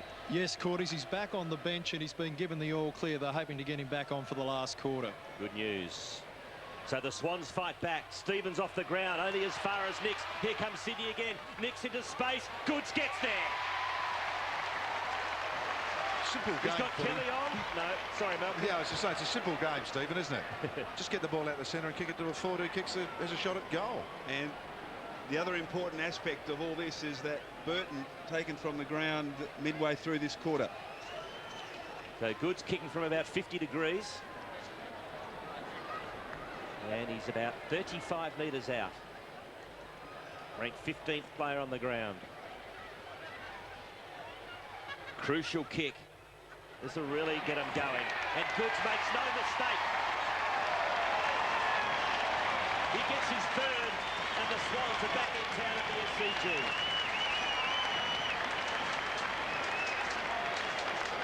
Yeah, important minutes here for both teams. And there's that tap running forward. Stevens sock it off the ground now. You'd ask, what was Nix doing out there by himself anyhow? I mean, you know, there are some things in footy that happen because they happen. I mean, that sounds stupid, but it's true. I mean, people read it differently. And very, very vocal now. Well, Swans have kicked the last 3 after the Kangaroos kicked the opening 4 goals of the third term. Porter, Cochrane. Scrambles a kick out wide. Chance for King. Has Harvey in support. Half volley. McPherson applies the pressure. Now Archer comes to support. Harvey's loose at half forward. And it gets to him. No. He drops a mark. Forced towards the boundary line. And the Swans defence lifted. Harvey a second chance. Almost milked another free kick. Grant conceding ground. Archer props. Kicks inside. McCartney Rocker. Well played by the Swans defence. Boundary throw in deep. the Kangaroo forward pocket, close to three-quarter time. Doyle did well there, Malcolm. I was just about to say, all the players, as Pickett clashes there, all the Swans players went to young Doyle and said, look, that's terrific. That's what you're there for. Make the pack as big as you can. 25 in a pack, it's hard to mark. 12 seconds. Can the Kangaroos make something of nothing? Harvey, left foot snap around the body. He's kicked it. An inspiring goal right on three-quarter time from Brent Harvey. Yes. Well, that tell the story. That's a huge goal, isn't it? Unbelievable play with just seconds remaining. And Brent Harvey, who's worked tirelessly. What a goal right on three-quarter time. Young Doyle hits it down, and Harvey really unmarked, probably 4 or 5 metres by himself, which is most unusual in a forward pocket that let the most dangerous player, what, 5, 6 metres, probably even longer, wasn't it? It was a great snap too, wasn't it? Yeah. So that'll be the score at three-quarter time. A huge goal. And it'll be 14 points in favour of the Kangaroos. But we have a ball game here at the SCG. It's been such a seesawing contest. The Roos are in front, but you're going to expect the Swans to fight back, Malcolm and Michael. Well, yes, you will. That's the way the game's gone. And that little goal then was probably the odd thing out in the game so far, the way the script's been written. But look, it is 14 points in today's footy, as we know, is not much. And one more kick out the centre, one quick goal, and we're right on again. So at three-quarter time at the SCG, it's the Roos leading the Swans by 14 points. That's going to be a tight and thrilling final quarter.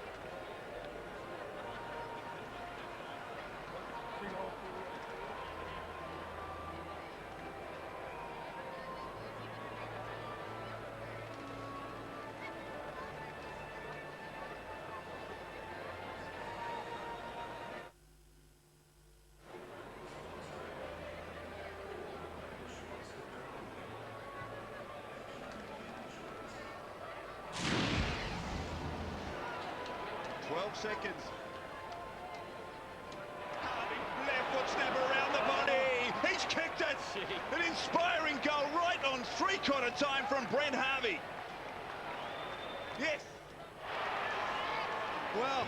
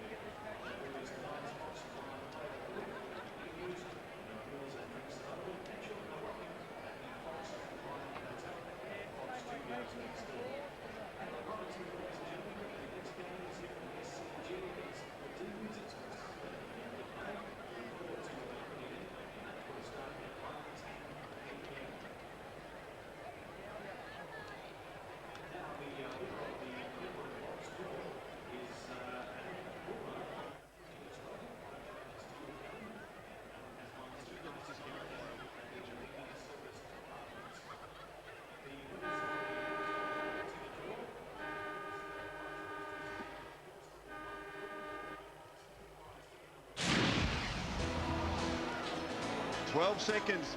Can the Kangaroos make something of nothing? Harvey, left foot snap around the body. He's kicked it. An inspiring goal right on three-quarter time from Brent Harvey. Three-quarter time, it is the Roos by 14 points. 2 each to McCutt, Burton, Rocker and Harding, while Goods has got 3 for Sydney, but still anyone's game here at the SCG. Now, that big goal to Harvey right on the three-quarter time siren. Coach Rodney Eade, as you'd expect, none too happy, went straight out to Jared Crouch and said, "That was your man, buddy. What were you doing?" Gave him a little bit of a spray, as coaches tend to do, Malcolm. Oh. Yeah. Well, occasionally, yes, because it's an emotional game, apparently. Apparently it is, and he's been very animated at three-quarter time. Let's have a look at the players that have played least amount of time that have the fresh legs for Sydney. Yeah, well, Bennett, key position player. Mott, key position player. Stevens, key position player. So it's only really Keneally there that has got some legs left there, as in a running type player. And what about the Kangaroos? Porter Ruckman, Harding we know can do it. Jones is a running player. Colbert we know spent some petrol early, and the last one was young Robbins, wasn't it? Yeah. Yep. So three-quarter time, it is the Kangas by 14 points, but as we said, still anyone's game. A couple of bad mistakes, guys, from the Swans. Let the Roos in for goals. Well, it was in this one here where Seymour's taken back Rocker, and you just wonder whether he knew that he got rid of the ball and just went on with it anyhow. And that one there was just milked, and the umpire on the wrong side. And as I said, Barry Hall can learn from that. Just throw your arms up. As soon as a player does that to you, just pull your arms away. Don't let him do it. Top 10 rankings. Yeah, this is a surprise one. Stuart Cochrane looks as though he's been on the ball half back. Kelly's been terrific, as we know. Simpson and King, good old timers, aren't they? Just good workhorses. Creswell came into the game then, and Glenn Archer, of course, has done his stuff as well. And out of the 44 rankings, obviously, with 22 each side, Barry Hall's 39. Yes, if you only had 4 or 5 touches in one goal, you're probably not going to get a lot, are you? No. Bit hard sometimes to full forward, isn't it? You're only as good as the opportunities you're given.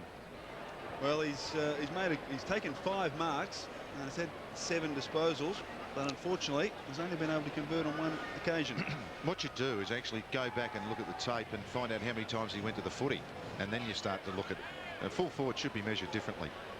So who do you like, Malcolm? Stick with the Roos? Well, here I know they can be very dangerous, and they have been in this position before and got beaten from here, the Kangaroos. But look, 14 points now in this game, which has been tied all night. Yeah, it's not, you know, it's just. So what was your answer? Well, I'm not. Well, Kangaroos. I've changed my mind. I don't know. It's hard to predict that, isn't it? No, absolutely impossible. So down it goes. Not a great bounce to start the final term. Crouch, Creswell, too much on it for Schwass. Now the Kangaroos get possession. Harvey, a high ball inside 50. Burton underneath it. Met by a huge pack of players, but he stood his ground. And we got a ball up directly in front of the Roos goal, about 40 metres out. And I should actually explain my not making a decision. When sometimes with Dunkley, great to see him back on the ground. Yeah, is that some games you can actually see some trends. This one, there's actually no trend, is it? Absolutely. So bounce down, 40 out from the Roos goal. They lead by 14 points. Burton just stood there and swiped it. Robbins. Clayton's handball was astray. Now this is a chance for Sydney. They got the numbers, but King did beautifully. It was like at a bowling alley. He bowled 3 of them over, but in the end, sheer weight of numbers win out. It's O'Loughlin who goes long. Goods, Martin backing back. Well done, Nick Martin. It's got to be a mark. Didn't pay it. Oh, there's a chance for the Swans, but it's coughed up. Now, Mickey, you get another chance. He's tackled by Maxfield. Fosdyke, a high ball. Here's a chance for Nix underneath it. Can't mark.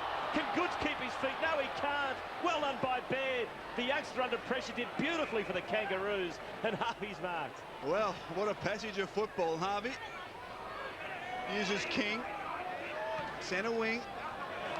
Great kick to... Oh, gee, well, I've overstated that. Looked as though Grant was going to run on it, but it just had a bit too much on it. And Kirk with a free kick. Well, off the boot, it looked to be moving all right. Didn't finish that way. Kick to the wing. Burton got a little fist in there. And is it tied up? Oh, yes. Well, the umpire just a little bit too quick on the whistle there. Hear the boos. As we look at Michael Martin. Now, he takes it there. Well, maybe it was good. I mean, that is the worst bounce I've ever seen. And he's calling it back, Malcolm. Now, why wouldn't you do that in ordinary play? Ball went over the boundary line. So, umpire Rosebery calls it back. Congratulations. I think it's a great play. And let him. But if it hadn't have gone over the boundary line, I think he may have let it go. He bounces it a little better. Burton. Straight to spot.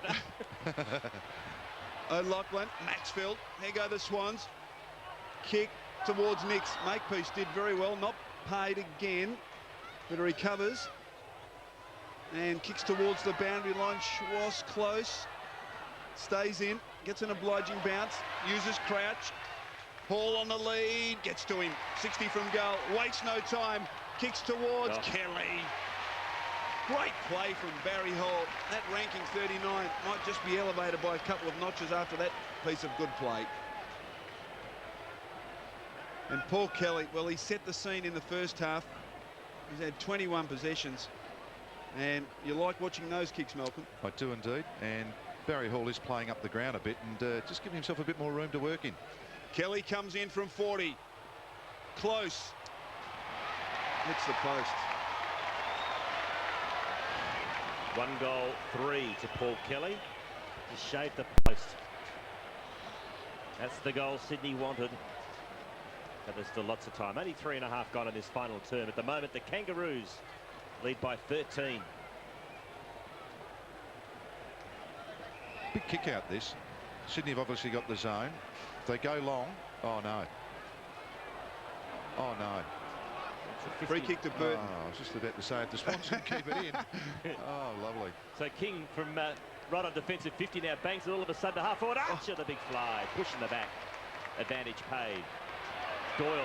That'll be player spare. It's been a kick out. Lopes and kicks the half forward to Nix. And Matthew Nix. Oh, it's a good kick to Hall. Beautiful kick. Gee, that is just, I can't say, I'll say millimetre perfect. It's in the pocket, it's Barry Hall.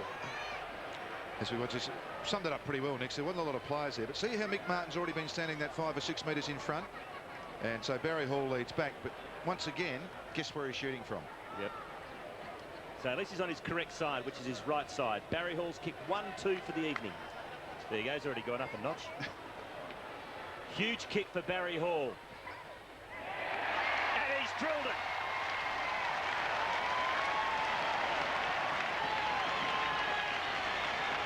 So we have a ball game here at the SCG. 5 minutes into the finals term. It's the Kangaroos leading the Swans by 7 points. Yes, Rodney Eade looks on there. Nix, wasn't a lot there because it just come from a zone from a kick out and quickly back. So it was really Barry Hall or almost no one. As you can see all those Kangaroo players in the background there. Hardly anyone there. Just, well, it was a great kick. So Barry Hall has 2 and the Swans draw to within 7 points. What a fantastic kick from Nix. Now centre square infringement. Kangaroos way. Burton. So a bad mistake by the Swans. That's the worst mistake in footy. High rocker. Dunkley, the fist. Now, what's happening here? Now, there was some confusion because it was actually a Sydney Swans free kick and not a Kangaroo free kick. So, an open Sydney forward line as a consequence. Nix, Makepeace, applying the pressure. Robbins. Blakey needs to get rid of it quickly. And come back to Robbins. Against Creswell. Blakey, a couple of hard knocks this evening. It's a turned 36-year-old. O'Loughlin just pounding him into the turf there. Robbins, dangerous kick, Makepeace. Made it look good. What a game of football. Kangaroos by 7 points. It's been tight and tough all night. Kick is a poor one. Kelly did brilliantly, couldn't quite complete the mark. Cochran now, he's been good. Legged. You get a free kick. I think there's You know, Kangaroos have a play now. This lad showed some tremendous poise tonight. Kick to Rocker, and Rocker's marked just 35 metres from goal. Now, where was Rocker's opponent, Malcolm Blight? It appeared as though everyone stopped. There was only one player leading from that forward 50. That's terrific stuff from Cochrane. Was Anthony Rocker. I thought there must have been another whistle. There was not one player in the whole of the Swans forward line or defence moved. So Rocker a chance from just 35 metres. Now I'm still trying to pick up where Andrew Duckley was. And certainly nowhere near Severio Rocker. Perfect picture as we look from the Rocker kick. But coming back, he's missed. Let's go down to Neil Gordy with a report on the Kangaroo skipper Anthony Stevens. Yes, Anthony Stevens took a knock to his injured right knee, and he didn't come back onto the ground after three-quarter time. He's hobbling around at the moment and doesn't look very impressive at all. There he is, Anthony Stevens. Hope it's nothing serious, as the margin in this game is 8 points. Now, there's a loose man in the midfield for Sydney if they can get it there. It's Kirk. And now Maxfield kicks in that direction. Getting back is Archer to make a contest. Brilliantly done. O'Loughlin slipped over the crucial moment. Good handball though to Maxfield. Gee, that was clever. He goes to half forward. Burton got an awkward bounce. Sydney have possession. Goods over the top to Doyle. The big ruckman runs to 45. And Kelly only ignored him into the forward pocket, and Paul Kelly with spitting chips. Oh, Doyle just didn't see him, and Kelly was all by himself directly in front, 15 metres out.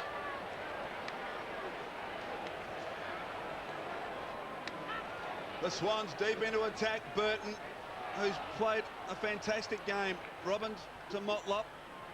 Swans still under pressure. Grant squeezes a kick along the boundary line, and in the end, a very clever piece of play.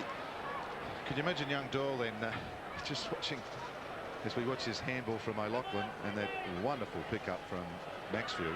Just brilliant. I think you saw gold, Michael. Hey? Doyle taken by Clayton around the wing. Chance for the Kangaroos. Short kick lands at the feet of Harvey.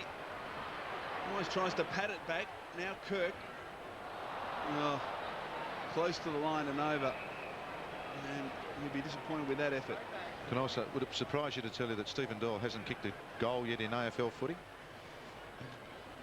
Kangaroos to half forward. Big pack of players.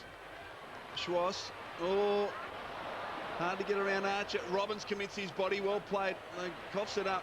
Bennett sweeps it towards Bolton. Cochrane the pressure. Kirk another chance. Now Seymour. Oh, brilliantly tackled by Simpson.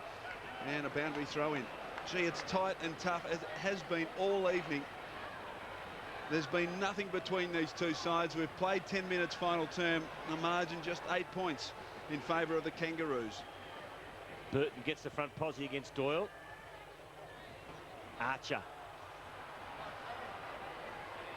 Now slapped forward by Bolton in the path of Crouch. Crouch sold the dummy, but he stepped over the line. Got a throw in.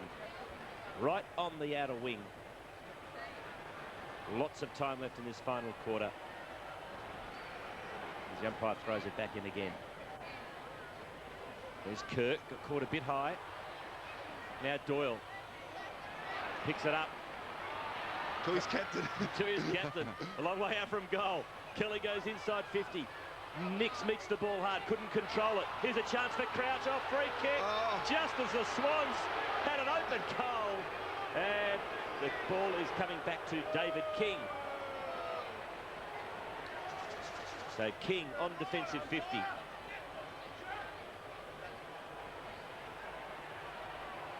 Free kicks this quarter. They've all been there. There's King. There's the kick. That is absolutely brilliant. Hits Archer from about 55 metres away. And there's Byron. Oh! Harding almost spoiled his teammate. But Byron's got it. And now it's a free kick against Kangaroos for shepherding. That is just shocker. That is not a free kick. That was just a contest. He had his eyes on the ball, didn't he? He did. Oh, he's kicking into Byron. Can he get the footy back? Now Robbins to Shannon Grant backwards to King. King's got a couple on short. That's a very clever kick inside 50 to Harding, directly in front, 45 out. Now here's the free kick. Was this a free kick? Oh. Just ridiculous decision. Oh. That was just players intent on going for the footy. Exactly. David King's second half has been quite outstanding at the back, just setting them up. Anyway, as far as the Kangaroos supporters are concerned, all's well that ends well. Because Lee Harding is directly in front, 45 out. And he's missed. As the Swans yell at the TV saying poetic justice. So Lee Harding has kicked 2 goals, 1. And the margin is 9 points. 12.5 minutes gone in the final term. Still no trends, Malcolm? No. Schwass from fullback. Long, Saddington. Couldn't quite hold on. Bolton a chance. Kelly in support. Played a wonderful game tonight, Paul Kelly. Hall's moving for him. He goes in shorter. Maxfield. He's away. Steps around King. Kicks it back. Hall and Martin. Over the top. McCartney with the fist. Rocker, what's he doing there? Out wide, Clayton. Just wobbles it into space at half forward. Foot race. Crouch and Harvey. And Crouch works it to the boundary line.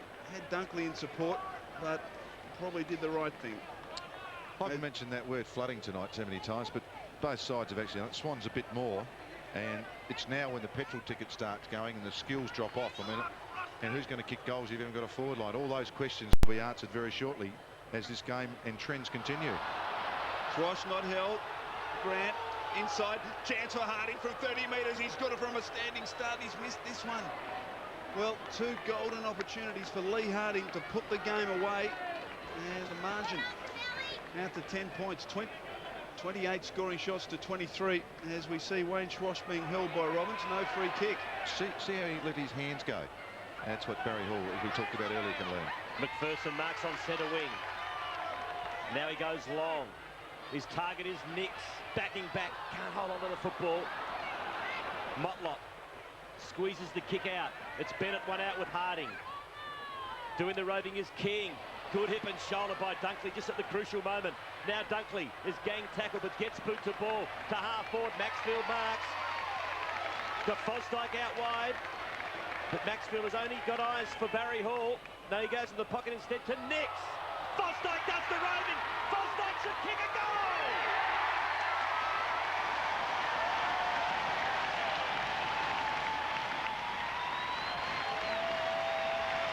It is 4 points of difference in favour of the Kangaroos. 15-minute mark final term. It's a great jump there by Nix, who's virtually playing out of the square now with Barry Hall up further the ground. And classical, the old Rovers goal. We don't have any Rovers anymore, really, do we? We have on-ballers, but wonderful, wonderful collection and terrific finish.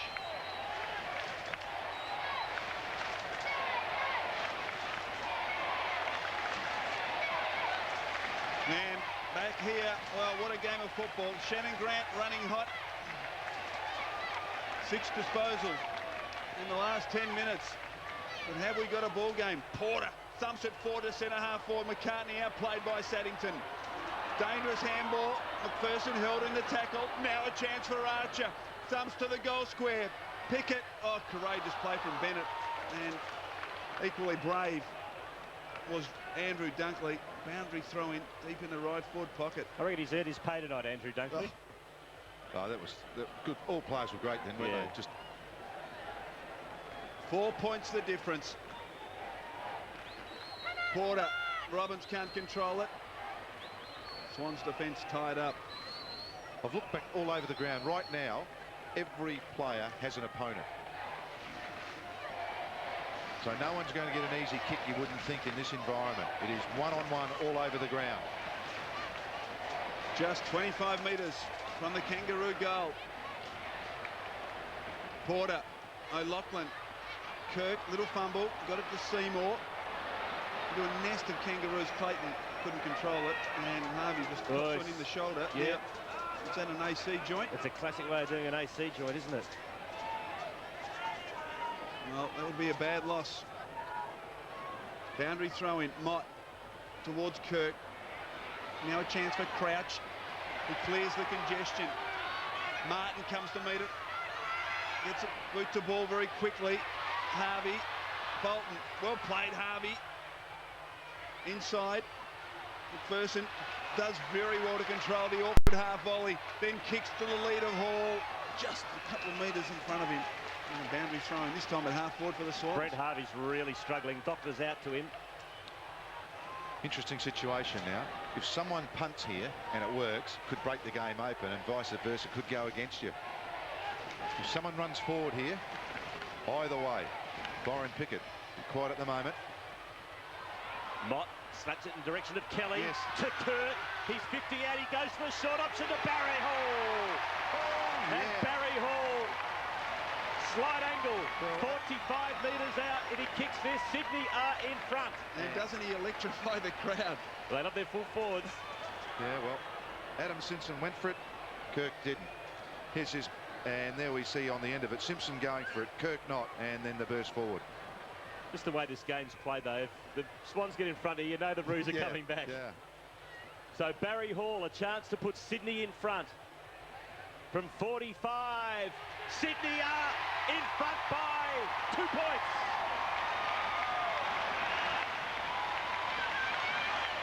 Hall's got 3, 2 in the last quarter. We talked about his ranking at three-quarter time. It's going up and up. He's kicked 2 and the Swans lead 95 to 93. There's that ball up, and there's Simpson. See, going for the ball, and there's his man. Just waited back. Someone had to go, and that's footy. Sometimes you've got to run the dice, or roll the dice, I should say, and it worked out in favour of the Swans.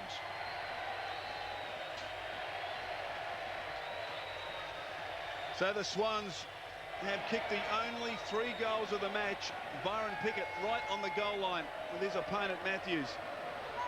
Porter dumped forward by Simpson. Robbins can't control it. Swash can. Handball was ineffective. Archer crashes his way through. A couple of tackles. Kicks from 45. This would be inspirational. Oh, touched on the line. That would have been one of the goals of the year, that one. Tell you what I did notice, Wayne Swash, when he got rid of that ball, was a very tired player. He's just having a rest out of the middle at the moment. Have a look at this. And short half head. What do you think, Michael? Oh, yeah. 1 point ball game. Dunkley at half-back. Gee, that was inspiring by Archer. Just picked at the post. As the Swans work it forward. Goods. Oh, he's got McPherson on short. He ignores him and goes long looking for Hall. Or Nix, who keeps his feet. Couldn't mark. Back of the pack, it's all Kangaroos. King. Oh, the Campbells are straight. And they've got a throw in. 30 metres out from the Swans goal. They lead 95 to the Kangaroos 94. 20 minutes gone, final turn. Inside 50s, 59 to 48 there. So Swans have had it down there in a bit more than the Kangaroos. Swans in front for the first time since the 20-minute mark of the second quarter. Mott scrambles a kick towards goal, bouncing offline. Margin back to 2 points. 29 scoring shots to 26. The Swans in front. So David King has the task. They're trying to create something from the Kangaroos. Dumps it long. Archer. Porter. He's the one that got the hands on the footy. Caught high was Grant. It's a free kick. And Shannon Grant is awarded a free kick. So he's got it at half-back. Just over 5 minutes left in the contest. You'll get a 5-minute warning soon, and then you'll see the clock disappear. And that's just a beautiful pass to Brent Harvey. He'll claim it as Harvey goes long. I tell you what, it's a good option. It's bouncing through. Goal to the Kangaroos.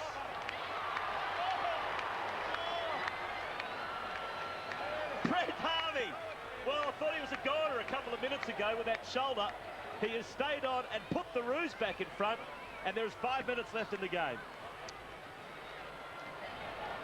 Well, the kick from Grant was an absolute shocker. And Harvey just sort of standing there, minding his own business. and then just kicks. Lets the bounce do the work, and the unpredictability of the game worked in his favour. So what a ball game. The Kangaroos lead by 4 points. 22 minutes played, final term. Ineffective ruck play. Kirk scrambles it forward. Bosdyke linking handball to Kelly, runs to 45 and drives it home for a point. Well, what a build-up. 1 goal for. Well, it was all set up for the captain there, and he let the Sydney fans down, and he let me down as well. Probably could have run a bit further, couldn't he? Yeah, I just think that, I mean, I know it's hard, but just a metre inside the right-hand goal post, and the ball just swings back in the middle. You know, I mean, that's just practice and practice and practice. Kick in. Oh, it's a tight one, but it's a mark. As the Kangaroos work the ball to the wing. McPherson to Nix. Goes short, but it hasn't come off. Cochrane has had a wonderful game for the Roos. To Motlop. Now he puts the Kangaroos to the 50. Archer is outnumbered. Staying down was McCartney. Well on by Seymour. Did he get the 3? He did. 23-minute mark, final term. Kangaroos lead by 3 points. Seymour at half-back. Short to Maxfield. It's actually a bit about staying calm now too. If you get a free kick, you really should find a teammate. You almost force them to lead to you. And this is in general play as well. So Stewie Maxfield goes long and throw. Lachlan got rid of his opponent beautifully. And it's got the mark. So Lachlan goes long. Goods has got the set. Good flies one-handed, no mark, fall of the ball. Kirk got a bad bounce. Crouch looks tired. And over the line it goes for a throw-in. 55 out from Sydney's goal. 24-minute mark, final term. Roos by 2. Make it 3. Boundary throw-in. Sydney champ goes up. What can they do? Porter and Mott, Swass straight to the line. And another boundary throw-in. See that charge by Swass then? Just try to create it. Just... Oh, it's exciting. Well, now's the time to stand up. Yeah. 24.5 minutes played, final term. Inside the final 5 minutes. Mott, sharked by Robbins, who clears it. Seymour did well, held Archer at bay. And we'll get another boundary throw-in. It's been a good duel, Archer and Seymour. Yes, Archer's been good, hasn't he? I mean, just his bullocking work sort of sets it up a bit. No one inside the forward 50 for the Kangaroos. Grant concedes some ground to Harvey, who handballs to himself, tries to milk a free kick and gets one. She's done that very cleverly a couple of times tonight. Yeah, what they'll do, the umpires will actually sit at this if they get criticism for this, and I'm not sure they will or won't, but he'll become noted and he'll just have to hang on a bit longer. I mean, it's just the way it goes. You can't keep getting kicks like that. Harvey very close to the line, rocker up high, and boundary throw-in. Should have judged that to a nicety. Right on the line that kick landed. Have a look at the Swans bench. Just the attacking side of the wing for the Kangaroos. 25 3/4 minutes, final term. They lead by 3 points. Porter, Bolton almost, slaps it out. Jones hasn't seen much game time, still fighting hard. Well played, Bolton. In hard, a bounce. And a point you made earlier, Malcolm, 1-on-1, all over the ground. Yeah, it is now. But, well, the Swans are behind, and senior players, you've almost got to do something. You've got to try something. Jones thumps it forward. Boundary throw in. 26.5 minutes played, final term. Isn't that an unlikely source for Jones, one of the youngest in the team, to actually jump over the 2 ruckman wrestling?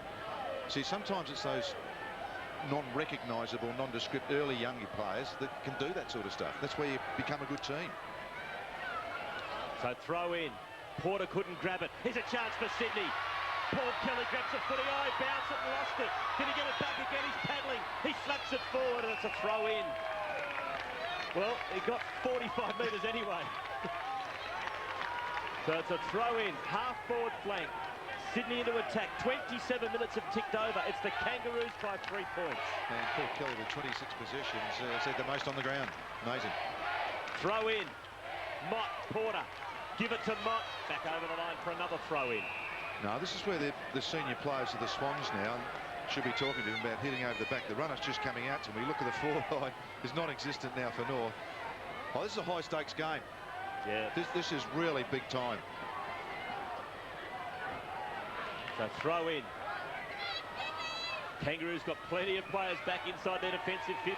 Free kick to the Roos. Byron Pickett is the recipient. And it looks as though Pagan's dropped McCartney back as a loose player in defence, leaving Saddington loose across half-back for the Swans. Now McCartney's run up to half-forward to pick Saddington up, or vice versa. 8-2, the free kicks in his final term in favour of the Roos as Pickett goes backwards 25 metres. And here comes the wind down on the clock. 28-minute mark, final term. He's got 15 seconds to kick it. Or thereabouts. Well, it's back to one-on-one now. He's going to have to go long down the wing. So David King on defensive 50. The Roos lead by 3 points. Stretching the 15 I tell you what, I'd be taking it off. The umpire put the whistle to the mouth just as he kicked it.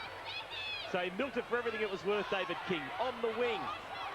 There's Kelly. Slaps it forward. Rocker's there. He fists it forward. They're playing tennis at the moment. Swats it to Saddington, who plays volleyball and Mott. Seymour can switch. There's Swans everywhere in the middle. Ben Matthews to Bennett. Last gasp stuff for Sydney. Bennett kicks the shocker. Barry Hall couldn't get there. Mick Martin will be happy to see it over the line. Just a real hamstring tester for Barry. He couldn't get there. And we got a throw in. 30 metres out from Sydney's goal. 29 minutes gone. It's the Roos by 3. What a game of football. Now it's out on the full. Sydney free kick. Oh, unbelievable. O'Loughlin from just outside 50. 29 minutes, 20 seconds played. Final term. Kangaroos by just 3 points. Sydney in attack. And Dunkley lurking. Lachlan. Dunkley. Lachlan to the front of the goal square. Dunkley at the back. The fist.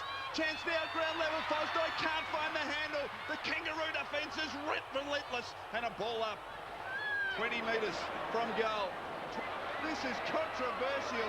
Did you see the incident? I saw the incident. He grabbed him. It was technical, but it was there. It was off the ball, a couple of metres off the ball from the bounce down. So Darren Creswell, this is the scenario. The Roos lead by 3. A point's not good enough. It got superb stuff, and the Kangaroos players stand hands on hip in disbelief. How could this game have slipped away from them? What a remarkable game of football. The Swans by 3 points.